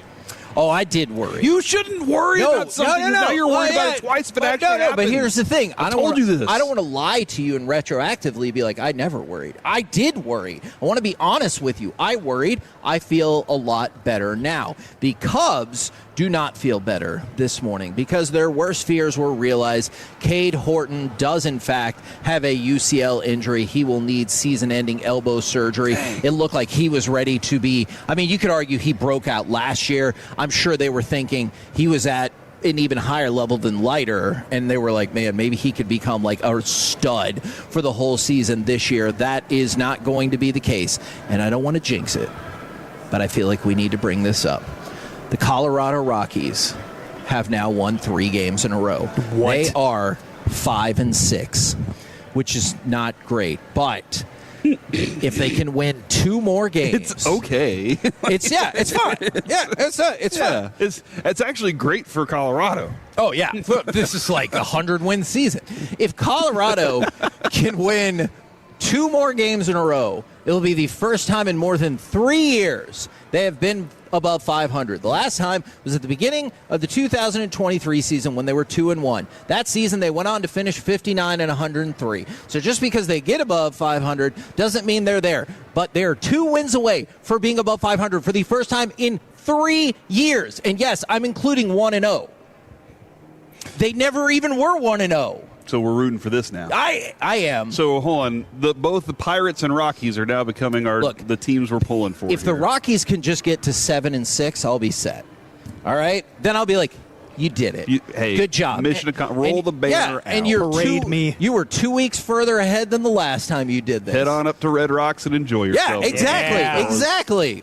We're the KNC Masterpiece right here on 105.3 The Fan. You know what? I bet we get into the baseball fight in the next segment. Because coming up next, it's Tom from My Buddy's an Idiot. Does your friend have a terrible sports or pop culture opinion? Or did they punch somebody with a baseball in their hand? Or are they a manager that speared a player? Okay. Let's talk about it next.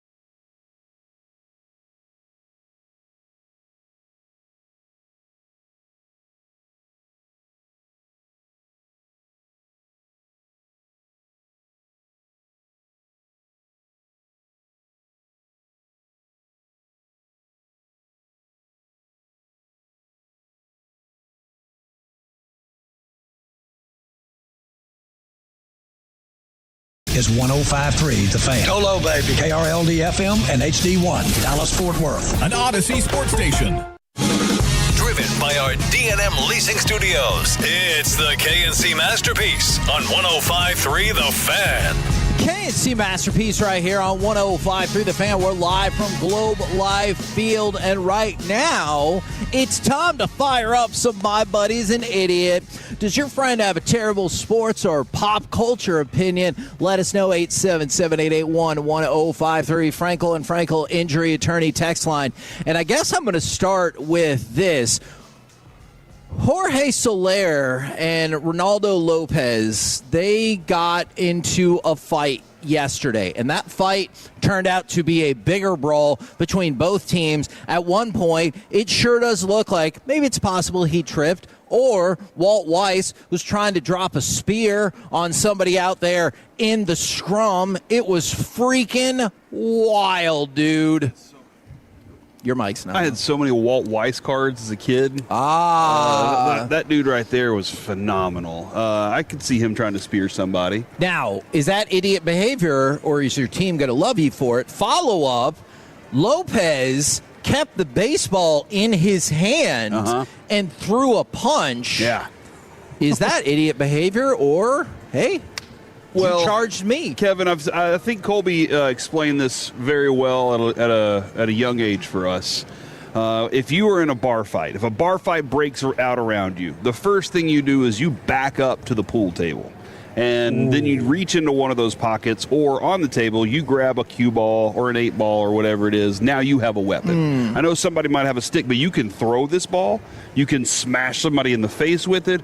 So if you're trying to protect yourself, you need to have equipment, all right? Okay. Him doing this, though, sounds like assault. With a weapon on the field, you have to be willing to pay the consequences here. Even if that guy charged you? You know what? Good point here. That guy's charging me. It was self-defense. So that is a self-defense factor. I had this in my hand. I didn't know what else to do with it. It was an interesting time to charge the mound, too, because I get it. He had been hit before, but then on the next at bat, a pitch went high, but it didn't feel like it was high and tight. Maybe he thought he was trying to throw it high and tight. It was like a little inside, but not like shockingly inside. Alec, I remember one time when I think it may have been old Fox Sports Network way back in the day. We're watching the Stars game, and Madonna was getting like pushed around by somebody, and Darian Hatcher was like, "I'm bigger than all of you. Let me swoop in here and take care of business." In this moment, everybody starts to fight on the ice. And guess what? A goalie gets involved. I see at this point, fight. I see Andy Moog take the puck and throw it into the webbing of his glove. And he smacked a guy across the head with it. And I was and in that moment, I looked at my friend and we both went, "Did you just see that?"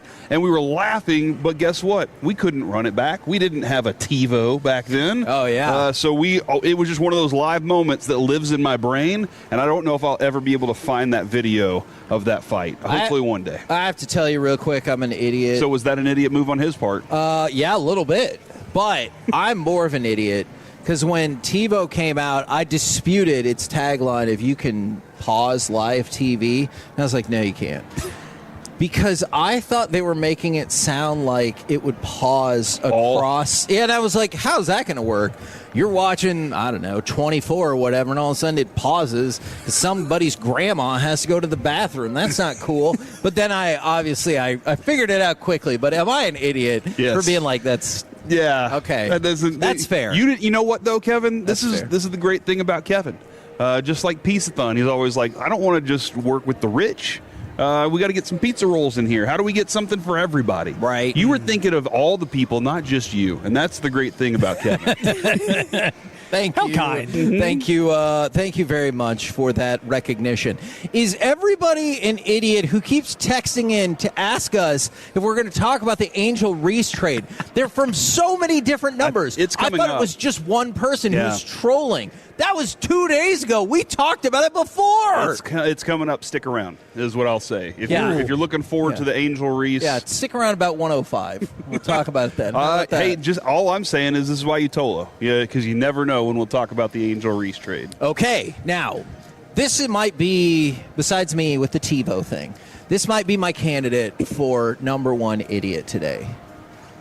Doc Rivers. Oh, most days, right? Yes, that's he did win a championship. Yeah, I mean the Good team for was him. stacked. Yeah, but definitely because of him.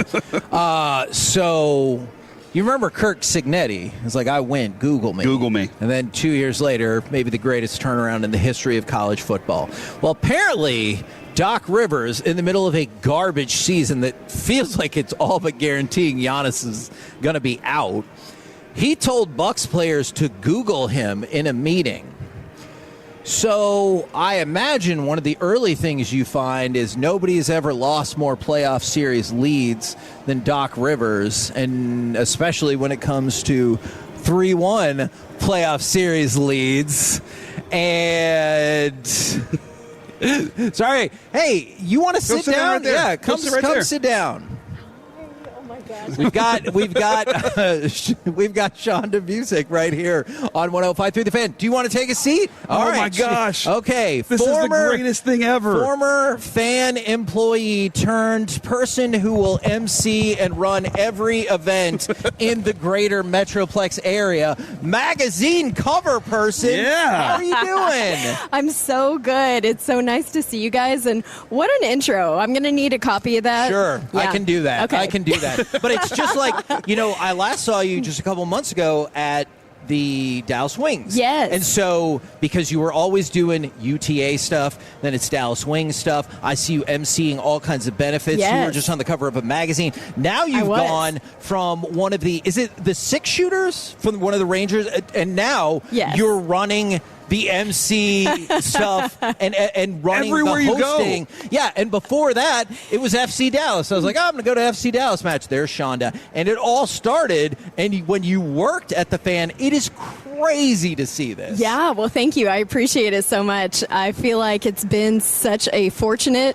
turn of events through the years, and to all of our listeners out there from the get-go. Yeah. Always been at The Fan, always been. You guys have been there, I think, since I was just there. about the same time. Are Yeah. you proud of us, too, then? I'm absolutely so proud of you guys. I try and keep up in like fashion, but you guys are out there all the time, Right. moving and grooving. You're always doing live spots. You're always doing fun things, which I absolutely love. But a lot of this started, the fire, the excitement. I've always had a love for sports, but getting to work at The Fan, it was so neat because you're really immersed in all of the different types of sports, and you have access to events that many others might not get. So like right now, we're just wandering around a mostly empty ballpark for the moment. Yeah, we are. It is kind of odd.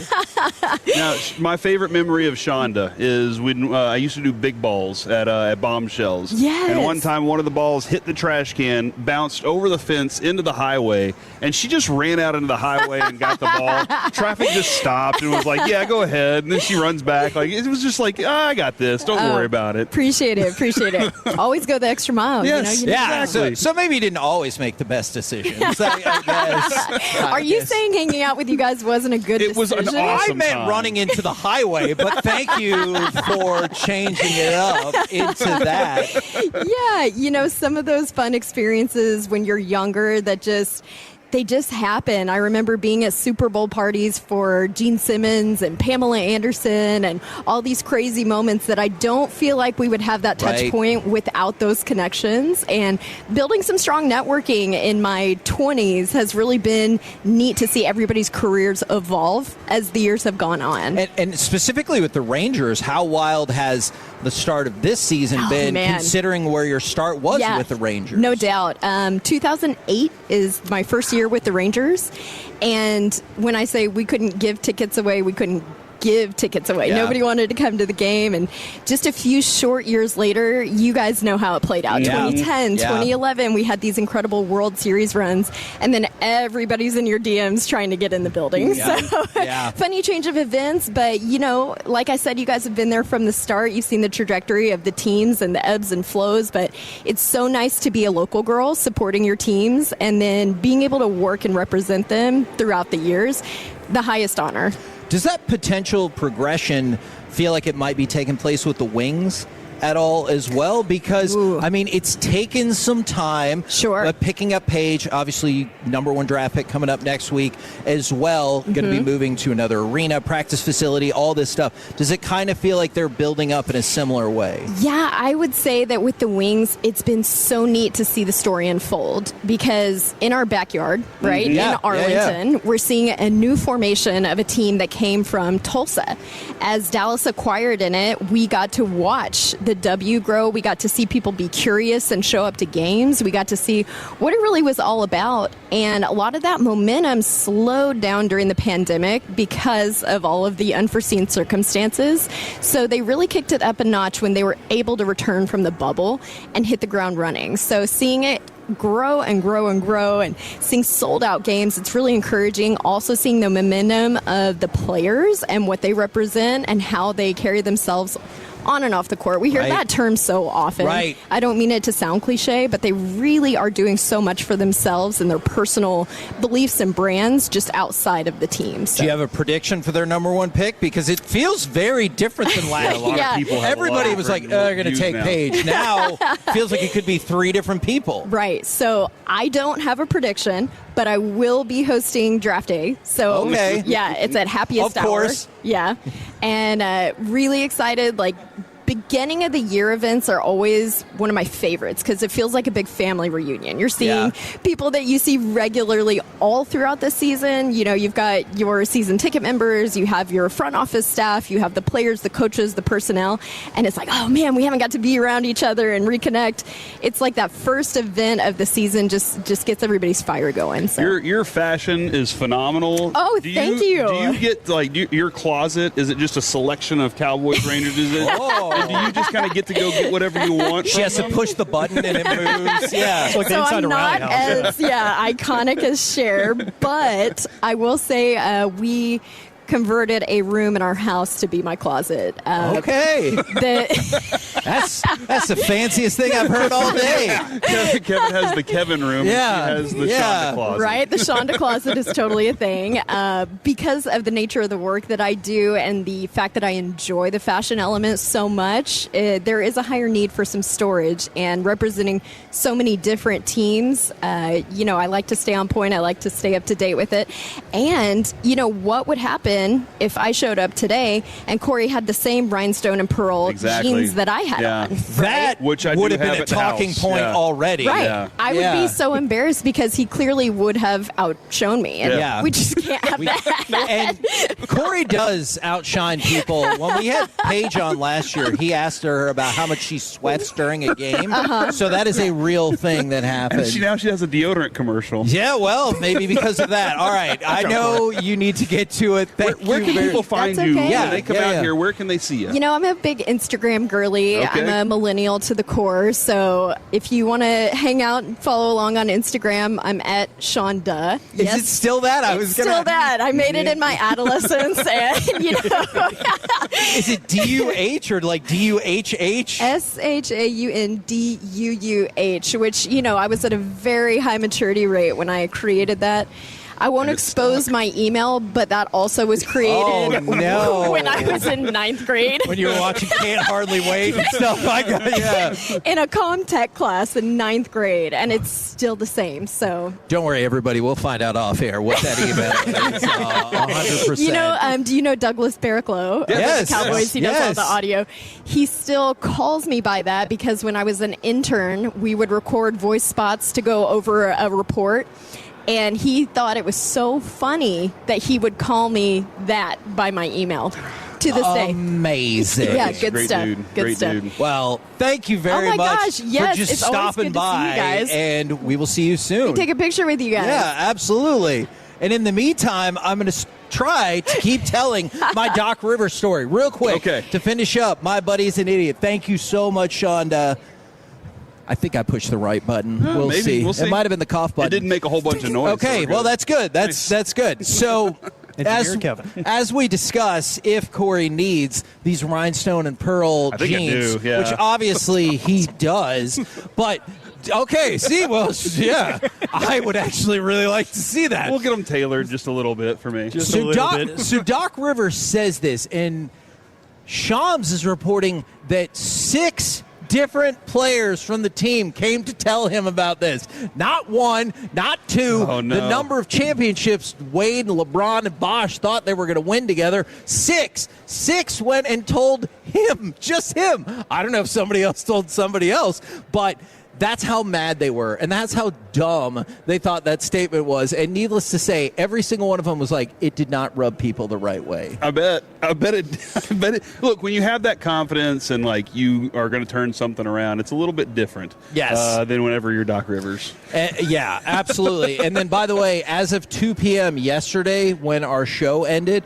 there are 5,607 Division I basketball players. Do you know how many were in the transfer portal? 5,670. Not quite, but not as far off as you think. 2,901. That's more than half.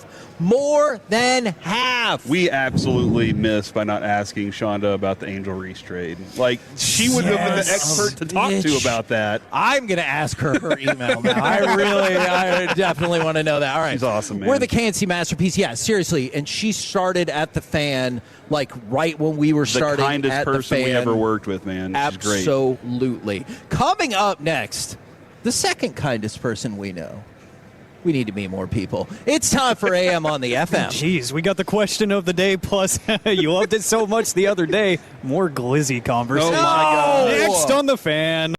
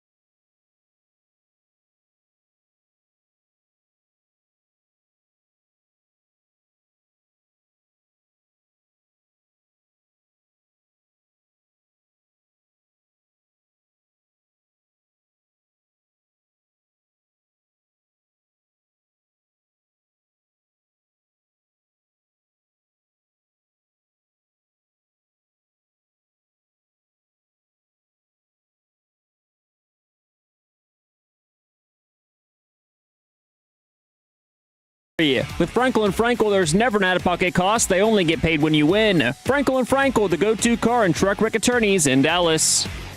K&C Masterpiece right here on 105.3 The Fan, and you clever bastards are still at it. From the 214, the U.S. and Iran are resuming talks for a ceasefire and a trade for Angel Reese. No. Those things happen independently of one another. Right now, it's time for this. What does this button do? Please, do not push the button. You have no idea what it... Alec, you be quiet. Alec, that was awful. 1 for Alec, 0 for Peyton. Don't you dare touch that dial. It's not unheard of to make an international trade for a WNBA player, Kevin. It's time. Damn, man, that's a great point that you wouldn't think would be true, but it is. That's one of the things that happened in history. All right, you know what? I take back my criticism. I do not believe those two things are linked, but who the hell knows? Who knows? I do know it's time for AM on the FM. My name is Alec Medford, the man that they call the pride of Mansfield, Texas, and the mayor of the Medfordplex. Mm-hmm. I love the eye contact during that one. 877. I don't think I'll ever stop thinking that's funny. 881-1053. It's beautiful. I like how he's got a little vibrato to it. Like, sure. It's got a little. There's just something beautiful about it. I like the tone. We got the question of the day on the Frankel and Frankel Injury Attorneys text line 877-881-1053. Twitch and YouTube want to hear from you as well. Plus, you guys loved it the other day, so we're going to talk more about glizzies. You have misinterpreted how I felt about that. No, I think I have the perfect read on it. I always read the room, and I always read it accurately, Kevin. So we're going to discuss some glizzies, because today, especially, it's a bad day to be a hot dog. It's Dollar Hot Dog Day out here at Globe Life Field. And quick question. If you don't fill up on them today, Kevin, then you are cursed. I like that. You have the whole game. No work responsibilities today or tomorrow. Yeah. How many hot dogs could you legitimately put down? Double digits easily. Yeah. I'd say 12 to 15. Okay. Yeah, I would be shooting for 20. Yeah. Because here's the thing. You just said I have no responsibilities tomorrow. Yeah. Which means I can be in the restroom all day tomorrow if need be. Mm-hmm. All right? Like, that's that much food, that's got to do something. The Joey Chestnut, he's got to have a lifestyle. He's got to have some great Charmin, around, or some Angel Soft. Probably got a brand deal with one. Yeah, but like that, so the no responsibility the next day with the sickness that you might feel. That's a lot of fat. a lot of cow lips that you're eating there. Oh, tube steaks, if you will. Mm-hmm. Oh my God. Yeah, so we'll get into that here in just a little bit. But we go to the National Day calendar, gentlemen, outside of Dollar Hot Dog Day here at the ballpark, which is my favorite day of the week. But there's a lot of great national holidays today, like Trading Cards for Grown-Ups Day. Oh, yes! Yeah. So it's a big day for us, a big day for this show, the Trading Card Show of Record, if you will. That's a fact. But there's National Zoo Lovers Day as well. So, shout out to the zoos. My wife and Noah are zoo lovers. See, I was as a kid. I have not gone since probably elementary school. Do you know? I think it's the Dallas Zoo. Maybe it's the Fort Worth Zoo. I think on like Tuesdays in the summer, it's 50 cents because they're like, hey, it's going to be 168 degrees outside. Animals don't want to be out here. You can come on down, no problem. I think they should give you 50 cents and let you come into the zoo. And you would use that to pay for half of your ride on the merry-go-round, or buy the giraffe food. Because then it'll be like carousel, the carousel, not the dude. Aiden, clip that. The giraffe food thing is so much fun. It is. You get to hold like a piece of lettuce, and their tongue is as giant as my arm, and it just wraps it around, and then they eat it. Yeah, sounds pretty simple. like us. Have you ever fed a giraffe? I've not. I have. Would you ever stay in a Airbnb that had a giraffe outside? 100%. Especially if there was two, because the people on the fan text encouraged me that one day to look up giraffe fights, and they're wild. So would I kind of think there could be a giraffe fight? Maybe. Well, pivoting from the zoo to today's question of the day. Corey helped me to discover that these exist. Oh. While you were out over the holiday break, Kevin. Your face. It is National Pygmy Hippo Day. Oh, yeah, that's right. I'm so serious. Oh, yeah. It is National Pygmy Hippo Day. Because Cam Scadaboo said that his ankle was healed enough that he thought he could outrun a baby hippo. Yeah. And What we else looked did he up say? how fast baby hippos run, and baby hippos run faster than he can run, like even if he's healthy. They run super completely. fast. Oh, Find yeah. a video. It's amazing to watch. It doesn't look real. But the question of the day, what is the random animal that you always wished you could have as a pet? 877-881-1053. Because I will say the pygmy hippo is up there. I will also say the pygmy horse is definitely one that I've always wanted, just because it's like it's a little like end table sized horse. This is amazing. It's the duck-billed platypus. Yes. I looked it up just to make sure it was real and not from like Phineas and Ferb. But yeah, I always thought the duck-billed nope. The duck-billed platypus. There we go. Sounded super cool, and I would love to tell people I had that or a Komodo dragon. Komodo dragon does sound awesome. Yes. Yeah, Komodo dragon sounds. My kid has a bearded dragon. It's different than a Komodo dragon because the Komodo dragons can actually fly and shoot fire out of their mouths. Toothless. Yeah, just like that. I've never seen any versions of that movie. Oh my gosh. Are you kidding me? No. You need to watch the first version. The animated version? Yeah, Yes. watch that at least because and it looked like the other. I didn't see the live action. It looked like they did a brilliant job with it. But the first one, Kevin, I think you'll really like it. It's got great action in it, fun story, and those dragons look really cool. Do you like dragons? I'm not answering that for you. Dude. Text in. What do you think Kevin's motive was? It's like working with a bunch of 12-year-olds, all right? Whenever Fair. you have... This is what it's like on a daily basis. Am I part of it? Yes. Am I part of the problem? Absolutely. Are you frequently the leader of the problem? Look, probably. Look, that's the... Definitely. That's all I wanted to hear. I always... does lion work? Because I always wanted to have a pet lion around because I just think that it would be awesome. What? You said you always wanted to have a pet lion around, and that could be like two different sentences. Double entendres. Except not dirty. But that was not dirty. The other option, and this is not a good thing to say out loud, especially with Kevin in the mood that he's in right now, a pet beaver. I really think a pet beaver would be really cool because you get to watch them eat wood. And then on top of that, maybe they build a dam in your backyard if you live next to a river. Now, would that be bad for your foundation? Probably. Yeah. But it would be really cool to have a pet beaver around and be like, yeah, they actually do chomp on wood like that. The first time I saw the Naked Gun movie, Priscilla Presley's walking up the ladder in a skirt, and Leslie Nielsen, he looks and he goes, "Nice beaver," and then she brings down this stuffed animal, and I was like, that was a weird joke. I didn't get it at all. I was like, that was stupid. Watching the Naked Gun movies now compared to when we were kids, they were so funny. We were like, we don't even get any of these. You didn't get any of those jokes. Let's see. From the 214. Sorry, Alec. A sloth, 100% a sloth. From another 214, a Black Panther. Oh, that'd be dope. That would be so aesthetically pleasing. I would just be taking pictures all the time. I'd be in my photographer era because they're pretty animals. Mm-hmm. They are. They look nice, even though they're probably very mean. Yeah, maybe. But let's see. From the 806, does a Loa bunny count? No. Why would you want that? Let's not. Never mind. Why would you want that? Let's see. But from the 817, a chimpanzee. From another 214, a koala. Yeah. Koalas. Dude, cool, okay, man. so have you seen the Josh Johnson bit on koalas? No. Josh Johnson is one of my favorite comedians right now. I think he's really funny. The other day he pointed out that the internet used to come on a CD. You used to get a CD in the mail, and then you would have the internet. And he was like, you would get like 30 hours of internet. But he talked about koala bears. He went to Australia, and he was like, dude, koalas are the only thing that I want to see. Everybody wants to see a koala. But then whenever I got here, nobody told me the sounds that koala makes. Yes. He was like, I get there and I look at, oh, he's so cute. And he turns around and he looks at me and he goes,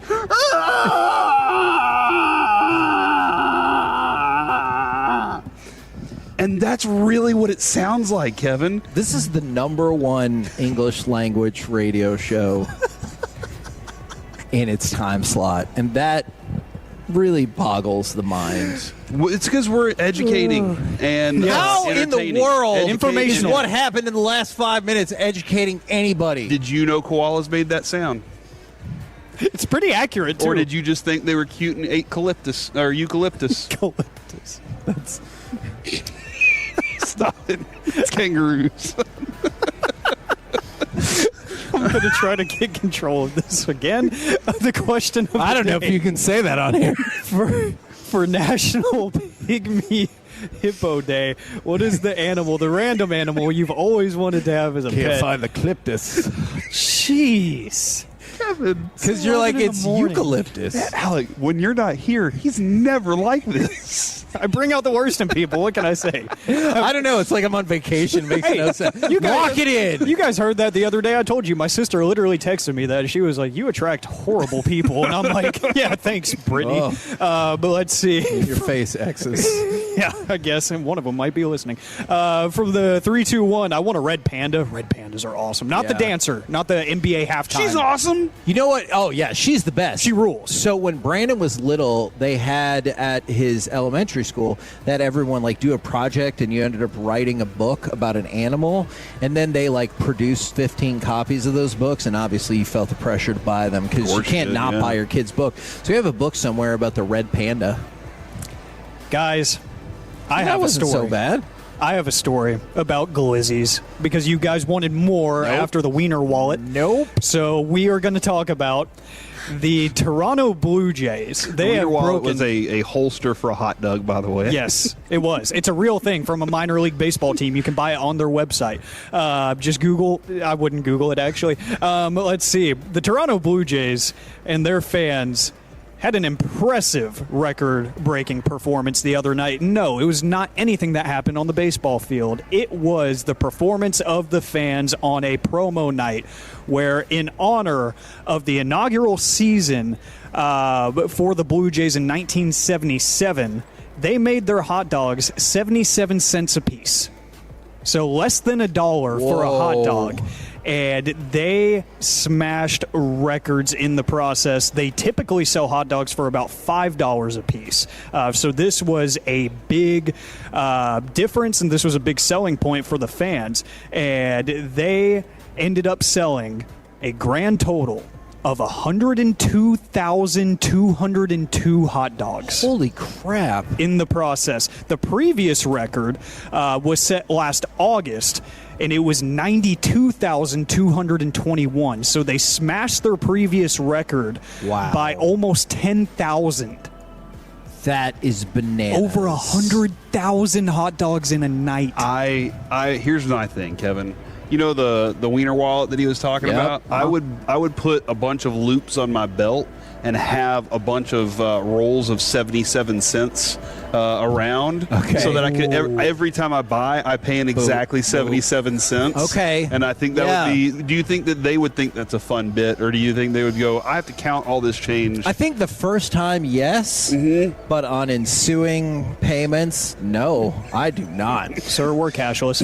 We're the KNC Masterpiece right here on 105.3 The Fan. Coming up next, it's time for Gridiron Gravy. Are these dramatic decisions in store for the Eagles? Next, right here on The Fan.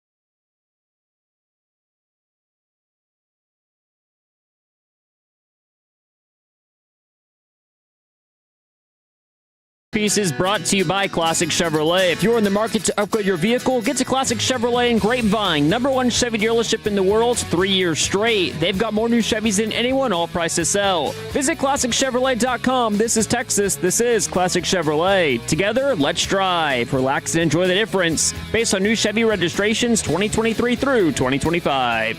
Hurts delivers. Brown touchdown. 27 yards. Frozen rope from Jalen Hurts to A.J. Brown. KNC Masterpiece right here on 105 through the Fan. We're live from Globe Life Field getting you ready for Rangers Mariners, and it looks like they're just about to open the doors here as we get ready for that 1:35 first pitch pregame at 1 o'clock right here on 105 through the Fan. But right now, brought to you by Men's Tea Clinic, it's time for Gridiron Gravy.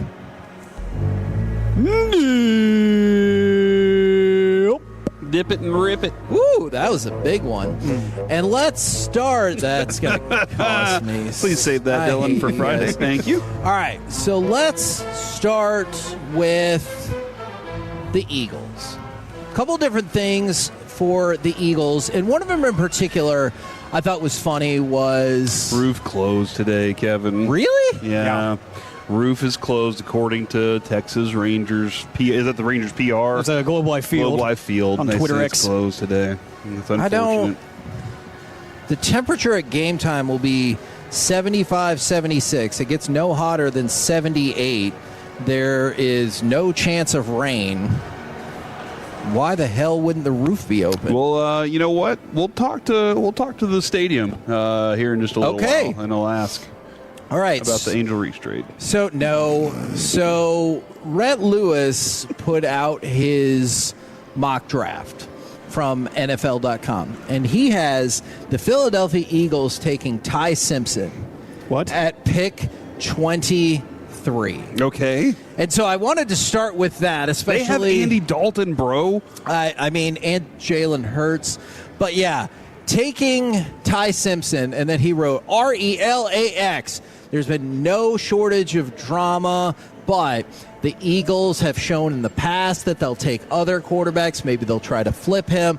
But don't you think it would be jarring if the Eagles took Ty Simpson? Their current depth chart, Kevin, is Jalen Hurts starter. Tanner McKee is their second. Oh. And then Andy Dalton is their third. Oh, wow. Yeah. So then they would add a fourth quarterback with a first-round pick. Would you assume McKee would be out then? Or Jalen Hurts.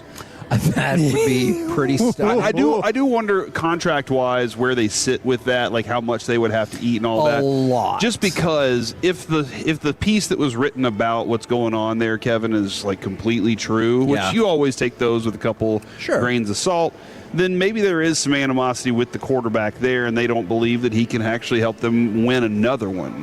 That team was just built to win that one, but I couldn't see that happening. Their dead money right now for that would be more than $100 million. Okay. So that would surpass. Yeah, that would be ridiculous.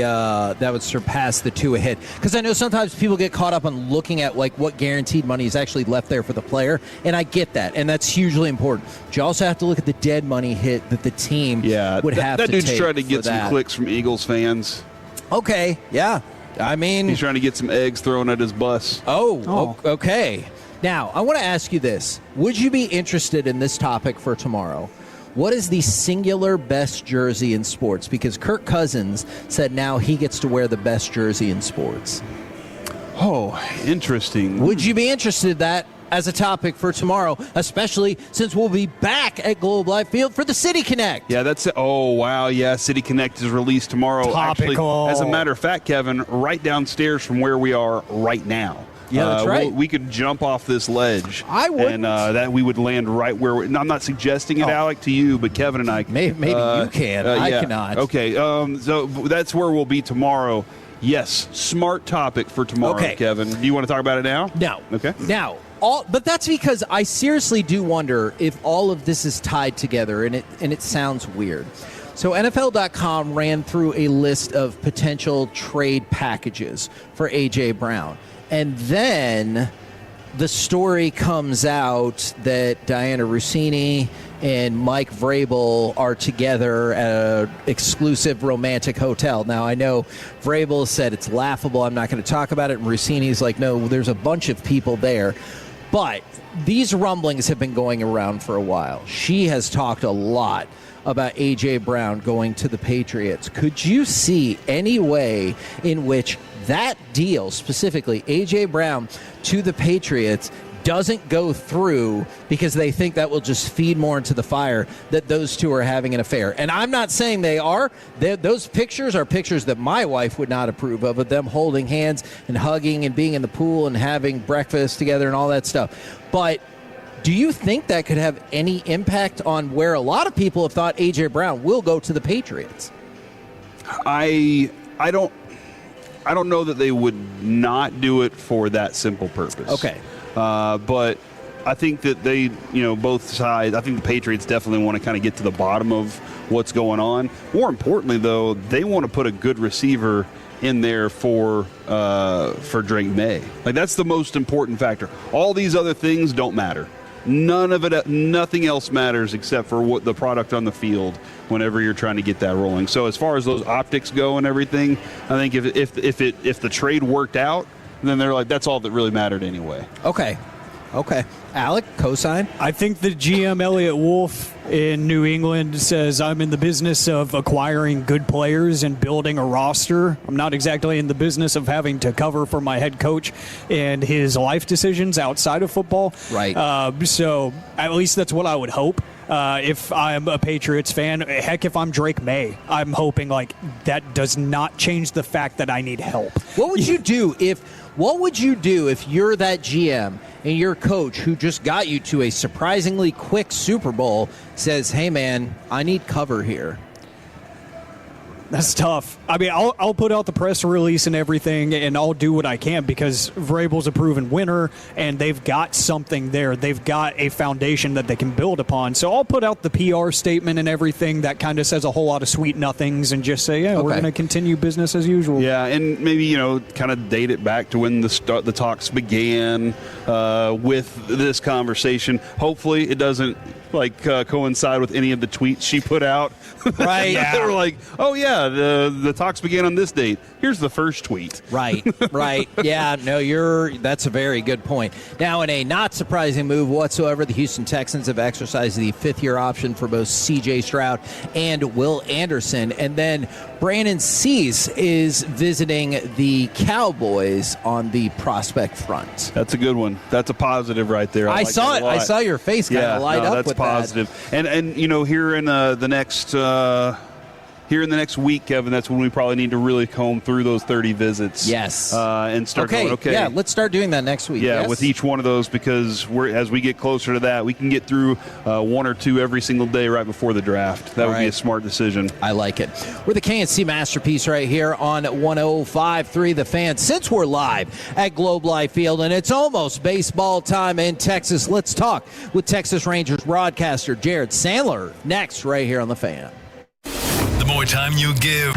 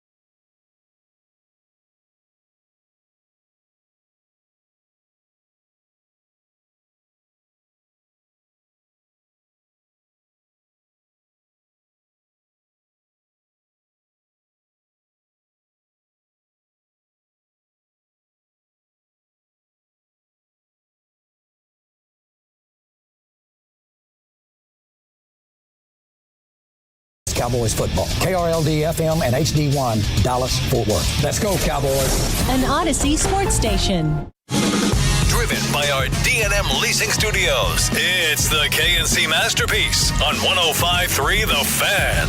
KNC Masterpiece right here on 105.3 The Fan. And then right now, well, it's almost baseball time in Texas. So we bring you Texas Rangers broadcaster, man who knows everything about baseball. It is Jared Sandler. Good afternoon, sir. Turn my mic on.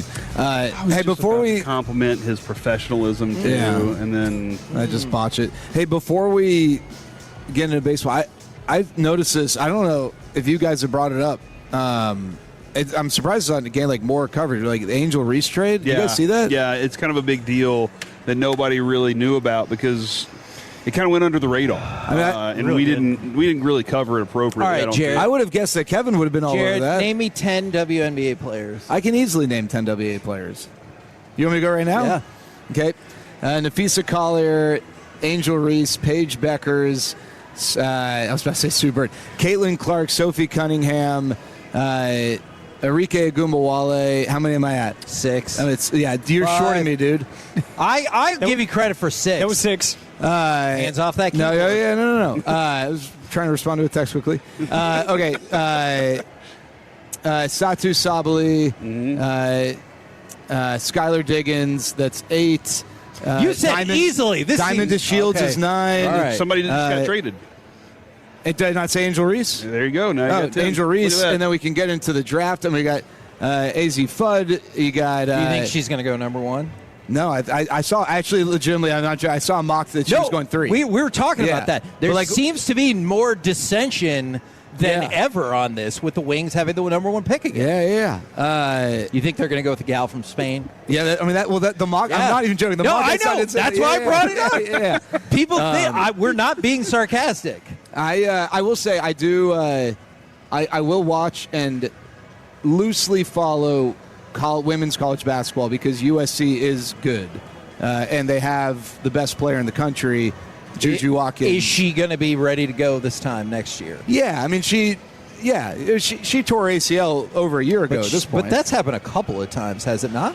With her? I thought it had. No, I thought she had suffered that twice. If it, in high school, maybe not. Okay. You're thinking of Paige Becker. I mean, Paige Becker's. No, I know that. Twice. No, Yeah. I know that.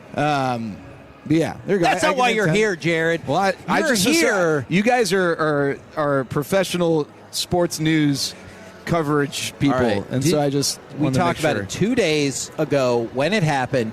Did you see that guy at the Cubs-Rays game whose pants fell all did, the way yeah. down? I actually didn't see it until about an hour ago. See that? I have not seen it. His pants fell all the way off. Like I got you. Everything. It was great. Sliding? Trying to go get a foul ball. Oh, fan, gotcha. You got to make sure the pants fit. All right, I'll watch this real quick. You do. All right. So, Jared, I know everyone was saying the right things, and now that we saw a good start, I appreciate that. Did you have any tinge of worry about Evaldi going into last night's start? No, not last night. And Gavin or Broadus or Gavin, one of them asked me yesterday, and I said that before, so And I was on record. I will admit I was worried going into this.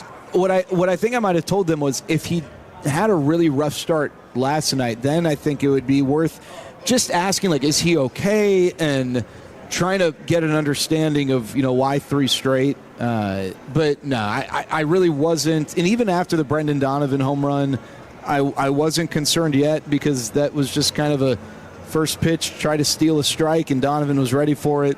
And I also think, though, just to be fair, he could have gone 6 innings and allowed 1 run and maybe not feel great about it if they're just ripping balls all over the place. Yeah. But the way he did it, with 22 swings and misses and, being able to put hitters away, which was kind of a little bit of a bugaboo for him his first couple starts. I think all is well right now when it comes to Nathan Evaldi. Yeah, and I told you, Kevin, right before we got off the air yesterday, I was not concerned. But if that game last night happened, then it was a rough one. Yeah. We trade him for skiing straight up, and who says no?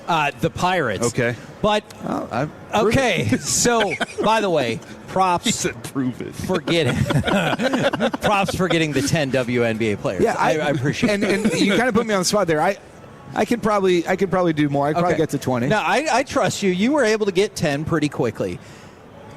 What I wanted to talk about from last night's game is, I get it, all wins count the same, and I appreciate that. But against a team that you've struggled mightily against the last 2 years, and a pitcher that you've pretty much always struggled against, did yesterday's win feel like it had a little extra juice to it? I think winning a series, absolutely. In 2023, the Rangers, I want to say it was April, went to Houston and won a series against the Astros. And I don't remember if the last game of the series was national TV or not. Probably wasn't. But it was, it was the rubber game of that series, and the Rangers won it pretty handily.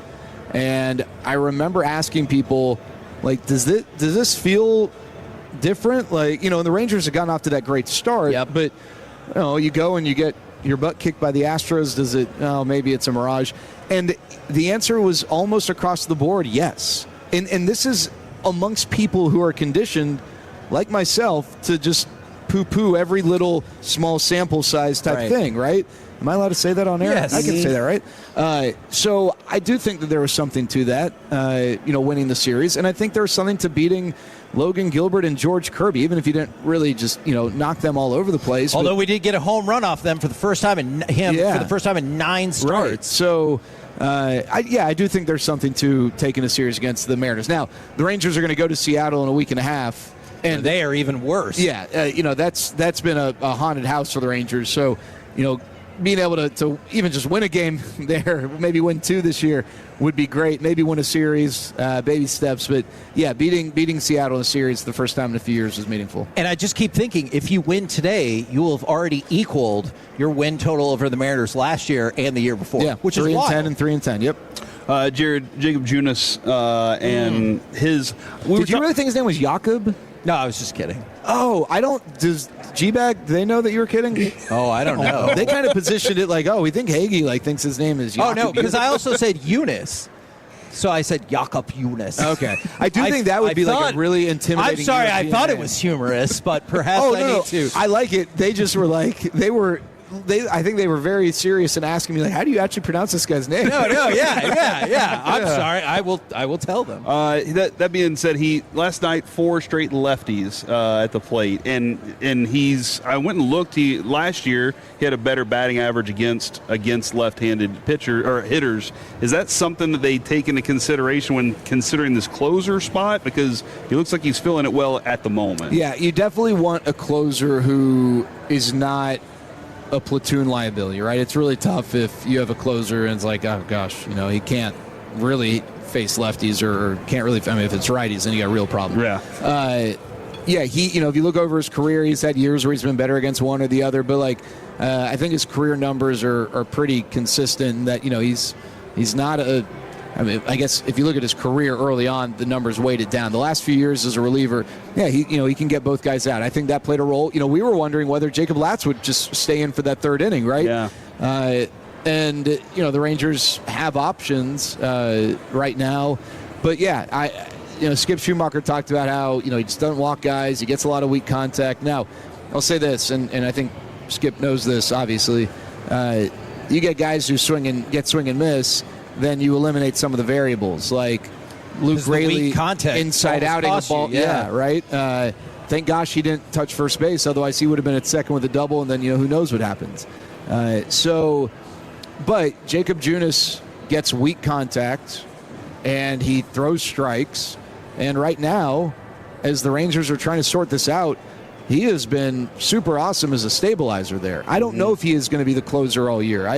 I don't know that the Rangers have an idea yet, and who that guy is going to be to permanently take over that role. But right now there are a lot of question marks, and Jacob Junis is helping you answer them. Is Cole Winn an option there too? I think so. We're pulling for that as a show a little bit. Why's that? We like him. Yeah, we're ready to see that project turn into something. Yeah, and especially I think because it feels like he's gone through the hype roller coaster, right? It's like, this is the dude. Here we go, and then he's nothing, never going to make it, and he's kind of rebuilt himself, and so I think that helps his rootability. 100%. No, I think Cole Winn is when I asked why, I was just curious your perspective because I think he's a guy that could absolutely get some save chances. And heck, maybe today. If I don't think they're going to go to Jacob Junis. Skip kind of told us Skip that said it is very unlikely he would. Yeah, he goes, today. I can't throw him every day. Yeah. And I was like, all right. So does Cole have to be contained at one inning though? It's a good question. I don't think so. Okay. He's already had an outing. I want to say he had a 4-out outing earlier this year. But I think if you're looking, I don't think he's a guy that you're going to try get 4-out saves with regularly. The swing and miss with the splitter is certainly there. He's got velo. I think the swing and miss will improve. The question with Cole, I think, is that next step is just limiting the walks, right? He was not quite a walk every other inning last year, but he was close. And you can do that, but if you're going to do that, let's say you're at a 4 per 9 walk rate, you need that strikeout rate to really be good, right? Because that's how you can neutralize that. But I think Cole Winn is absolutely a guy who, I would certainly be confident if he jogged out of there for the 9th inning in a 1-run game, let's do it. And early on, the pitching staff as a whole has been phenomenal at keeping down that walk rate, have they not? Yeah, and it's funny, the whiff rate for the Rangers as a whole, best in Major League Baseball. Now that's weighted heavily by the rotation because the bullpen not near the top there, but the bullpen ERA is best in the American League and 3rd in Major League Baseball, which I'm not sitting here trying to tell you that this is a lockdown best bullpen in the American League, but for all the frustration and the concern, they are getting results right now, and I think once you stabilize the 9th inning,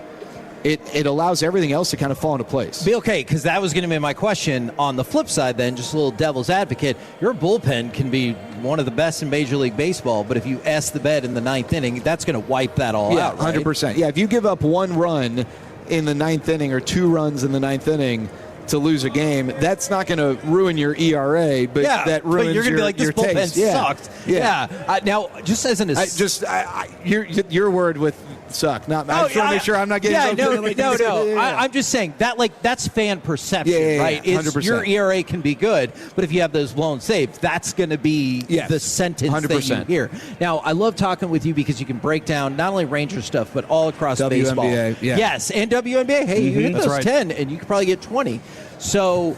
We talked with Chris Young on Friday. Maybe 25. Hey, next week. I think Rangers are 4th best in walks given up. I know. They've been great in that tremendous. regard. Strike rate, all that stuff. Yeah. So we talked with Chris Young on Friday, and he mentioned this has happened in the major leagues before, but it feels like we're seeing way more long-term contracts for people who literally have 0 MLB experience, or like Connor Griffin today, have 3 or 4 games, and he gets a massive deal. Do you think this feels like we've seen an uptick in that, and will there be continuance of that going forward? Not necessarily just for the Rangers, but across the league. It's an interesting conversation because we're now getting the 0 service time contracts, right? And I even heard someone classify the one of the deals that was given out as a -1 service time contract because he's slipping my mind. But he never played above Double-A. Well, no, the kid that Milwaukee just extended, they don't even know if he's going to come up this year. The Mariners signed Colt Emerson. He will likely come up this year. I can't. The Milwaukee kid now all of a sudden slipping my mind. I'm thinking about all these WNBA players.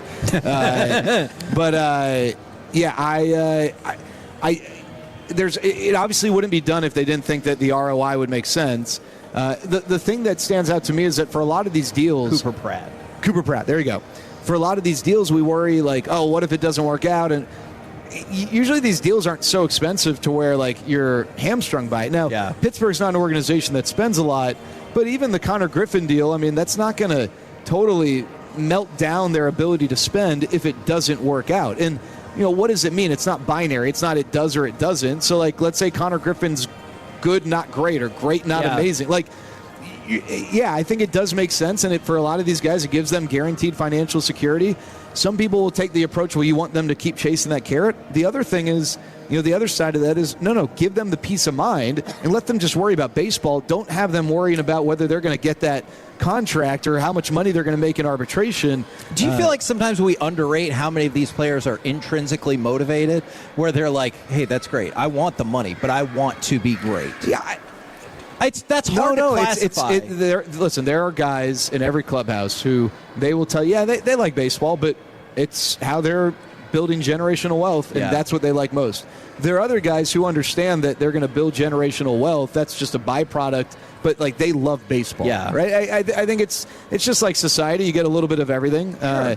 But I will say this. I think front offices are smart in understanding which players tend to make money in arbitration and which don't, right? You can have two players who are both like equally as good, but maybe the statistics or the way that one player gets to his success is going to be rewarded more in arbitration. And I think teams factor that in, but I do think that it's a very viable strategy. And I think it's also one, too, fan bases love, because then they have the peace of mind knowing that this guy's going to be around for, X amount of years.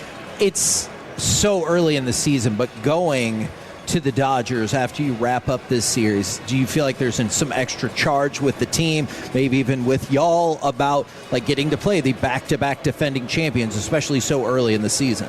I think it's great. Now the Rangers finally are getting a little bit of pitching luck here. Having to go Gilbert, Kirby, Wu, they're going to miss Yamamoto and Ohtani. Yep. You still have to deal with Tyler Glass now and Justin Wroblewski, who's really good, and I think Roki Sasaki is it's just kind of a grab bag. But I think it's better facing the Dodgers now than it would be like when they're chasing something. Right. I think it's a great opportunity for the Rangers to go to LA. I mean, they took 2 or 3 2 years ago. That was the David Robertson Hero Series, if you guys remember. But it'll be a fun environment, and I know I'm looking forward to it. USC has a big series against Iowa that weekend as well. They're the second best baseball team in Southern California right now. Do you think the Blue sadly third, actually, because UCLA just swept them. Do you think the Blue Jays think they caught the Dodgers at the right time? I was actually thinking about that because that is there's motivation for the Dodgers, right? They're going to Toronto. They're getting booed. They know that the Blue Jays are going to take this. Whereas like the Rangers, we don't care. The Rangers are the last non-Dodgers world champion. They should care. They should. You're right. This is the meeting of the last two. I was sort of World Series champions. No, it is. Yeah. You're not sort of. They did win. Nobody else has won. I don't know one if people will since be the like, well, Rangers. they won 2. So, these are the last 2 World Series champions. Get the hype up, Jared. I could be the only 2 after this year, too. That's true. And which side are you going on that one? Because Rangers are winning. Yeah, okay. Yeah, I mean, come on, guys. You seeing what's happening out here? But don't you think nobody can score on us? But that would be an Rangers. amazingly positive prediction, right? If I said the Rangers will make it to the World Series, even if you said they lost, that would be pretty good. Oh, I think people would be thrilled about that. Yeah. Name one. Me. Name 10. I can't because Corey's going to say no. Yeah. Come on. Are we no, I said one only. I think that would be, listen, the Rangers, they absolutely, like, if they were to win the division, that would not be some David versus Goliath underdog story. Sure. But understandably, like, nationally, the narrative for a team that's missed the playoffs 2 years in a row that didn't go out and make a bunch of splashes is not that, they're a viable World Series contender. But I think if you look at the roster, like, why couldn't they, with this pitching, get through a postseason and just be nails? At the deadline, they go and add a reliever or 2. You get Jock Peterson to get going, and he's been better the last few games. He legged it out yesterday. He did, yeah. All of a sudden, like, you start to see what the front office and everyone else saw last year and maybe even the year before. And if Jacob Latz just never gives up a hit, I mean, that might be a record. And it's already a Rangers record. It is. How about that? Yeah, beat you Darvish thanks to Marlon Gonzalez. Yes, that's true. All right, Name one. Name one. I don't know. Of anything? Just name him. Just name it. Matt Hicks. Okay. Oh, man, smart move. That's a good one. Matt Hicks doesn't say the word unbelievable anymore. Why? Because he doesn't feel it's appropriate to say something's unbelievable if it actually is, like, maybe believable. He told me that if Martians landed on the field, then he would say unbelievable. Okay. But then that would be believable at that point. Well, but maybe not in that moment. Okay. Yeah. See, that was something we worked on when we edited at the newspapers. People would put really unbelievable in their story, and I'm like, well, by its nature, unbelievable is unbelievable. Right. You don't need to put really unbelievable. I want to say one thing since you guys are a recent pet peeve of mine, and you guys have the expressway coming up, like, whatever. Nope, not today. Not today, we don't. Oh, that's right. You're right. 'Cause, I appreciate when people add the appropriate ly ending to, like, in an adverb situation, like, smartly. Yeah. And also, I really don't like when people, he's real good. No, he's really good. Like, it's not, real. It's not about like real or fake. Yeah. So it's just those are two pet peeves of mine recently.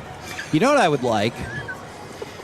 If every segment we do with you from now on starts with a top 10, has lots of baseball info, and then we end ends with a grammar tip, I think that would be amazing. It's a good sell. I don't know that I'm the best for that. I think I'm pretty limited in my grammar stuff. You're going to be all right. You're going to be all right. You did real smart today. Real kidding. All right. There you go, ladies and gentlemen. Jared Sandler right here you did that on intelligent. 105.3 The Fan. Coming up next, let's do the Stars and Mavs Super segment.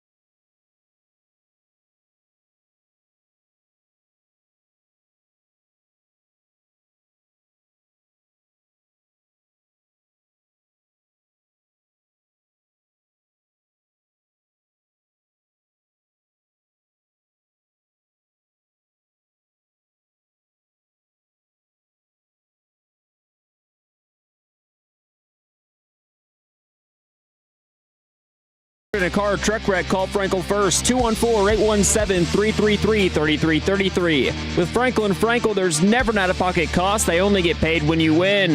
Frankel and Frankel, the go-to car and truck wreck attorneys in Dallas. Jason Robertson. Low. Johnston scores on the backhand. His 26th power play goal. His second goal of this game is the exclamation point in a 4-3 Stars comeback win. KSC Masterpiece back here on 105.3 The Fan. We are live at Globe Life Field getting you ready for Rangers Mariners, that series finale. They got a bobblehead giveaway going down today. It's the retro ceramic bobblehead. It is also Dollar Hot Dog Day. Also, we didn't finish My Buddy's an Idiot. Also, the Beast is out. We got a lot to get to. Let's start with a Stars and Mavs super segment.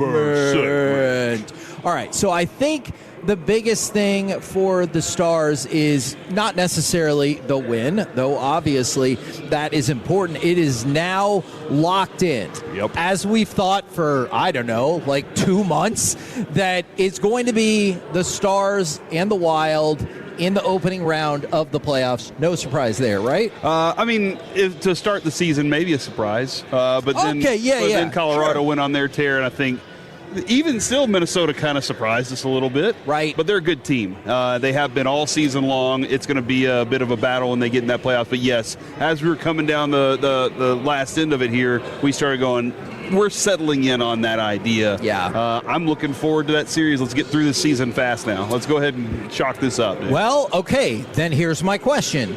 Do you pretty much have to go all out on Thursday? So tomorrow you host the Wild, and while it would not absolutely clinch home ice, here would be the scenario. Let's say the Stars win tomorrow in regulation, Alec. They would both have 3 games to go, and the Stars would be ahead by 4 points. The Stars also have the tiebreak advantage with more regulation wins. So you would need the Stars to get 0 points in their last 3 games, and Minnesota would need to get at least 5 in their last 3 games. So you would just about clinch home ice. Does tomorrow become a de facto playoff game? It does, and not only because of who you're facing, but everything that you just laid out. I like the idea of going out there and trying to punch them in the face early.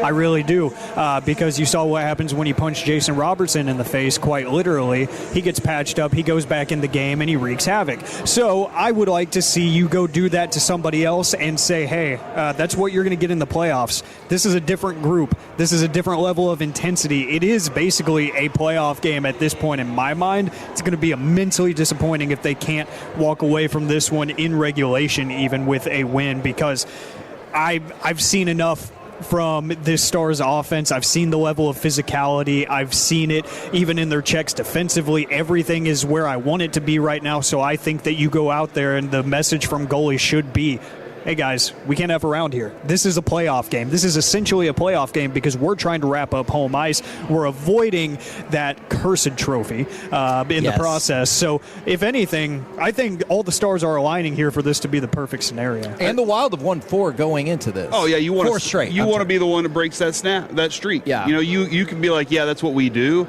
Throw that at them. You want to go out there and cook some fools. And usually, Kevin, I'm very adamant about, it's no big deal, especially with no, this is one of those I want to win. Like, this is one of those where I'm just like, it steals something from them, a couple of different things from them in their heart, but it also puts you in a stronger position on things. So, yeah, this is one of those to go out and cook them. Because the Stars and Wild both have... And you know what? Make them feel it, too. Okay. I would be, if I'm goalie, I'm going to say make them feel it, because you're already going to have that type of environment whenever you have home ice. Yeah. You know, against them, you're already going to have a hyped up physical environment, so make them feel it in this one. See, I think you're on to something there, because while the Stars and Wild had a very similar home and road breakdown between them, it does feel like a loss if you end up not having home ice advantage. Yes. You've been ahead of the Wild for some time and for a good chunk of the season. Now, would I use that as motivation on the other side? I probably would. I'd be like, all right, guys, look, we've done this. We've lost this. now we have to go do. I try to use it as motivation, but I don't even want to have to think about that after tonight or after this week. Okay, all right. Now, on the other side, it is the Stars and Mavs super segment. So if you didn't see this play, if they still make posters, it will surely be coming to a poster shop near you. Yeah. Go ahead and give me cut number 8 because this was awesome. But a response three made by Brook Lopez at the other end of the floor. Here's Cooper, throwing it down. Cooper Flag, he had 25 points last night. Not an efficient shooting night whatsoever from him. Still not taking a bunch of threes, but at least he's looking far more competent at the three than he had been. And you lost the game, which I know for a lot of people is still going to continue to be one of the standout things is, hey, were you able to lose the game because you're in a position where it feels like right now you could slide anywhere between 6 and 8 in terms of being set up for the lottery. And with the loss, I believe that slides you back into 6th right now, tied with Memphis and just ahead of Memphis. If you lose out, you should be in the 6th position, which might sound like loser talk, and I understand that as well. Was that something that you saw a lot of from him in college? What's that? That play, that dunk, that kind of take for off. sure. He just takes off. But usually he was on the other side. One of his specialties was doing the alley-oop to Malawach. Yeah. And so I think seeing the other end is really neat. And you love that play because if you didn't see it, it wasn't just a dunk. It was, I'm going to move from the top of the key. Yeah. And it felt like he dribbled the ball one time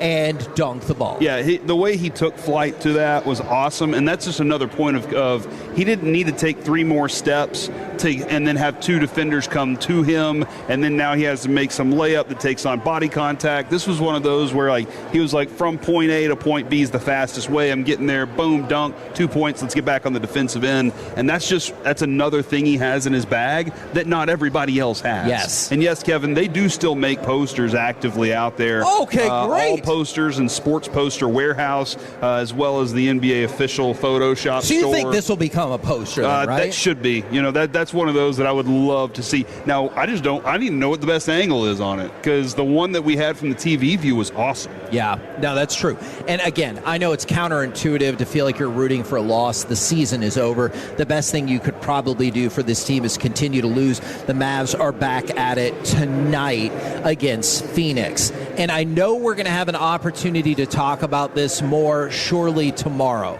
But I wanted to go ahead and throw it out real quick with all due respect to the Mavs and the Stars. A couple of just quick thoughts when I was flipping through the Beast, though I've not had the opportunity to dive down deep into it.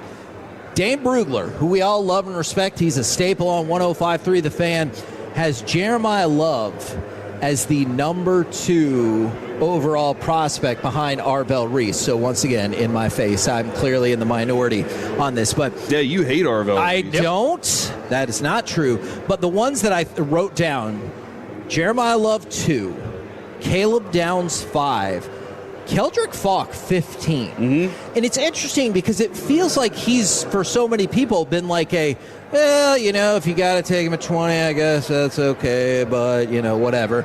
But Brugler, who we all like quite a bit, he's got Falk at 15, and then somebody like Messidor, who I feel like has gotten far more positive coverage, down at 28, and then this is overall, and then strictly from a quarterback note, Ty Simpson at 42 and Garrett Nussmeier at 81. Yeah, the amount of defensive players in that top 20 is pretty special too. Yes. I mean, as we've talked about for, since we started discussing draft picks, that's been one of those notes that there's a lot of defensive players to go find there. This is very, again, his board and his mock drafts are going to be a little uniquely different for needs. So this is just the board ranking. Yeah, and this is I still always think this is for anybody that's interested in draft. This is a very unique thing that you can go to a reference point that you can use over and over and over? I believe it is more than 300,000 words, which is crazy. But the other thing I love about it that I think is so much fun. Remember when we used to get the printed version and clip holes and put it in a binder and carry that around? And if you ever accidentally print out more than one copy, it was trouble. But what I love is on day 3, this always jazzed me up when I was younger as a Cowboys fan, is looking at the overall ratings. And so, like, let's say, in the pick in the 200s, so now you're like moving into the 7th round. The Cowboys got Dane Brugler's 115th prospect. And I'm like, well, hot damn. Look at that right there. That's a 4th round pick.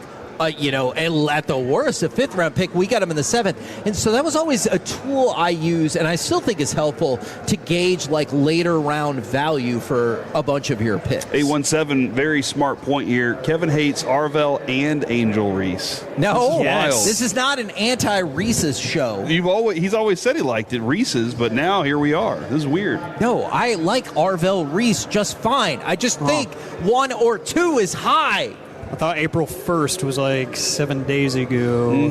You're a bit late to the bit, man. All right, well, at least we've established that I'm in the minority on this. And, so many people have been like, you're dumb if you don't think he's awesome. So that's a little hurtful. We're the KNC Masterpiece right here on 105.3 The Fan. Coming up next, how about we fire up a little bit of Texas Rangers Price is Right and maybe try to squeeze in a tiny bit more of Sports My Buddy's an Idiot. All of it next right here on The Fan. Coming up in the next G-Bag Nation, we'll be on.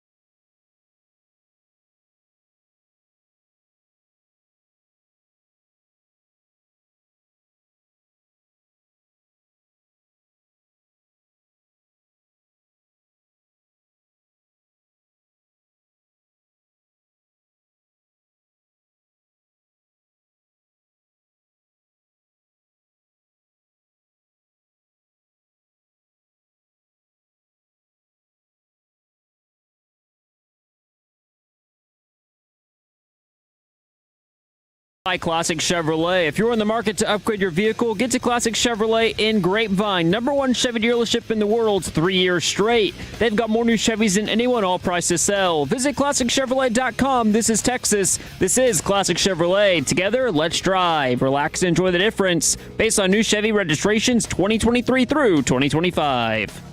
Higgie's 4 for 12 now, hitting .333 for the year. The runner goes. The pitch is swung on and slammed to deep left field. Going back, Arozarena. That ball is history. Higashioka, a 2-run homer, turns the game around. The Rangers lead it 3-2, and they have hit their first home run off George Kirby since June 5th, 2022. KNC Masterpiece right here on 105.3 The Fan. For people asking the question, we have not been able to get a really good answer yet about why the roof is not open today. Seems like it would be perfect conditions. I want your predictions for today's game. 877-881-1053. We'll fire up a little Texas Rangers Price is Right. But in the meantime, we have a few things. J.J. Redick is downplaying his argument with Jared Vanderbilt on the sidelines yesterday in their blowout loss to Oklahoma City. Pair that with the fact that he said the Mavericks did the Austin Reeves MRI wrong, and the Mavericks had to come out and say, absolutely, we did not. Our medical team followed standard protocols. There was no error in the scan performed. J.J. Redick's just pissing off everybody. And if you remember early in the season, Luka wanted to go murder, death, kill him, if not for one of his teammates stopping him. Yeah, and since that moment, hasn't Luka been the best version of Luka, except for the injury situation? Right. So that's part of the thing I've always thought about Luka was he needs a little extra motivation. Yeah. And once he gets it, he turns into a monster. But that's fascinating. Did I hear that there was some proof, though, that the MRI was? Did you just say that? They came out and said the MRI actually was the wrong knee, though? The Mavericks say they did it right. Okay, all right. So are you calling the Mavericks liars? No, I'm not calling the Mavericks liars. Oh. I'm just, this might be an Mbappe situation. Who are you calling liars? Luka. Okay. No, my dying. goodness. Yeah. Holy moly. All right. We talked about What's a he lot. gonna do? We talked about this story a lot on Monday, and it's only fair that Gino Auriemma to talk about. It seems like he's finally making it right. He said yesterday, this morning, Dawn Staley and I spoke about our interaction after the game last Friday. I apologize to her staff, and her team. I've lost more games in Final Four history than any other coach. But Friday, I lost something more important. I lost myself. Oh, wow. And then he went on to say, Dawn and her team deserve to win, and they deserve better from me. So I appreciate that he stepped out and realized how much this is not really working for him. And I appreciate that he did the right thing. I lost myself, the respect of my co-workers and associates. Even Paige Beckers was like, yeah, that wasn't tough. the greatest thing. Yeah, that's tough. I am glad that he did that. I am glad that he stepped out and did something like that too. Dawn Staley will probably use that as motivation in the future. You know, I feel like she's just like, what did she say? I will beat his ass. Yes. Yes, she did. And yes, I still want to see it happen. I don't happen. think that's ever going to go away for her. Yeah, no, and nor should it. I think he should just have that in the back of Every time you go in for the handshake, just be on alert. Remember. All right, and then before we get back to Rangers Mariners, yesterday, the New Hampshire Fisher Cats, AA affiliate of the Toronto Blue Jays, they scored 8 times without a hit. Excuse me? They scored. This is like that. runs. This is like that no hitter I pitched whenever I hit 3 batters, and then they didn't score any runs against me, but 8 runs, so it was a bunch of walks. Yeah. So how many HBPs? You know what? It's got to be a lot. Let me see if I can get the answer to that. They eventually won 12-7, but they scored their first 8 runs without a single hit. And there were some sac flies and stuff in there and an error. And it's just, even the president for the other team was like, that's one of the craziest things I've ever seen. And so just wanted to throw that out there since we're talking baseball. Dude, we're not supposed to mark errors anymore. What's happening here? Yeah, man, if you get an error now in baseball, you really screwed that play up. All right, now for the Rangers and the Mariners today. You got Mackenzie Gore. You're looking for a sweep for the for the Rangers over the Mariners. What are we thinking? From the 6'8" Alec, Evan Carter, and Wyatt Langford each hit 2 grand slams. Rangers win 18-0. Gore, 1-hit complete game shutout. You know what's fun about that, Alec? They tagged on 2 other runs. So even while there are 4 grand slams in the game, they're like, hey, it's not enough. They're going to small ball a couple of these other ones. Enough. We still had other production. That's amazing. And hey, I will say, Mackenzie Gore, 2 career starts against this team, 0.69 ERA. Oh, nice. Sexy. Nice. From the 2-1-4, Rangers, first Rangers game in 2 years, so they're going to win 8-2. Another person said 9-2. Nobody's even got this game close. Yeah. Have you seen this offense? This needs to be one of those, Kevin, where the Rangers really crack open the can. You know, they really I know it's nice to get these last 2 wins. The way you did it was intense. It's it's kind of tight. But you really do want to see this offense say, hey, this is also what we're capable of at this stadium. I know we went on the road and scored a whole bunch of runs, and since we gotten home, it hasn't been quite the same. You'd love to see that today. That's why I'm predicting a Corey Seager and Wyatt Langford home runs today. Seager in the first inning, Langford in the fourth. Can you respond? Is there any truth to the rumor that the roof will not be open because we still haven't talked about the Angel Reese trade? If that was the case, then we should talk about it now. Okay, Angel Reese 2 days ago got traded to Atlanta for a first-round pick in 2027 and a first-round pick in 2028. There's a second-round pick swap option in there as well. We talked about this 2 days ago. Alec, I don't think it counts because Dylan didn't hit the breaking news sounder. No, it is not breaking news. That one's not going to go through. If we haven't discussed it, then it's breaking news. My good. We did. Oh my goodness. Prove it. From the 817. Hey guys, late night in Finland. But how about my Flyers? 14-3-1 in the last few weeks. Look, if you're going to text in from Finland, yeah, I'll talk about your hockey team. The 682 as a Mariners fan, they say the Mariners win 4-2. Gore goes 6 strikes out 8. Bullpen's going to mess it up, though. Aww. And I just don't understand how they think that Al Gore's kid, the guy who created the internet, would give up that kind of a game. But we're looking forward to Mackenzie Gore going out and doing some great things. From the 817, wait, Angel Reese got traded? When the hell did that happen? And then from the... I thought this was sports radio. Why haven't y'all talked about Angel Reese? And then from the 469, Kevin's getting too worked up on Angel Reese. That S happened 2 days ago. And he just now mentioned it. Why are you getting so worked up about it, bro? Oh, and then why are these guys always talking about pitching? We've already been through that. It's time to get bats. All right, who are the bats? And that's one of the reasons we talked with Schumacher earlier, and he said outside of the pinch hit, or the pinch hit plate appearance, you haven't really seen McCutchen. You haven't seen Josh Young. I still think it's a little bit in part because of that, but also because he's kind of banged up. And so they've gone with Duran, who's gotten a couple of key hits. He's in the lineup again today. I'd like to see him do less 1 for 3 and more 2 for 4. More 3 for 4. Well, hopefully that means you've gotten through the lineup another time. Yeah, as well. I just really like to see a little bit more contact from Durant. I like that he's getting on base. But the more consistently you do that, get out of that 250 range, get more into the 330 range. That'd be awesome right now in this part of the season for him. All right. Any other predictions y'all want to throw out before I go back to the fan text? I don't know. Skip got me kind of fired up about the catcher position because it's just so much better than it was last year. So give me a Danny Jansen home run. I think that's going to be the difference maker in this game. I don't know why. I love Danny Jansen, and I hope he has fun. And how much do you hope that him and Higgy are good buddies, but also uber competitive? And he's like, well, we won the game yesterday because of Hashioka's home run. So now, today, I better go out and do something to make sure that we can hopefully try to win again. Yeah, I would love for that to be the case. By the way, Kevin, when we had Higgy on, we asked about his workout situation. Turns out he does just end up talking a lot in his gym situation when he's out working out. That's his thing. But it looks like he also gets his chest workout in as well, because that home run yesterday, while it was not a skyscraper, it was a bullet, dude. That thing was awesome. Nice to see that. But again, a lot of Rangers home runs still just kind of getting out. Maybe it takes a little more getting used to in this stadium.